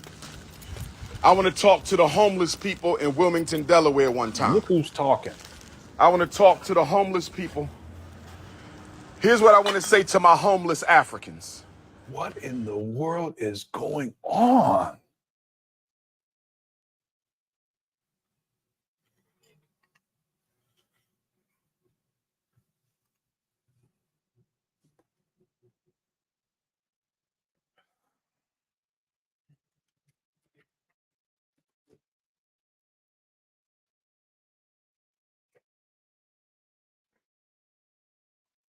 I was going to get up and walk away. I can't call it. I cannot call it.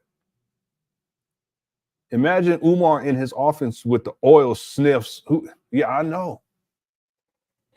Y'all think about it, though. Remember when he got off, he was talking with that lady in the hotel room, and he was like, let me go turn this heat down. You guys remember that?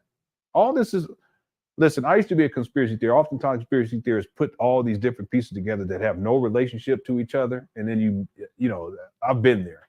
But no, there is a relationship to when Umar's talking about turning the heat down and how he gets high in his shrine and he goes off the camera when he's talking to that lady. He said, I'm going to go turn the heat down. He didn't go turn no heat down.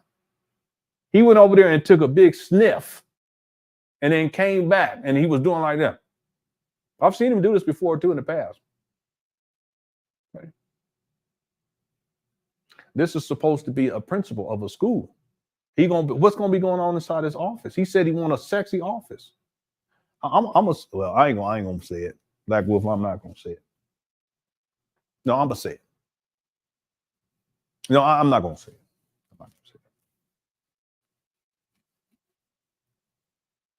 I'm gonna say it in a roundabout way.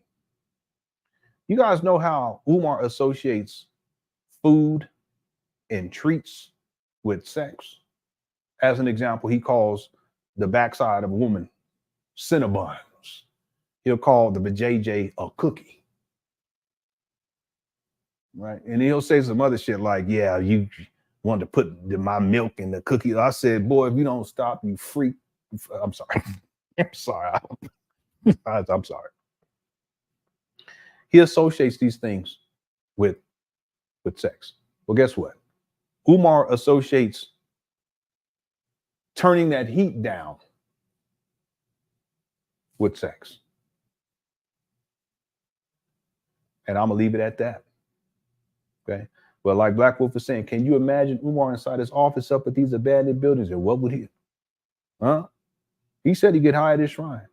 Listen, I'm not going to be getting online. Even if I was a drug addict, I wouldn't do it. I wouldn't get online and be like, I'd be getting high at my keyboard. I'd be getting high. I wouldn't do that. Why would you say something like that? See, when Umar gets into that mode where he's talking that freak talk and he starts talking sex, he'll start getting into the cookies and the vanilla cookies and the hot fudge cookies and the pina colada. He loved that pina colada and the almond cookies and the cashew cream. He's all kind of shit. But in this case, you notice, what is he talking about? He's talking about getting high. And then what does he talk about? If your man's having any problems getting an erection, we're adults here, okay? And he's having whatever performance issues or whatever, that you get, basically you go and get high so that he can get things, he can beam up so he can beam in. See, that's because he associates getting high with what? Beaming in. Now you see what I'm saying? Tell you, Umar, let's go. Because I'm telling you, something wrong with him. That's all I can say. Something wrong with him. Thanks for super chat, Black Wolf and Tata and Wannabe Mystic. Let's keep going here. Here's what I want to say to my homeless Africans. I too was once homeless. I too was once homeless many, many, many, many years ago.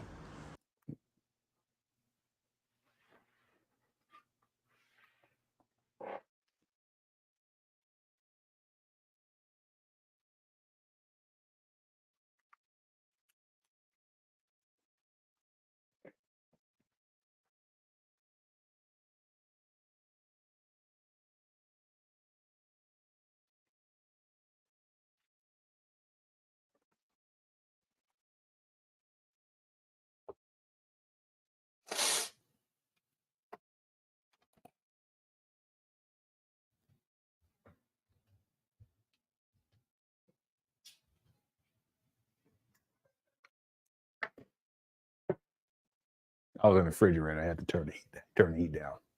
Literally, the thermostat. Now,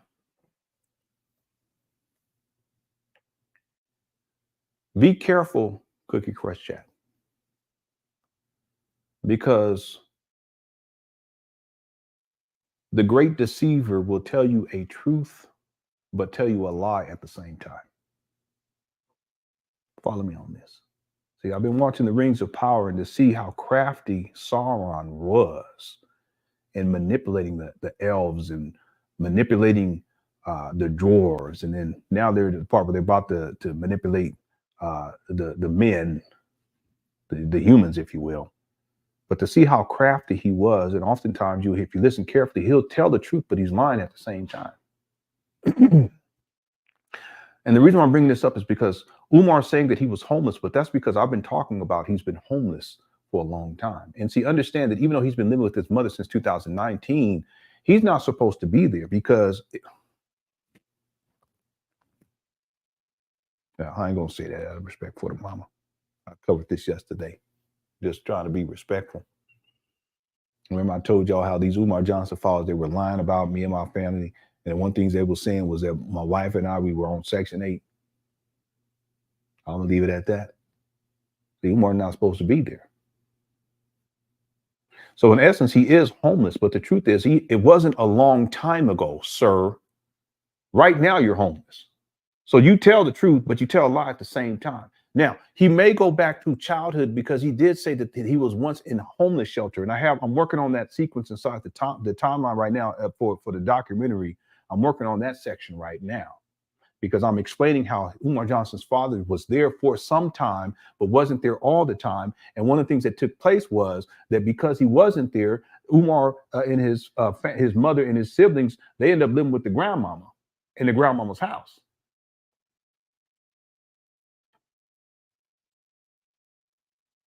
And he also talked about how there were times where they were homeless and these types of things. And it was difficult and getting electricity cut off. I have all of this. See, and I'm not making up. I can pull the receipt. This is going to be in the documentary. I'll be releasing the next segment for you members. Give me a week and a half.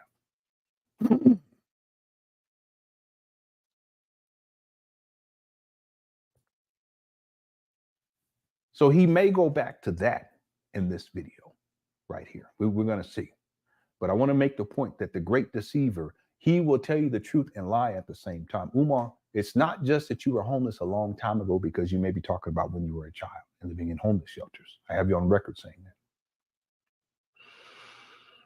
It is that you're homeless right now, sir. And in essence, since at least 2019, you have been homeless. And it actually goes back before that, because I got the eviction paperwork on the last time the residents were you on the paperwork to actually be there. Okay. So let's see. I just want people to be careful. Be careful with these charlatans and scam artists, because they will tell a lie and the truth at the same time. See? But let's see. Now we're gonna see where he goes with this. We're gonna find out right now. Dumping on our school every day. Streamers, get your last hate in right now, family. Get your last videos in, your last lying ass videos. Get them in right now. Get them in right now. Get them in right now. Get your last. Now, see, I want to talk to the homeless people in Wilmington, Delaware one time. I want to talk to the homeless people in Wilmington, Delaware one time. I want to talk to the homeless people. Here's what I want to say to my homeless Africans. Here's what. Listen, y'all, that looked like some toddler clothes. What in the world is going on? And they probably over there shitting in that bucket. That's probably what they're doing. I could be wrong. Let's see what happened. Well, this is a filthy. Everything's filthy. Mold growing on the ground. Mold growing up the wall. Plant overgrown. Umar, ain't nobody lying on you. The receipts are right here. This is a doggone shame. You should be embarrassed. What I want to say to my homeless Africans. I too was once homeless. I too was once homeless many, many, many, many years ago. So I have a heart for the homeless. But what I don't have a heart for is when you sleep on my campus. What I don't have a heart for is when you sleep on my campus. Y'all, those are some little kids' clothes. What in the world is going on? Do y'all see this? What in the world? What I don't have a heart for is when you sleep on my campus and you don't clean this shit up. Goodness. See, this is my problem. This is my problem. Oh no, Lord Jesus. Oh man.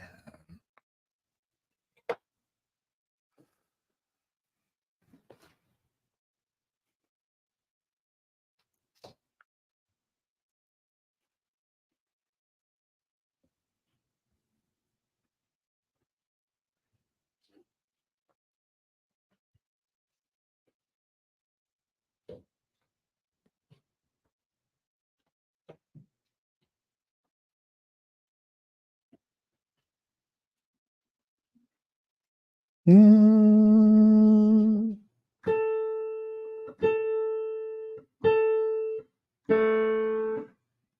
I was a little flat, but I was close.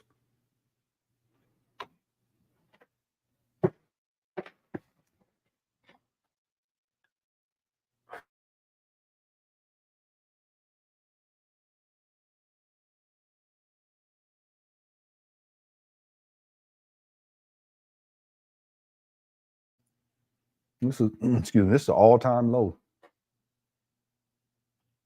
It's an all-time low right here, y'all. And that's saying a lot based on all the stuff we done gone through over the years. This is an all-time low.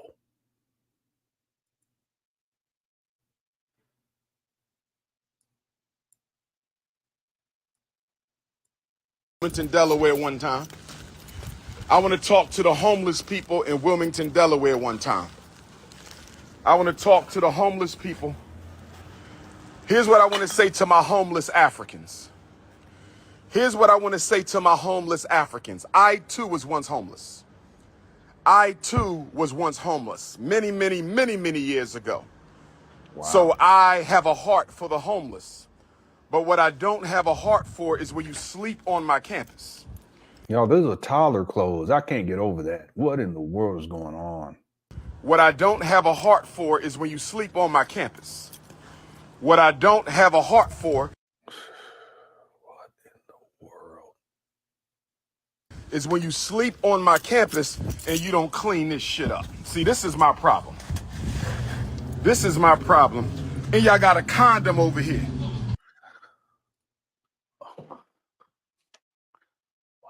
What in the world is going on up there?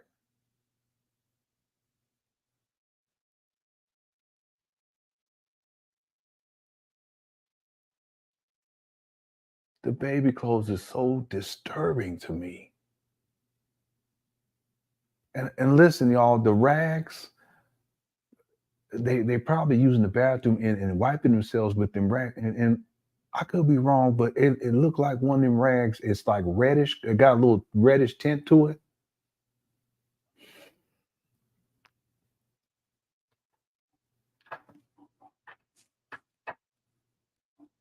I don't want to say it. Let's just keep going.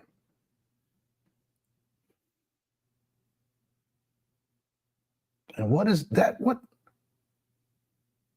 There's some, it looks like is they shooting up here too? Y'all see that? Let me see. Hold on one second. Y'all got a condom over here. You having sex in front of my school. Oh my goodness. What in the world? How you got time to be having sex? That's disgusting. So guess what? For now on, all due respect to my homeless Africans, you will no longer be sleeping on this campus. That's over. What? First of all, you don't know who's sleeping. It could be a white person, it could be a Latino, et cetera, et cetera, et cetera. What are you talking about? And then how you gonna tell people not to sleep? They can't sleep up there. You ain't never up there. They're abandoned buildings. But it looked like there's a needle over there by the condom, y'all. I could be wrong. Hold on one second. I can't now see, this. I want to talk to the homeless people in Wilmington, Delaware one time. This is an all-time I want to talk to the right homeless people in Wilmington, Delaware one time. I want to talk to the homeless people. Here's what I want to say to my homeless Africans. I can't get over the baby clothes. Here's what I want to say to my homeless Africans. I too was once homeless. I too was once homeless many, many, many, many years ago. So I have a heart for the homeless. But what I don't have a heart for is when you sleep on my campus. Why they got the baby clothes? What I don't have a heart for is when you sleep on my campus. What I don't have a heart for is when you sleep on my campus and you don't clean this shit up. Look at this. That over there looks like it's urine. It ain't no telling what else they want. But the ones that's closest to the screen look like, I don't know, y'all. This is crazy. See, this is my problem. This is my problem. And y'all got a con. Listen, that looks like a needle up there. I could be wrong. But above where the condom at, if you look straight above, I could be wrong on that because it could be something else. But that's what it looked like to me. This is crazy. Them over here. Y'all got a con. You see that? Them over here. You having sex in front of my school. How you got time to be having sex? That's disgusting. Yeah, so that's guess what it looks like. Again, I could be wrong. I can't see it that well. All due respect to my homeless Africans, you will no longer be sleeping on this campus. That's over. You see what he has his foot on right now? His right foot? That's supposed to be white. It has a reddish tint to it. Boy, I tell you. No more sleeping on my campus because you popping coochie on my campus. We can't have that. We can't have that. You popping coochie on my campus. No, thank you. You should not be worrying about Cinnabons if you home. Yeah, that looks like they shooting up over there, y'all. You see that up there? My goodness, You should be worrying about employment and shelter. You should not be worrying about Cinnabons if you homeless. You should be worrying about employment and shelter. Not you should be worrying about employment and shelter. Look who's talking, Umar. You need to be worrying about employment and shelter. You homeless yourself. Disrespect at all, because I was once a member of your population many years ago. But you know what? That's over with. Give you an inch, you take a mile. I saw y'all sleeping up here and I let y'all speak. I said, I'm not going to run my brothers and sisters out because homelessness is a big problem in the black community. I said I wasn't going to run. Y'all, these are baby clothes. What in the world is going on up here? Am I tripping? I know I keep saying it, but you guys don't. What's going on up here? These are baby clothes. They got Rice Krispie treats. What is going on? And condoms and needles?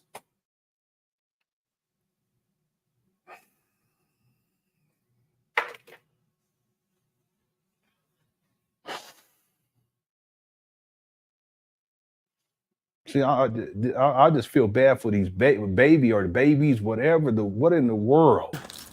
My brothers and sisters out because homelessness, y'all ain't even saved me a Rice Krispie treat. You clapping Cinnabons on my campus and you ain't even saved me a Rice Krispie treat. You clapping Cinnabons on my campus and you ain't even saved me.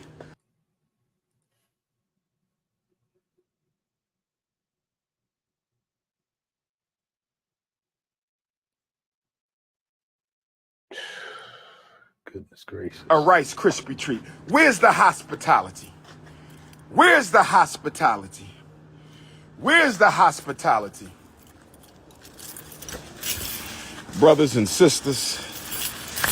Brothers and sisters. Umar. Brothers and sisters, we must do better. We must do better.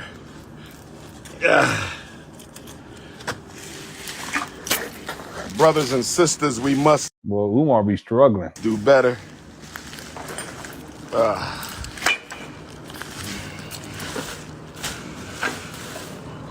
Man, I had no idea. Brothers and sisters, we must do better. It's disgusting. Popping coochie on my campus. So you done messed it up for all the homeless Africans.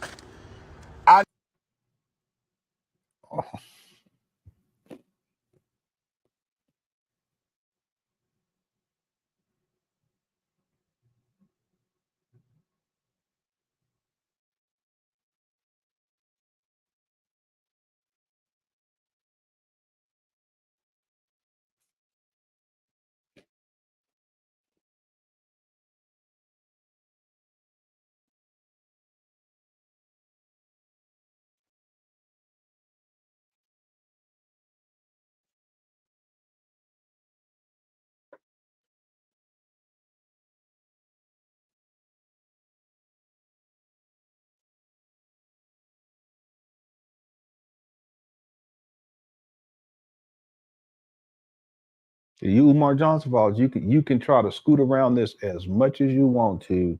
You can make all these excuses saying you all hate. No. This is a failure, but it's a failure on purpose with Umar because ultimately he wants us to keep going on indefinitely so that he can keep collecting money. Umar, I know you watch these videos. That's why you're talking about you were homeless. No, I've been talking about that for a long time. See? And you're saying a long time ago, you're telling a half truth and a half. Well, no, really, you're telling the truth on one hand and a lie on the other. You're currently homeless, sir. You're not supposed to be staying at your mama closet. And winter's coming too. See, and because the speaking engagement, you wasn't making a lot of money like you used to doing those anyway. But because the speaking engagement, you got all this child support. The speaking engagement, they're drying up, and they're going to continue to dry up because it happens every single year when we get to wintertime. Organizations ain't trying to have events like that because it's too cold, it's snowing, and etc. Raining. So what do you have to do? You have to get up here And you have to stage this whole scenario of you trying to acting like you're trying to clean up. And it looks like trash, but guess what? It always looks like that. It's just you're showing it.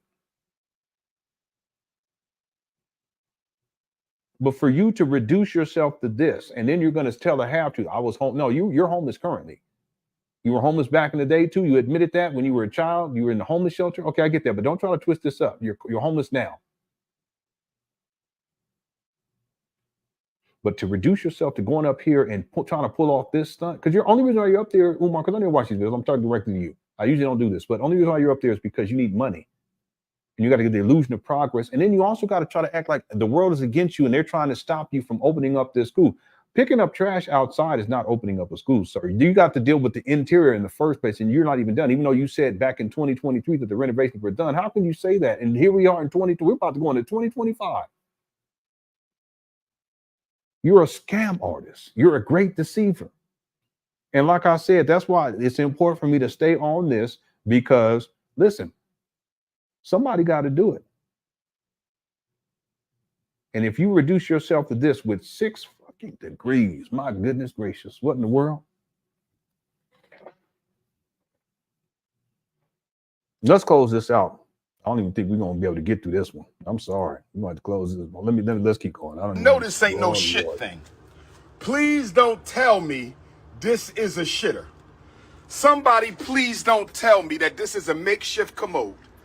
You mean to tell me y'all created an outdoor toilet on my campus? Are you telling me y'all created an outdoor toilet at the most honorable Frederick Douglass High School? Y'all created an outdoor toilet. This shit is ridiculous. This shit is absolutely ridiculous. I don't know. I didn't even tell. I don't believe this shit here. I don't believe this shit here. Brothers and sisters. Yeah, you're right. Somebody tell me this ain't what I'm looking at. My Instagram Africans, my continental Africans, my Africans in Asia, my British, my French, my German, my Austrian, my Irish Africans, my Middle Eastern Africans. Somebody tell me my Jamaican, my Haitian, my Barbadian. Yeah, it is. It's fake outrage because he knows that this is going on up there. It's been going on up here for a long time. Other people are showing videos of different stuff that be going on up there. So this is not an isolated incident. It's just he's up there right now and he wants to act like he's all outraged. But Umar, if you listen, the schools are these abandoned buildings. I'll say schools. I'm tripping now. Let's finish the boy. I can't take Africans, my St. Lucia, St. Kitts, St. Croix, Guadeloupe, Turks and Caicos, my Guyana, my Brazil Africans. No, I know why he's showing this because for him, it's important to show himself as a perpetual victim and that there's all of these forces trying to stop him, including me and the Cookie Crush chat. And you too, I didn't even tell you. You're part of the problem too. So he shows this because he wants his followers to think that he's being persecuted and that there's so much up against me and I'm trying to get this school. But what it also does is it's going to inspire some people to send him some money because they're like, oh, wow, he's really struggling. Look at how they're doing him. It's a cult. Let's go ahead and support him. And that's why he's up here, because he needs money. Listen, you guys go and go look at his schedule when he posts on his Instagram page. He don't have much going on right now. So he has to get money somehow. So he's right now, I didn't tell, he has to reduce himself to these types of antics. He's scraping at the bottom of the bucket. Oh, Lord, I was going to let me say barrel. We don't need to say no bucket right now. I ain't going to be saying bucket for the rest of the month. That's why he's doing this. And I'm sure his followers are like, oh, I can't believe they're doing this to him, etc. Okay? Look at the needles. He does. Yeah, he sure does. He didn't mention it. He didn't pick it up either. He just left those over there. I told people a long time ago, and I don't mean to say it. What's up, Diaz? I don't mean to say it this way, but I told people a long time ago that this neighborhood is drug infested and crime infested, and it has a homeless population. And they've been up there chilling up at them bandos since 2000. Listen, they were up there going back to 2014. Hold on. Let me look at my timeline. When did the Moyer Academy close the second time? It opened the second time in 2012. It closed for the second time in, I'm sorry, 2000. Yeah, 2000. It closed the second time in 2015. So it's been 9 years. The homeless population and drug users, etc. They've been up there and they're used to it. Ain't nothing changed. There's still no school. That's the thing. Ain't nothing really changed up there. The property ownership has changed, but in terms of functionality, there's no difference in what it was when the Moyer Academy closed down. Okay? That was back in 2015. These buildings sat for 4 years before Umar acquires it. Now here we are 5.5 years. They were talking about 9.5 years. See? So listen, the other thing is, I'm sure he's seen this before. He's talked about seeing condoms. He's talked about seeing all kind of crazy stuff up there and people pooping over here and urinating over here, etc. I'm not just talking about the dog. He's talking about humans. Okay, so he knows what's going on up there. See? But right now he has to get up there and show something to show to people sending money because they feel, oh, he's being persecuted. Look at how they're doing. And I'm sure his followers are like, yeah, I can't believe they're doing you like this, you know. But for him, it's about putting himself in a position where he's the perpetual victim, and therefore his followers are going to rise up to support him. And ultimately, he wants them to get on that cash app because that's what it comes down to at the end of the day. There's no school. Okay, there's no school. There won't be no school. Umar Johnson followers, you need to cut it out. Thanks, the off for super chat. Seth says Umar knows good and well that homeless people and people who are addicted in the area don't even know who. Yeah, you're right about that. They don't know who Umar is. Some of the people that be walking by don't know who he is. They've been living over there for who knows how long. They don't know because he doesn't do anything up there. He doesn't even have a residence out there. He comes up there when he needs to or when he has to try to get money out of people. But other than that, he goes back to his mama's house in Philadelphia. That's what he does. Or he's traveling. See, I've been telling Umar Johnson followers for such a long time. If you want to support Umar on his rhetoric, okay, fine. If you want to support him when he speaks and you like his talking points, fine. Okay.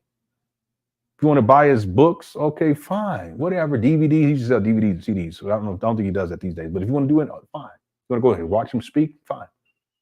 But you have to understand something when it comes to FDMG, that at this point, if you're still rah-rahing this shit, there's something wrong with you.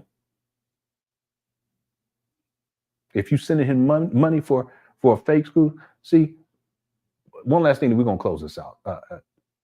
Seth and everybody else, understand this. And I'm not blaming you, Umar Johnson followers, but understand that you have enabled Umar to do shit like this. If you guys didn't support him and send him money, you think he's going to be up here picking up all this and dealing with all this? No. Nobody would do that. Right? So you guys enable him by defending him and know the school's coming and putting batteries in his back and sending him money. That's the key thing. You all send him that money. It's incentive for him to keep getting up here and acting a doggone fool and making a fool of himself for the world to see so that he can get money. But if you guys stop, he wouldn't be up there doing this. I'm not blaming you all, but understand the role that you play in this. That by supporting this school scam, you got a 50-year-old man up here. Man, I'm going to leave it right there. Thanks for super chat set. Don't nobody know Umar up there, really. He ain't done nothing up there in 5 years and 8 months. See, one last thing said, you would think that if Umar was such a great leader, black leader, that instead of getting up here talking all this trash about these people while picking up trash, he would be providing services for them as he's raised $2.7 million. Okay? He hasn't done anything for the people out there. He hasn't done a book drive. He hasn't done a backpack drive. He hasn't done a food drive for the homeless people, a turkey drive for Thanksgiving, Christmas gift drive for Christmas. He ain't done nothing up there. He has taken, though, because the EPA, they told the city that they should tear those buildings down and then repurpose them so that the Boys and Girls Club, which is next door, they can use that land to build a sports complex. For the last 5 years and 8 months, he's taken out that opportunity out of the community by sitting on these track vandals and ain't done nothing with them. Thanks for super chat set. Okay, we got to finish this up now. This is an all-time low right here. This is an all-time, and that's saying a lot because we don't see Umar doing crazy, but this right here. Costa Rica, somebody tell me Texas, Pennsylvania Africans, Delaware, Jersey, California Africans, Carolina. Can somebody, in the name of I'm trying Nat not to Turner get solar this eclipse bucket tomorrow. on here. I'm sorry. In the name of Nat Turner solar eclipse tomorrow, can somebody please tell me? I'm sorry, Andre, but Paint Day ain't gonna fix this one, family. I wish it was that simple. Paint Day won't fix this one. Here we go. That they didn't create a makeshift toilet on my damn campus. Lord have mercy. Brothers and sisters, All this trash, and I left here 9 o'clock last night. Damn. All this trash, and I left here 9 o'clock last night. All this trash, and I left here, and they created a damn toilet. Okay. You see? See, brothers and sisters. Where are you going to put it? In your rental car? Brothers and sisters. I'm already the hardest working man in black consciousness. Can I get some relief? Here we go. I'm already the hardest working man in black consciousness. Can I get some relief? I'm already the hardest working man in black consciousness. Can I get some relief, brothers and sisters? That's how y'all gonna do me. See? My homeless Africans, I love y'all. I stand with. I didn't even tell. This see what he's doing here? See, you're not gonna do me. He wants to give the illusion that he's being persecuted and he's always under attack, and that is sabotaged, and then therefore the followers have to come to his aid, and it usually comes back to money. I wouldn't be surprised if he doesn't say get on your Cash App. Y'all, we got the highest black homelessness rate, but if you're going to create a makeshift toilet, if you're going to clap Cinnabons under the weeds on my campus, we got Why to are there end weeds? this. See? We got to end this, Africans. Oh, man. We got to end this, Africans. We got to end this, Africans. We got to end this, African.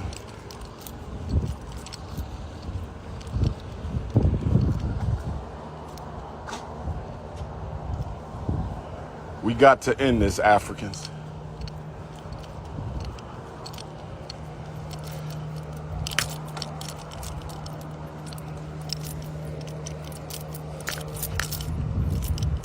This is insane. We're going to have a regular monthly. We're going to feed the homeless, and we're going to have some clothes. We got to.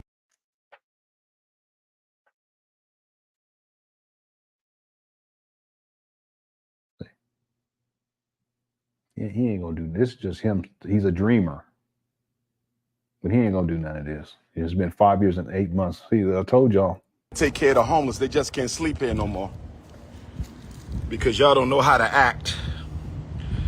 Can't sleep here no more because y'all don't know how to act. So that's over with.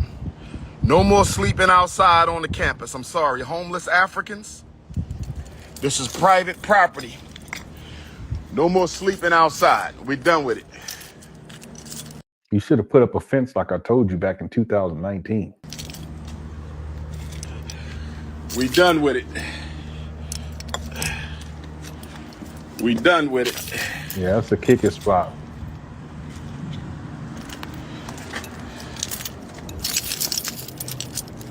We done with it, family. It amazes me that he's doing this while he's live streaming. He's holding the phone in one hand and picking up trash in the other. Victor, he don't have a plan. He don't got a plan. We done with it, family. Yeah, go ahead, hit the like button. We're almost done. Actually, we still got 30 minutes on this, but I don't think we're gonna get to the end. Condoms in a toilet right next to each other. Y'all done made a whole apartment outside on the platform in front of the most honorable Frederick Douglass High School. What in the world? Hit the Cash App. Stop asking questions if you didn't donate.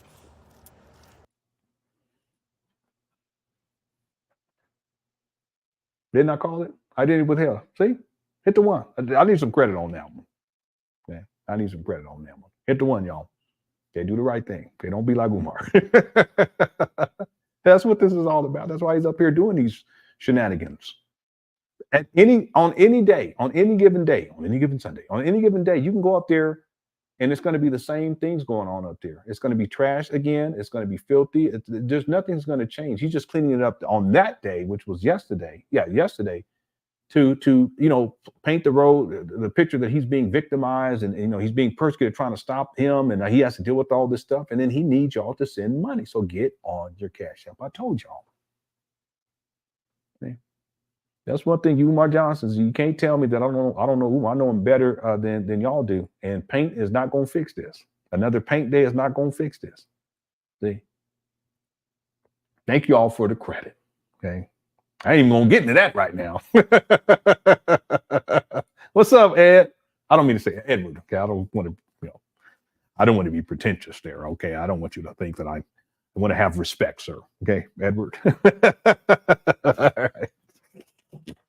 Some of y'all been around so long. John, I'll call you Joe. Okay, how about that?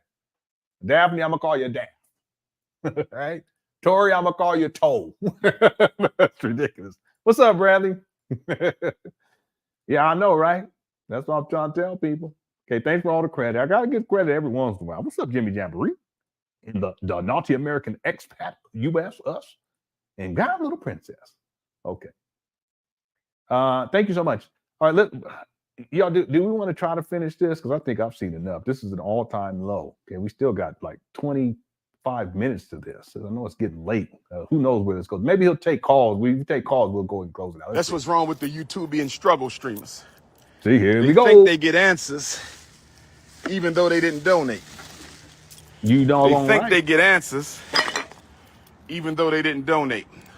Yeah, but Umar, there are plenty of people that donated that you don't give answers to, and I've even interviewed some of them. So cut it out. All right. Y'all created an outdoor toilet on my fucking camp. Oh my! Excuse my language, family. Excuse my language, family. Umar, boy, I'm telling y'all, the real Umar came out. Roll the tapes. Yeah, see, that's the real Umar right here. Yeah, he is. He's breathing all heavy. See, that's the thing. And I'm going to let it play. I just have to say this. I can't help this. This video right here is an all-time low, dealing with FDMG. Umar's 50. He should have already recognized that he's already too old at this point in his life. This guy, he's winded by walking across the street. He should have already recognized it and said, wait a minute, there's no way. Physically, he doesn't even have the physical ability to pull something off like this. There are at this pace, I can't even say pace. There's so much work that needs to be done to get one of those buildings up to code. He's not the man to do it. He doesn't have the mental wherewithal, the self-discipline. He doesn't have the the motivation to do it. And he doesn't have the physical ability to get shit done. That's the thing I have to say, because I always used to ask, like, why doesn't he do that? Why doesn't he do this? Why doesn't he do that? Well, it's part of it is physical too. It's not just mental. It's not just the fact that he's disorganized. He doesn't have a plan. It's the fact that physically he's not fit enough to do these types of things, even though at the age of 50 he should be at least some of this shit. See? But he should really, in retrospect, he should look at this and say, okay, should I have even started something like this at my age? And here we are now, 10 years since the St. Paul school scam, and now I'm 50. If I'm at this point after a decade, where am I going to be at once the school opens? 55, 56, 57, maybe 60? And then you're going to run a whole school, and you're going to be expanding outward from grades, 3 and 4, and you're going to go 3, 4, 2 and 5, 1 and 6, and you're going to go all the way up where you're going to have preschool and a senior high school, high school, meaning 12th grade. That's going to be that's crazy. See, there's not enough time. Umar, I don't even want to say it. I don't want to say that. Okay, but listen, we as we get older, you guys will get older. You got to really look at this, because your horizon you got to consider that. See, Umar, you're 50. You can't even walk across the street without getting winded. For you to even be thinking that you're going to pull something out, physically, you don't even have the ability to do it. And we're not even talking about financially, even though you did have enough money to get something started back in the day, but that money don't come in like it used to. Mentally, you don't have the ability to do it. You just don't have it up here to be able to pull something off like this. You don't have the organization skills. You're scattered. You're all over the place. And then emotionally, you have a problem too. That's why you up here drop F. Now I'll drop F-bomb, but usually it's not like because I'm angry at someone. I could do that. All right. I know I like to say shit a lot, but that's because when I was with my uncle, they used to say that all the time. That's how I talk. That's how we used to talk. But I try not to, but I do it anyway. Okay. Hope no one take offense, but yet it is what it is. Okay. But see, in these moments, Umar's so frustrated, but part of it, all of it, it's his fault. But instead of owning up to this, even including homeless people doing drugs and creating toilets and all this stuff, he should own up to all of that, because it's his doing that got it to this point. He doesn't do that. What he does, he wants to blame everyone else. He wants his followers to support him and send him cash ups. I called it, but then the real Umar comes out. See? Look at him. We done with it, family.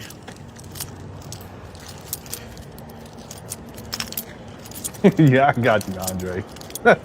We done with it, family. Thanks for all super chats to everyone. I appreciate it. Thanks for the mods for handling business. The poll is still up. Does Umar Johnson watch this show? And the Condoms in a 85% toilet say yes, right next to each other. 15% say no. Y'all done made a whole apartment outside on the platform in front of the most honorable Frederick Douglass High School. Hit the Cash App. Stop asking questions if you didn't donate. That's what's wrong with the YouTubian struggle streamers. They think they get answers even though they didn't donate. Yeah, it is. They think they get answers even though they didn't donate. Oh my goodness, Eddie. All right. Eddie, that's Eddie. Y'all created an outdoor toilet on my fucking tent. Oh my, excuse me. Ooh, Umar, cut it out. You need to calm down, bro. Yeah, you're going to have to look at it in the archive. It's a doozy. Okay, it's an all-time low. I can tell you that, Malika. Donate. That's what's wrong with the YouTubian struggle streamers. They think they get answers even though they didn't donate. See, he's mad at the struggle They think they get answers even though they didn't donate. All right.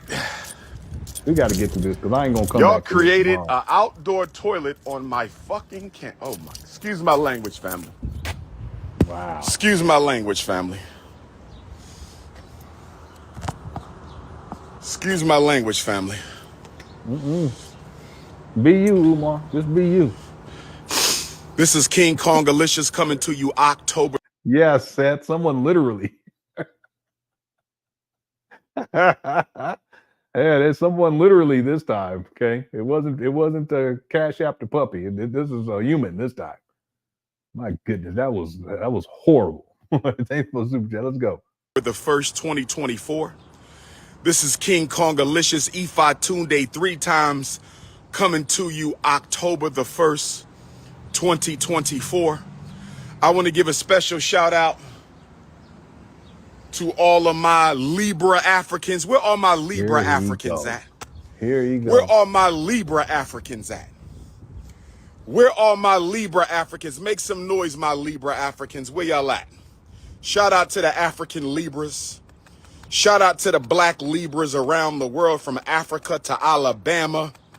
From California to Cape Coast, Ghana. Here you go. Yes, indeed, brothers and sisters. Yes, indeed, from Kenya to Cape Town. Oh, yes, brothers and sisters. Oh, yeah. From Liberia to Louisiana. Oh, yes. From the Congo to North Carolina. I told y'all, yes. Here you go. Here we go. From Brazil to South Bronx. Oh, yes. Yeah. Oh, yes. From Panama to Pennsylvania, brothers and sisters. I got to take off my... I want to give a shout out to Queen Mother Gloria. Queen Mother Gloria, I picked up your hat in the mail today. How y'all like my hat? Queen Mother Gloria got this hat for me. She's one of our loyal donors. Queen Mother, she's going to be part of the Council of Elders. She's going to be part of the Council of Elders at FDMG. Brothers and sisters. Oh, thanks, Seth. Condoms and a makeshift toilet. Lord have mercy. That's the answer. Lord have mercy, brothers and sisters. What am I to do? Here you go. What is a Pan-Africanist to do? Andre. What is a Pan-Africanist to do, brothers and sisters? You a pan-scamming. You ain't no pan. What is a Pan-Africanist to do? Where all my sisters at? Where all my sisters at? Let me say good morning to the great divine feminine, all the beautiful African queens and ancestors and queen mothers and nieces and daughters and aunties and cousins and wives out there. We're the great divine feminine. Let me say good morning to the great divine feminine. Good morning to the great divine masculine, my unapologetically African anti-snow bunny alpha males. Good morning to the great divine masculine, the unapologetically anti-snow bunny alpha males. I hope y'all going to see me tomorrow in Nat Turner. I hope everybody got their ticket at natturnerlibrary.com. I hope everybody got their ticket at natturnerlibrary.com, brothers and sisters. I should put that in the documentary. Tomorrow is going down 11 to 7. King Kong speaks at 4. Tomorrow is going down 11-7. I was thinking about putting this other guy that is a scammer too out there in Detroit. I got the receipts on that guy too. I was thinking about it. I'll decide. But Umar was affiliated with that guy. They was talking all kind of trash too about the Cook Crush chat back in the day. Come to find out, I researched that guy. King Kong speaks at 4. Get there at 11 o'clock in Capron, Virginia tomorrow. CAPRON. Capron. Yeah, the guy changed. He don't even use his original name, because if people knew a lot of people out there, they know him. But if people online knew his original name and looked him up. See? Virginia is where the Nat Turner Earth Day solar return celebration taking place tomorrow. Yeah, that's not what I'm talking about. And I don't watch Anton's video. That's not my cup of tea. But that's not what I'm talking about. There's a guy he used to. I haven't seen him and Umar get together in years, though. They probably had a falling out. But he had an extensive criminal record. He was a scammer. And I have videos where he introduced Umar at lectures in Detroit. But I have all the information on that guy. He was talking so much trash about me in the Cook Crush chat. I said, okay, all right. And I ended up researching the guy. I got a hold of his original name. I said, man, if you don't stop. CAPRON, Capron, Virginia, tomorrow 11-7. Nat Turner, solar eclipse. We in the building. What's my message for this morning? Here we go. My message for this morning, as the first day of October, the day before the eclipse, my message this morning is we must stay focused, Africans. My message this morning, stay focused. You opening a business, stay focused. You opening a school, raising a child, stay focused. You fighting against police brutality, stay focused. You building a school, stay focused. We must stay focused. I told y'all, if you eat a hamburger, stay focused. If you're crushing a cookie, I'll be real focused. Brothers and sisters, we must stay focused, brothers and sisters. Focused. And we as a people cannot allow others to monetize our culture. Say no to the monetization of African culture. Don't let them monetize Bob Marley. What are you talking Don't about? let them monetize the Ethiopian flag. They know better than to monetize the red, black, and green Garvey flag. I said they know better than to monetize the red, black, and green Garvey flag. Don't let an outsider monetize the culture. We let them monetize hip-hop, and look what happened to hip-hop. Self-destruction music. We let them monetize hip-hop. Look at hip-hop. It's the soundtrack for self-destruction. We let them monetize hip-hop, and now hip-hop is the soundtrack for self-destruction. Stop letting them monetize your culture. We let them monetize jazz, and they done damn near kicked every jazz musician out of the damn art form. You go to a jazz concert, it's all non-Africans on the jazz assembly. You go to the orchestra, it's all non-Africans in the orchestra, brothers and sisters. What are we doing? What are we doing? Yeah, James, I got your email. I'm trying to get through. What are we doing? Keep it all black. Keep it all black and proud, brothers and sisters. Well, we're going to get to keep it all black and keep it all proud, brothers and sisters. James sent me, I want to get to. Well, keep it all black and keep it all proud. We don't hate nobody, we love ourselves. We don't hate nobody, we love ourselves. Listen here. My religious brothers and sisters, because y'all been riding me for a little bit because I said I left Islam. That was 19 years ago. I don't know why y'all just now catching up. 19 years ago. That was 19 years ago. I don't know why we still talking about what I did 19 years ago. But let me say this. I respect Islam, I respect Christianity, I respect the Hebrew faith. I respect all of the Abrahamic traditions. I respect all three of the Abrahamic traditions. I have no issue with you being Hebrew. I have no issue with you being Christian. I have no issue with you being Muslim. You are the three children of Abraham. I understand. Hebrews, Christians, and Muslims are the three children of Abraham. I understand. I'm not talking to you, sir. You are an artificial Hebrew. I'm not talking to artificials. I'm talking to originals now. I'm talking to originals. Please respect the chat, sir. Please respect the chat. Please respect the chat. I said Hebrew. You're not a Hebrew, sir.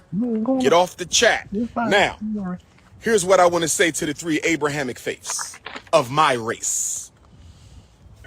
Zesfes. Here's what I want to say to the 3 Abrahamic faiths.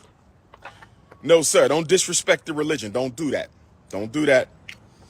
The most honorable Marcus Messiah Garvey taught us you don't disrespect anybody's faith. The most honorable Marcus Messiah Garvey taught us you don't disrespect anybody's faith. The most honorable Marcus Messiah Garvey taught us you don't disrespect nobody's faith. We're not going to do that. We're not going to do that. We're not going to do that. Black gold, streets are talking, the verdict is in on me. No problem, good brother.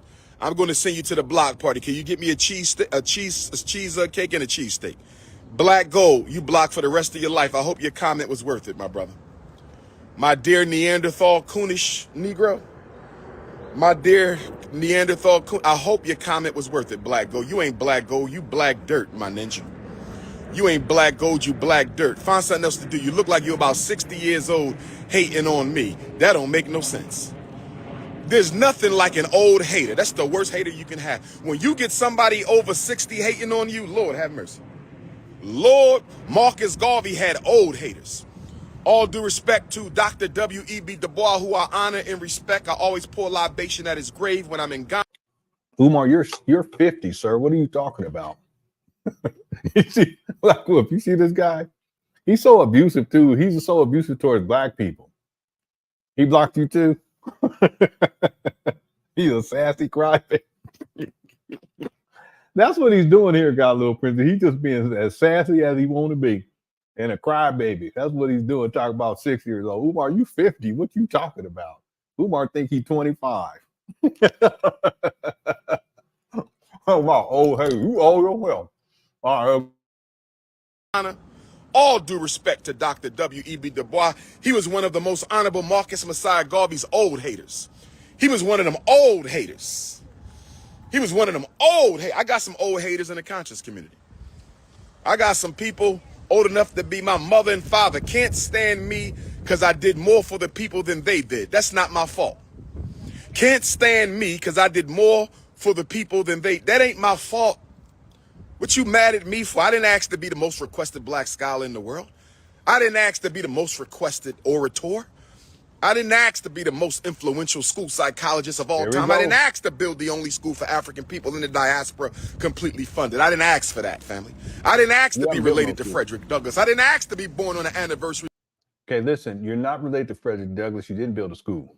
Let's fact check here. Cut it out. Of the Haitian Revolution and the Nat Turner Revolution and the George Jackson Revolution. I didn't ask for that.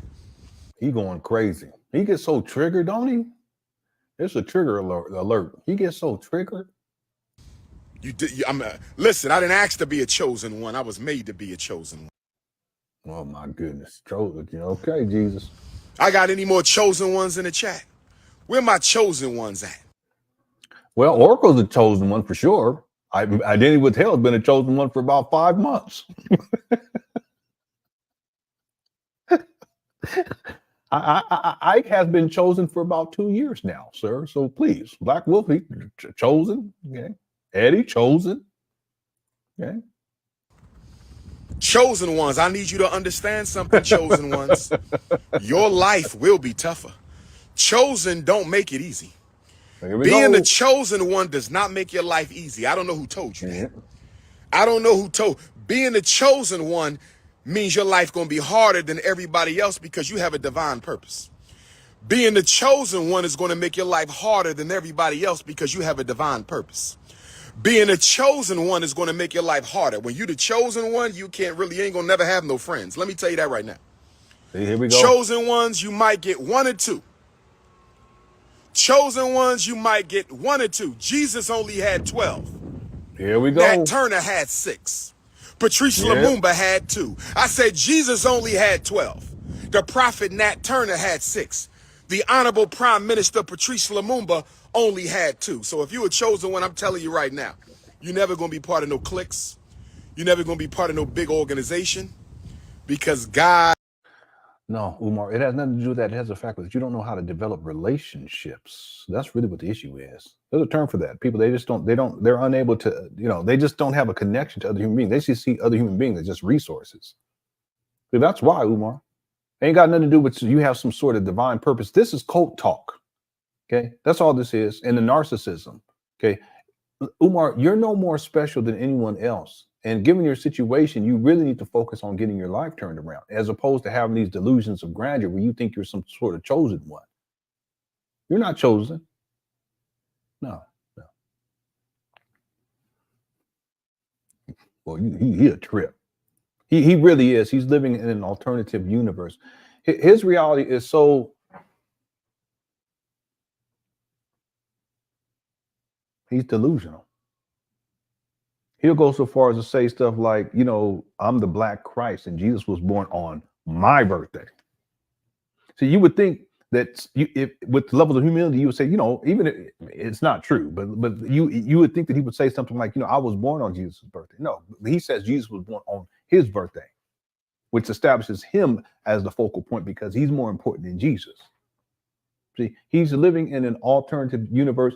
In fact, the idea of FDMG, it comes from this alternative universe. He's a dreamer. He's not a doer. He's not a builder. He's not he just doesn't have that. What he does is he just comes up with stuff, but he never accomplishes anything. But he states things as if they're real. He's in an alternate universe.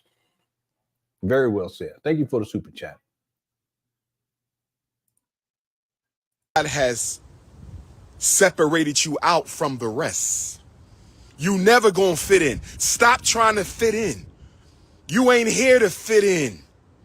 I never fitted in my whole life. I never fitted in because I wasn't supposed to. My life's work wasn't about following the crowd. If you were chosen one, you got to understand that. Mothers and fathers, when you have a child, some of y'all got children who are chosen ones. They weird, they quirky, they eccentric, they not good at sports, they don't rap, they don't play basketball. They just weird and different and original. He's talking about himself, all those things. Listen, that's called projecting. Watch In this. my whole life, I never fitted in because I wasn't supposed to. My life's work wasn't about following the crowd. If you were chosen one, you got to understand that. Mothers and fathers, when you have a child, some of y'all got children who are chosen ones. They weird, they quirky. That's Umar. He's weird and quirky. There's nothing wrong with that either, by the way. They eccentric. He's definitely eccentric. Look at him. They not good at sports. They don't rap. That's Umar. He ain't good at sports, and we know he ain't good at rapping. West Side, where y'all at?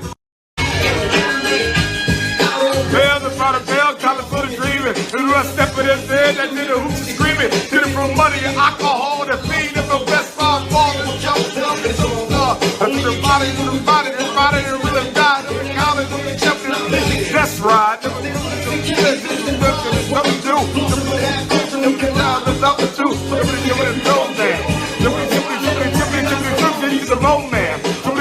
Like a slow jam. It's West Side, so you know that I'm bad on the no man. To the band, put it up on beat from Dre. To the leg, from Oakland to West Side. The back down. Show me love. Get down about it. West Side, where y'all at? Turner had 6. Patrice Lumumba had 2. You never gonna fit in. Stop trying to fit in. My whole life, I never fitted in because I wasn't supposed to. My life's work wasn't about following the crowd. If you were chosen one, you got to understand that. Mothers and fathers, when you have a child, some of y'all got children who are chosen ones. They weird, they quirky, they eccentric, they not good at sports, they don't rap, they don't play basketball. They just weird and different and original. What up, King? Oh, nah, not today. We good today. I'll keep you posted, though. All right. What's going on, young Prince? I see you got the King tee on. That's what I'm talking about. Be safe out here. Yes, sir. What in the world is going on there?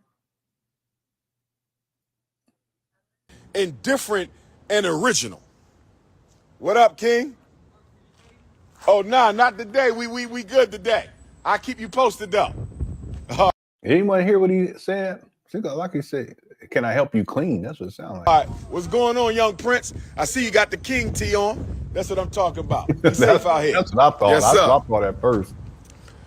I could find out, but I ain't gonna do it. When you have a chosen one, mothers and fathers, I'm talking to Africans only.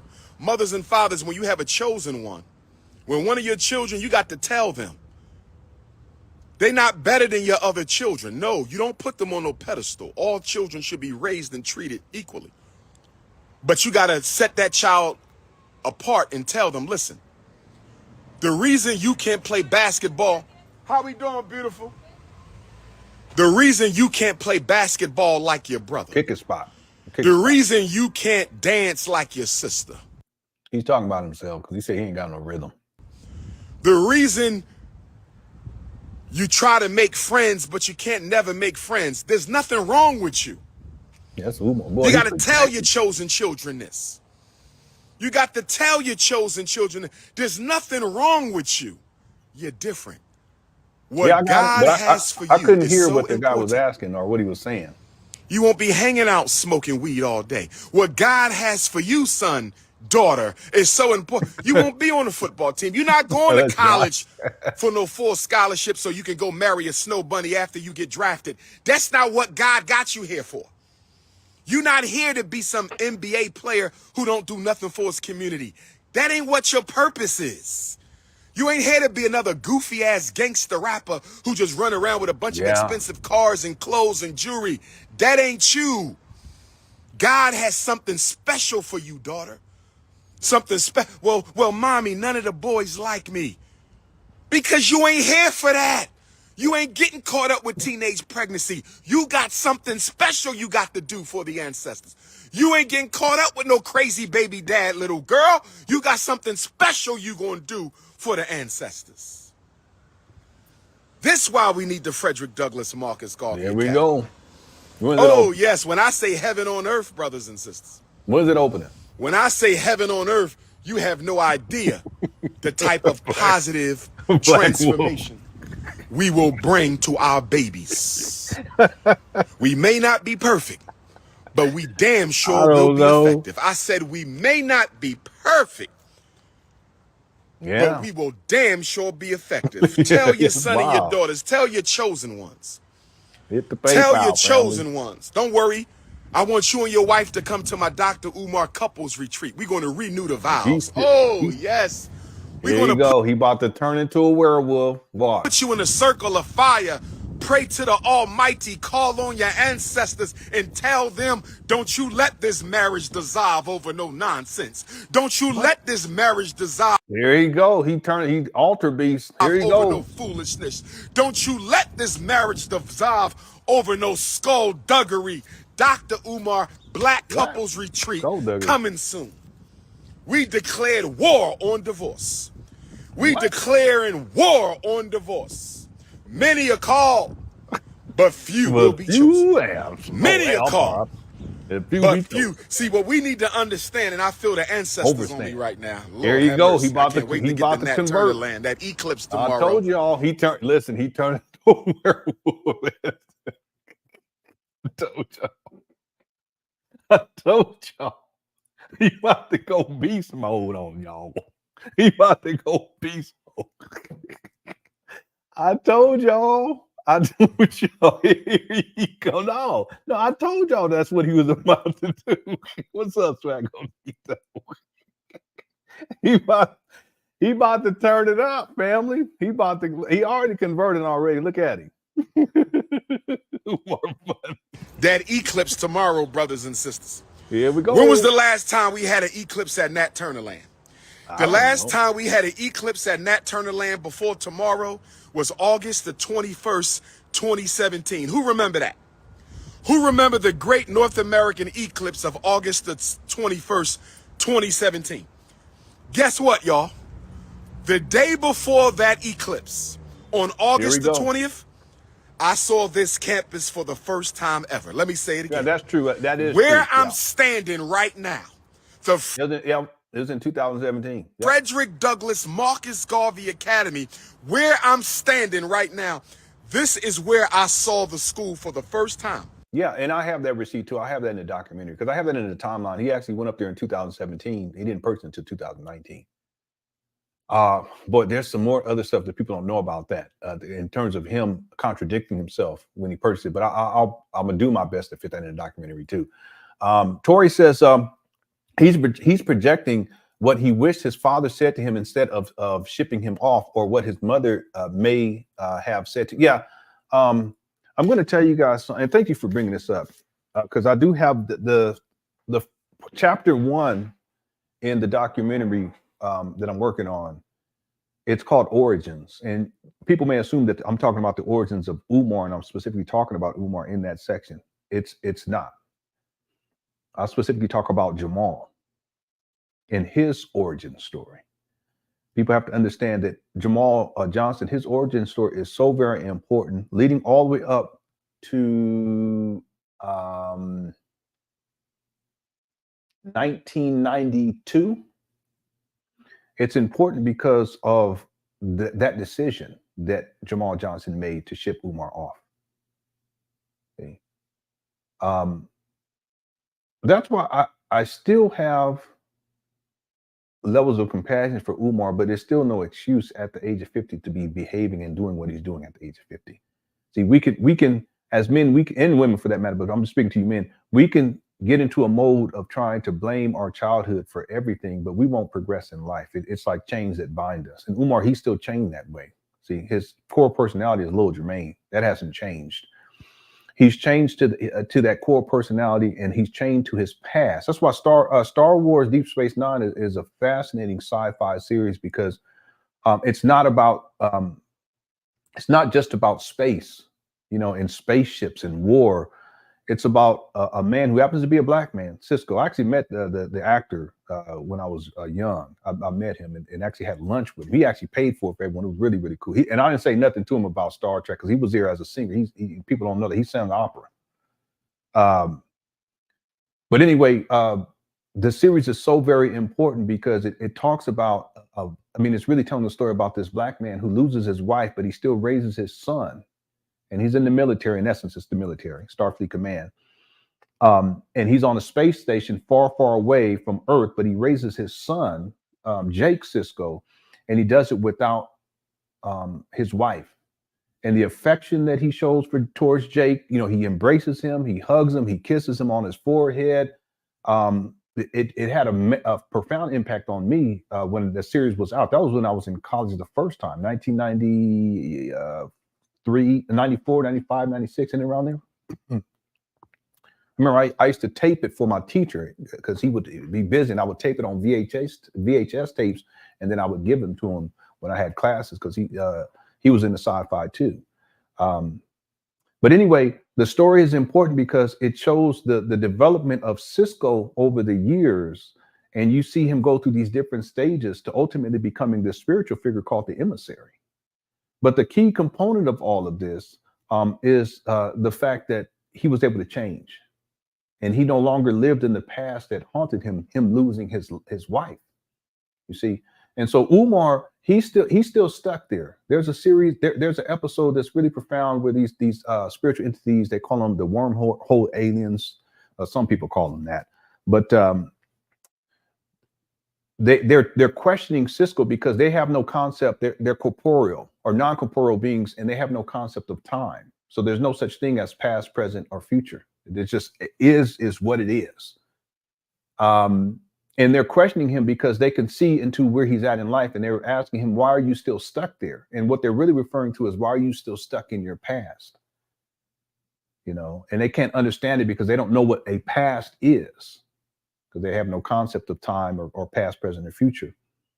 But it's a deep insight into what can happen to us as men or women, for that matter. I'm speaking to you men, black men in particular, that if you get stuck in the past, even if you were dealt horrible cards in life, that it's still no excuse to live in that misery and to cause misery in other people's lives because of what you went through in the past. So just like I don't use my childhood experiences as a crutch See, I can't do that because I will not be successful, and I'll continue to have unnecessary problems. Umar, same thing. The difference is he's still chained to his past. He hasn't let it go, and a lot of it has to do with his father's decision. And it's not just his father's decision to ship him away when he was in, let's see, and he was in the 8th grade, and he was 13 years old. It's also the fact that his father wasn't there consistently. And that when his father, I just have to say it, well, I don't want to be mean here, but when his father decides, I'll say it this way, decides to leave that family, ultimately Umar, his mother, his siblings, and his grandmother, by proxy, they had to live in poverty. It would have been difficult, I'm sure, anyway, but the fact that he wasn't there, and so Umar still hung up on that. And I can understand that and I can get it. But I also recognize that as men, we can't use it as a correct. And the idea is that you have to be able to move beyond that if you're going to reach your highest potential. Everything that we see with the FDMG, it's really symptomatic of Umar's life. You know, trash all over the place, you know, everything is just symptomatic. Missing ceiling tiles. It's not just about the structure. It's about Umar's mind and the structure of his mind. You can just think of synapses and how they're firing and what he's thinking about. Well, just like Cisco was, he was stuck in the past. Umar's still stuck in the past. And a lot of it has to do with his father and not feeling like his father gave to him and provided to him what he needed as a child. That's why this whole lie about Frederick Douglass has stuck with Umar so strongly, because it had a profound impact on Umar in terms of his sense of self-esteem. See, but you don't put a lie on your son to make him believe that he's somehow special. And then now he's calling himself the Christ and he's the chosen one. And he's, you know, you don't do that. And even if you didn't know that that was a lie, you have to come back as a father and correct that so that the child doesn't continue to run with it. Like, well, see, Umar didn't have that. And then, of course, real quick, Tori, this is such a good point. His issue with his mother still lingers to this day, even though he's able to live inside of his closet. But to be separated from his mother, there's other things too, I'm sure, that was taking place. It's really a complicated dynamic with Umar. It really is, you know, and the projecting is his coping mechanism. It really is. But what he needs to do, instead of doing this online and doing all of this projection, is he needs to get with a true professional mental health practitioner, a professional, and start working through these issues. And at that point, the bondage that he is experiencing, he's so tied to his childhood, those chains will get loose, more loose and more loose. At a certain point, they'll fall off and he'll be free. And then he'll start to see things differently. He'll start to think differently too. He still wouldn't be in a position to open up no school, but at the very least, he can let go of the past in these ways, and he won't get stuck there like Cisco was stuck there in Star Trek Deep Space Nine. See? All right. Such a good point. Okay, we're going to finish this up. We're almost done. Here we go.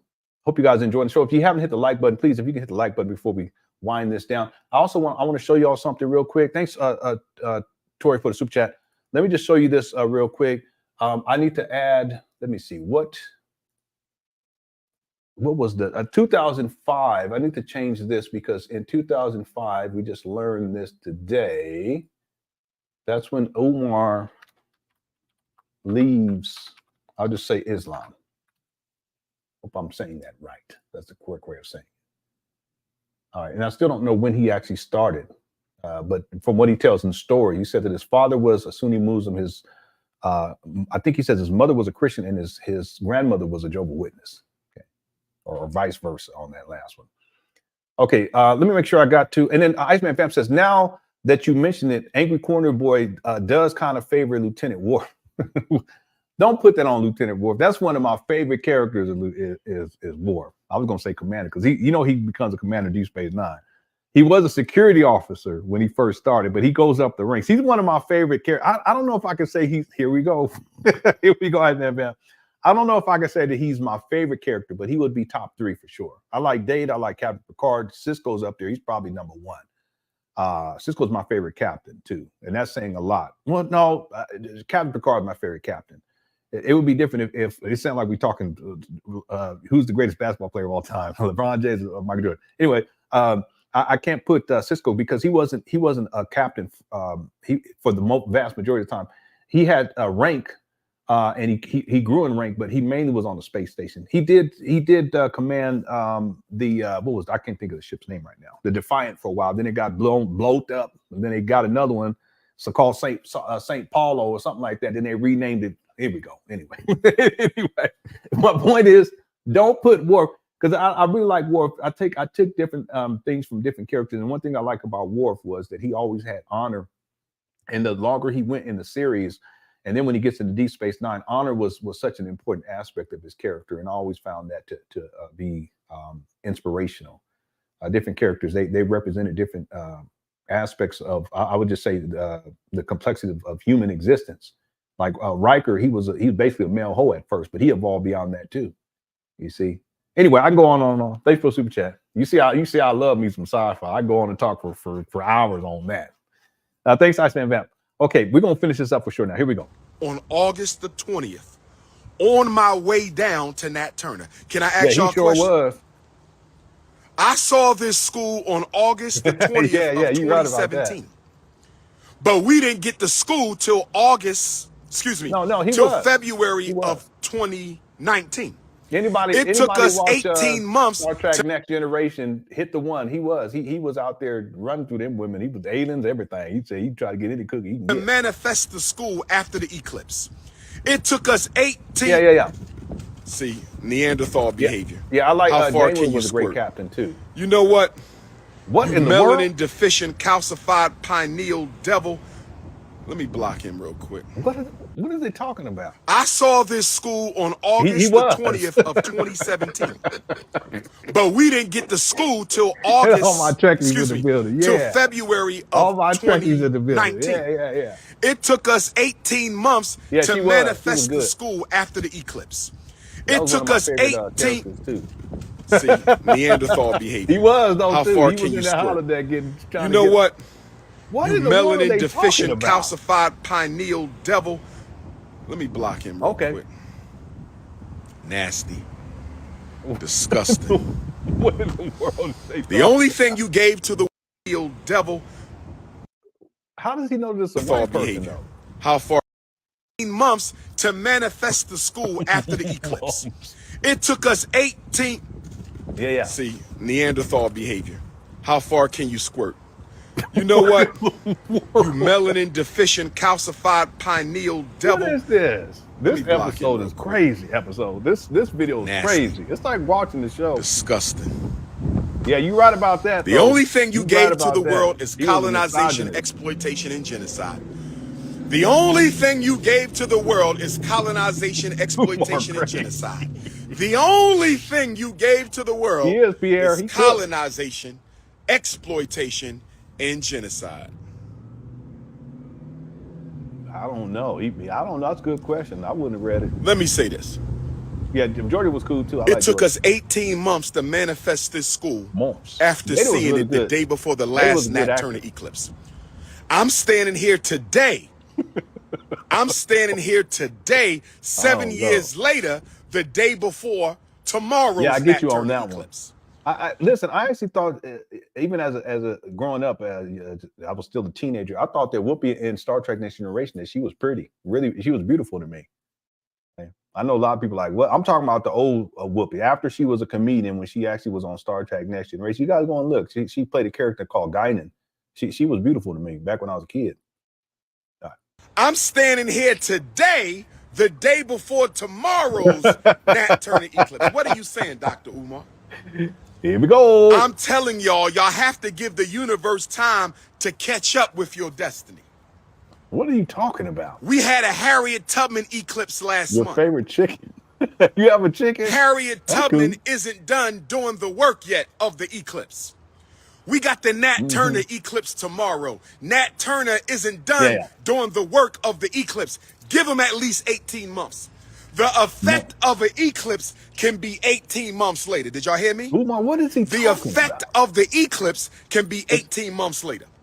We saw this school the day before the 2017 I'm in eclipse, the chat room. but it took us 18 months to get to school. It was ordained August 21st, 2017. I wish that they did more talking about, because the Borg had a lot to do with what happened to her species, but I wish they had, because even Q, she even though Q is like this omnipotent being, if there's an episode where she kind of confronts Q, they're inside of the 10 forward and Captain Picard is there, and you can tell like there's so much more to her species, but they don't get too much. They don't get deep enough into it. I really wish that they would have. I mean, it's too late now, but they can also maybe bring. I don't know. That's so true.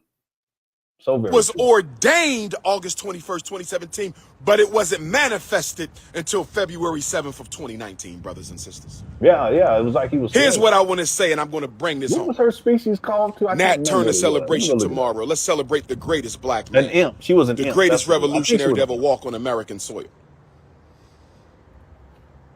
In the Native American brothers and sisters, they had some great revolutionaries. They had Geronimo.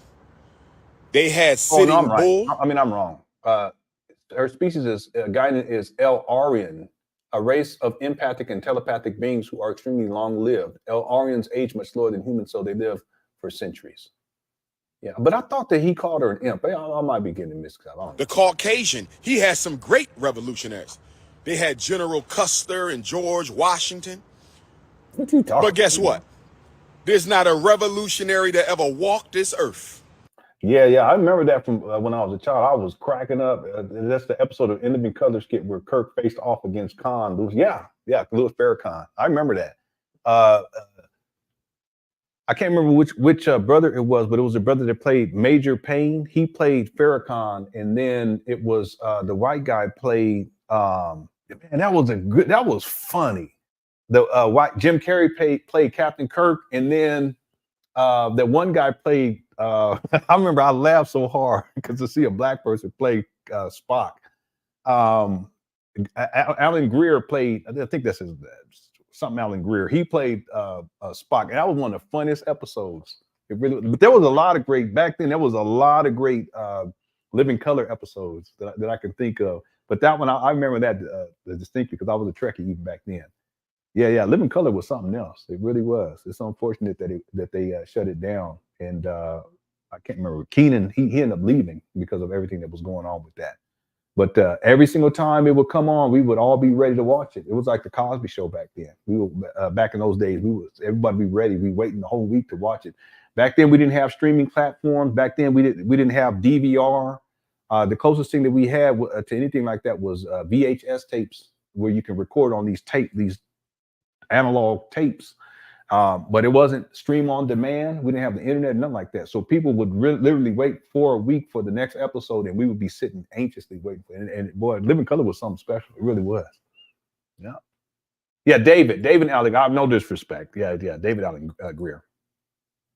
Yeah. That whole time period, though, it was like a very unique time period. Arsenio Hall show was huge. Then the other shows started coming up, like Living Single, and what was there was another show that was Martin that came out. Yeah, those were some good times. I actually watched that Martin series about 4 months ago. I watched the whole thing because it came on Netflix. Okay, here we go. Of the quality and caliber of an honorable Prophet Nat Turner. Not one of them can touch Prophet Nat Turner. George Washington can't touch him. Custer can't touch him. Ulysses Grant can't touch him. Sitting Bull can't touch him. Geronimo can't touch him. Not John Brown. First of all, see, I'm talking about a black revolutionary. You bring up a Caucasian one. Here we go. I'm talking about an African revolutionary. You bring up a Caucasian. Let me say this. My people are so lost. Let me say this. John Brown, who I respect tremendously. John Brown, who I respect tremendously. Oh, and thanks for super chat, Tori. John Brown, who I respect tremendously. If you do your research, John Brown admitted he was inspired by the prophet Nat Turner. See? Yeah, that was a good. You so quick to worship those outside of your community. You so quick to honor those outside of your community, and the very man you trying to honor. The very man you trying to honor paid homage to your ancestor. But you want to go outside the community for your heroes. You want to go outside the community for your heroes when the person you trying to put above Nat paid homage to Nat. Look at the games we play. Look at the games we play. Look at the games we play, brothers and sisters. And let me say this. I have no problem with you mentioning John Brown. Definitely a revolutionary. But I have a big problem if you're going to mention John Brown and not mention the 5 Africans who struggled with him. I thought you were going to say 5 4 of whom died for him. The first man to fall for John Brown. The first man to fall for John Brown at Harper's Ferry, Virginia, on October 17th, 1859. When is the next almost eclipse? October 17th, 2024. When did the first man die for John Brown? A black man, Dangerfield newbie, a runaway slave. October 17th, 2024. I'm thinking about having a group tour to Harper's Ferry to honor Dangerfield newbie and the 5 Africans who struggled and died. 4 of them died with John Brown. Who want to go to Harper's Ferry, Virginia and celebrate the October 17th almost eclipse with the Prince of Pan-Africanism? Who wants to go to Harper's Ferry, Virginia, where the John Brown raid took place on the next eclipse, almost eclipse, on October the 17th, and we're going to honor Dangerfield newbie, the first to die for John Brown. We're going to honor Osborne Anderson from Chester, Pennsylvania. He survived and was the only one to tell his story of the Africans. We're going to honor Shields Green, who was living with Frederick Douglass before he joined John Brown. What? Yeah, that's what he said. Yeah, that episode. We're going to honor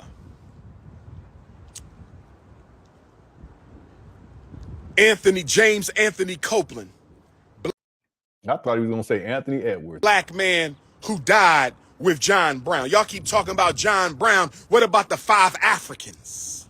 What is he so Y'all keep talking about John Brown. What about the 5 Africans who want to go with me to Harper's Ferry, Virginia for the next almost eclipse, October 17th? Let's pour some libations. Let's burn some incense. Mike Jones. Let's get ready for November the 19th, because y'all know what happens November the 19th. Derek go. Toria go.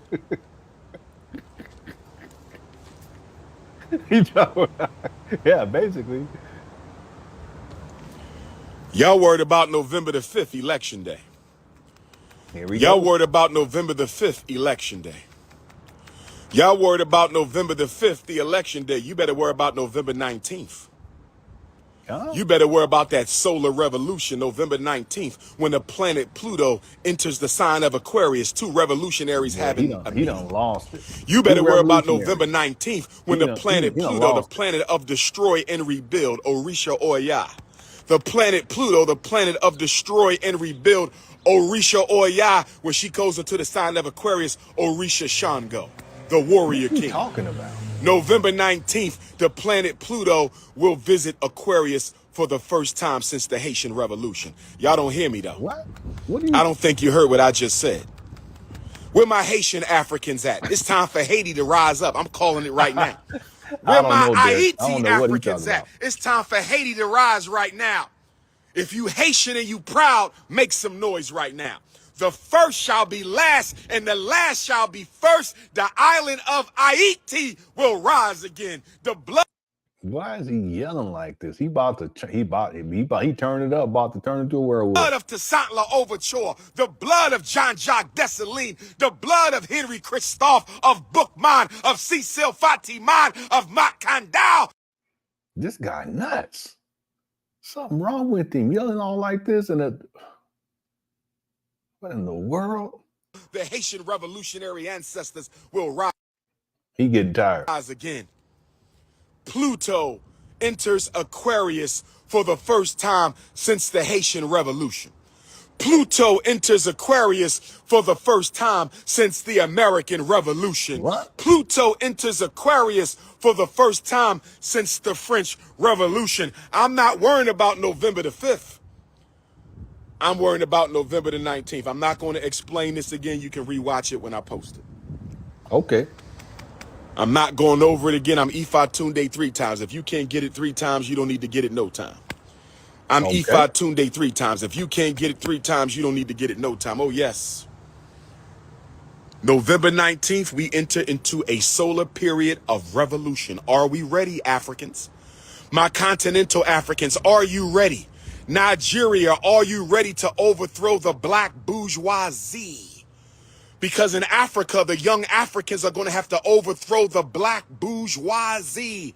Africa will have a second. He sound like the hotel from Don't Be a Menace to South Central. Some swine, my brother. Is that? I don't think that's from that movie. I thought that was from "I'ma Get You, Sucker." Isn't that from that one? I thought that was. No, wait a minute. That was no, that was Bean Pies. I think. Now I can't even remember now. That was. I used to crack up at that. Don't even be a menace, but the what was it called? Don't. I'm gonna get you, sucker. I used to that used to have me crying. I used to crack up, so I'd be tears coming out. Yeah, but I remember that. But I thought that was from "I'm Gonna Get You, Sucker." But if it's from "Don't Be a Menace," I can't remember. Yeah, some swine, my brother. The other one was something about Milk of Magnolia. That was so funny. Was it? I think it was more. Anyway, thanks for super chat. Okay, we're almost done here. Revolution to overthrow magnesium. the black bourgeoisie. Yeah. Ghana will not rise. Gambia will not rise. Zambia will not rise. Yeah. Eswatini, Lesotho, South Africa, Togo, Benin, Kenya, Eritrea, Somalia, Uganda, Malawi, Congo. Yeah, he done turned to a werewolf. Mozambique, Angola. You will not rise until we overthrow the black bourgeoisie of Africa. And then we got to go to the Caribbean islands and overthrow the black bourgeoisie of Jamaica. Overthrow the black bourgeoisie of Barbados and Bahamas and Bermuda. Overthrow the black bourgeoisie of St. Thomas and St. Croix and St. Lucia and St. Vincent. Overthrow the black bourgeoisie of Guadeloupe and Turks and Caicos, Nevis and Dominica. We must overthrow the black bourgeoisie. And then black America, after our South American Africans in Brazil overthrow the black bourgeoisie. After our South American Africans in Suriname overthrow their black bourgeoisie. After our South American Africans in Guyana overthrow their black bourgeoisie. After the Central American Africans of Costa Rica overthrow their black bourgeoisie. After the Central American Africans of Panama overthrow the black bourgeoisie. It's going to be time for the North American Africans to overthrow the black bourgeoisie. Oh, yes. Are y'all ready to overthrow the black bourgeoisie? What are you talking about? You know what the biggest problem is going to be in overthrowing the black bourgeoisie? Why can't he just plug it? I know. He talking about everything else up FDMG. We waiting. It's almost over. We got like 2 more minutes. I think you got user 225. And everyone else, thank you so much as we close this out. If you guys can hit the like button, I'd appreciate it. I don't know if I still got the poll up. Let me go see. The biggest problem in overthrowing the black bourgeoisie is going to be the mind control. The mind control that the 3 Abrahamic faiths have on black people mentally and spiritually. I'm going to say it again. Make some noise if you understand what I'm saying. See, he's also triggered because there's Muslims that have been speaking out against Umar lately. Make some noise. Not black nationalism. Revolutionary Pan-African nationalism. Not black nationalism. Revolutionary Pan-African nationalism. Not black nationalism. I know, right? Revolutionary Pan-African. Everybody. This World War III will be Africans against the rest of them. Are you ready for the clash of consciousness, the clash of culture, the clash of cosmic spirituality? Get ready, November the 19th. Get ready, November the 19th. The biggest problem towards an African world revolution, the biggest problem towards an African world revolution, African world nationalism, is the mental control of the black bourgeoisie churches, the black bourgeoisie temples, in the black bourgeoisie masjids. I'm going to say it again. The biggest obstacle to the liberation of African people will be the liberation of the African mind. And the problem with overthrowing the black bourgeoisie, we're going to have to overthrow the black religious leaders.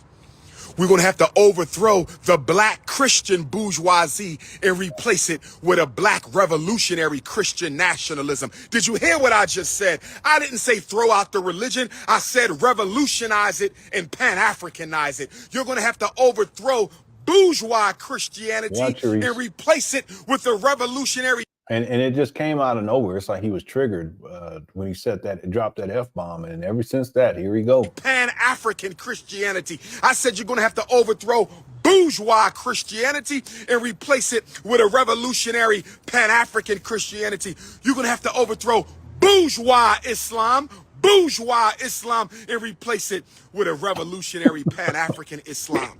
Like Muhammad Ahmad, the Mahdi of the Sudan, my favorite Muslim hero, Muhammad Ahmad.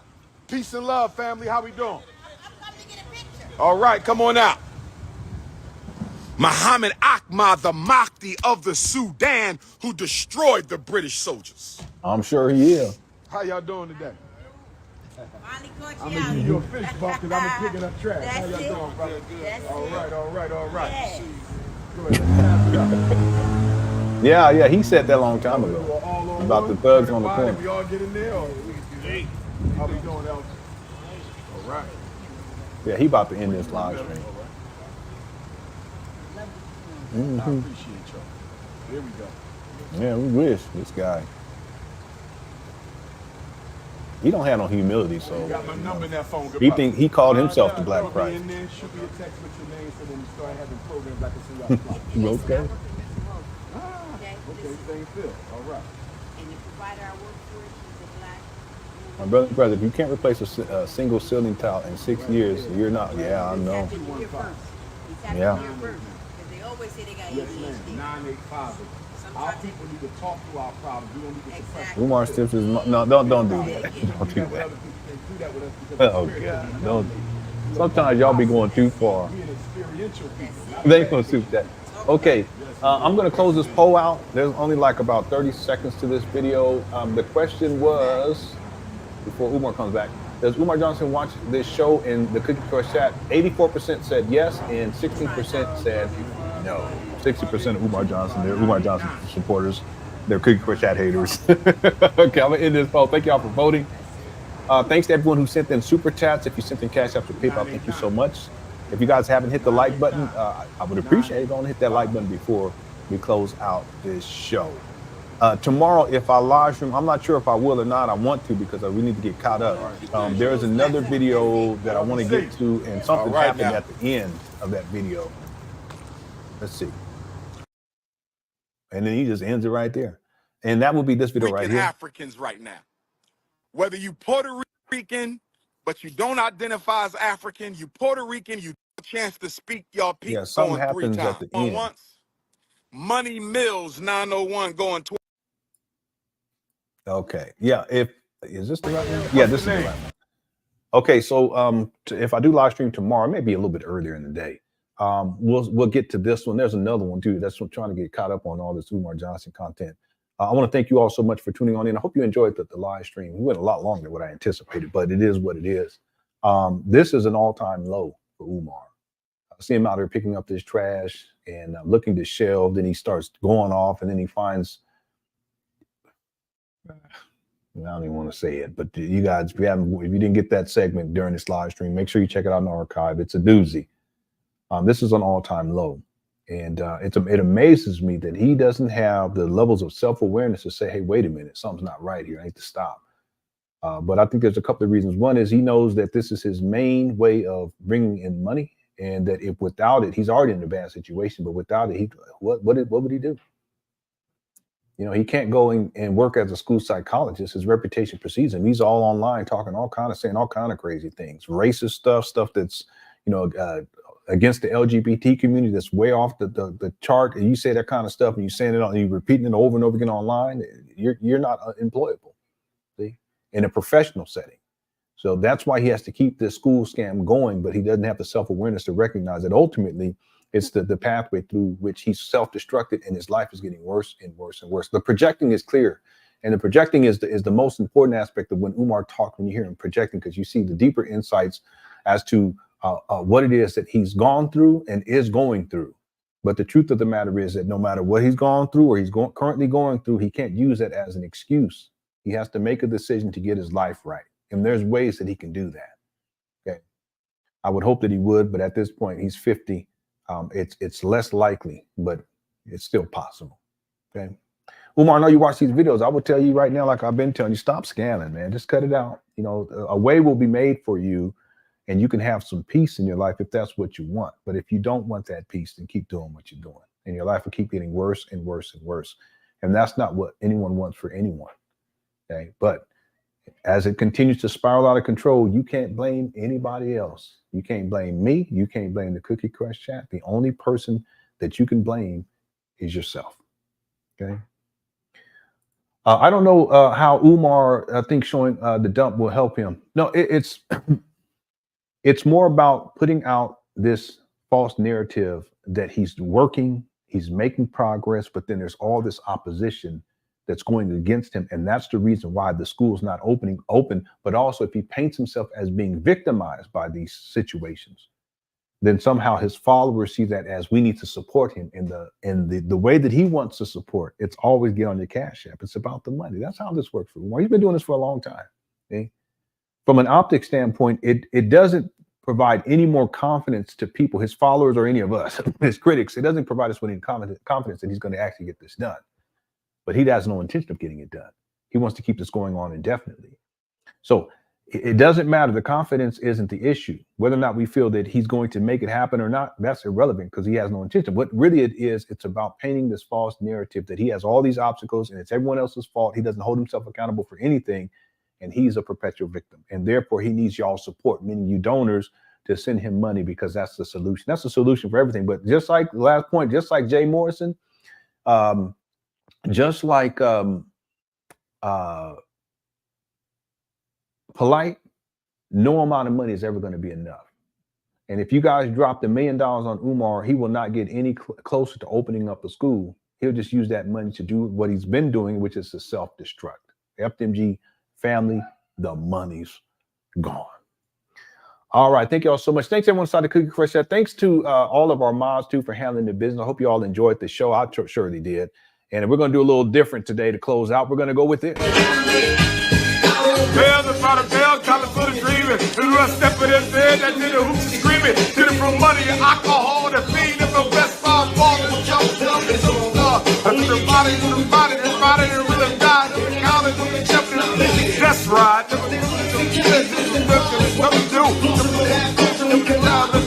appreciate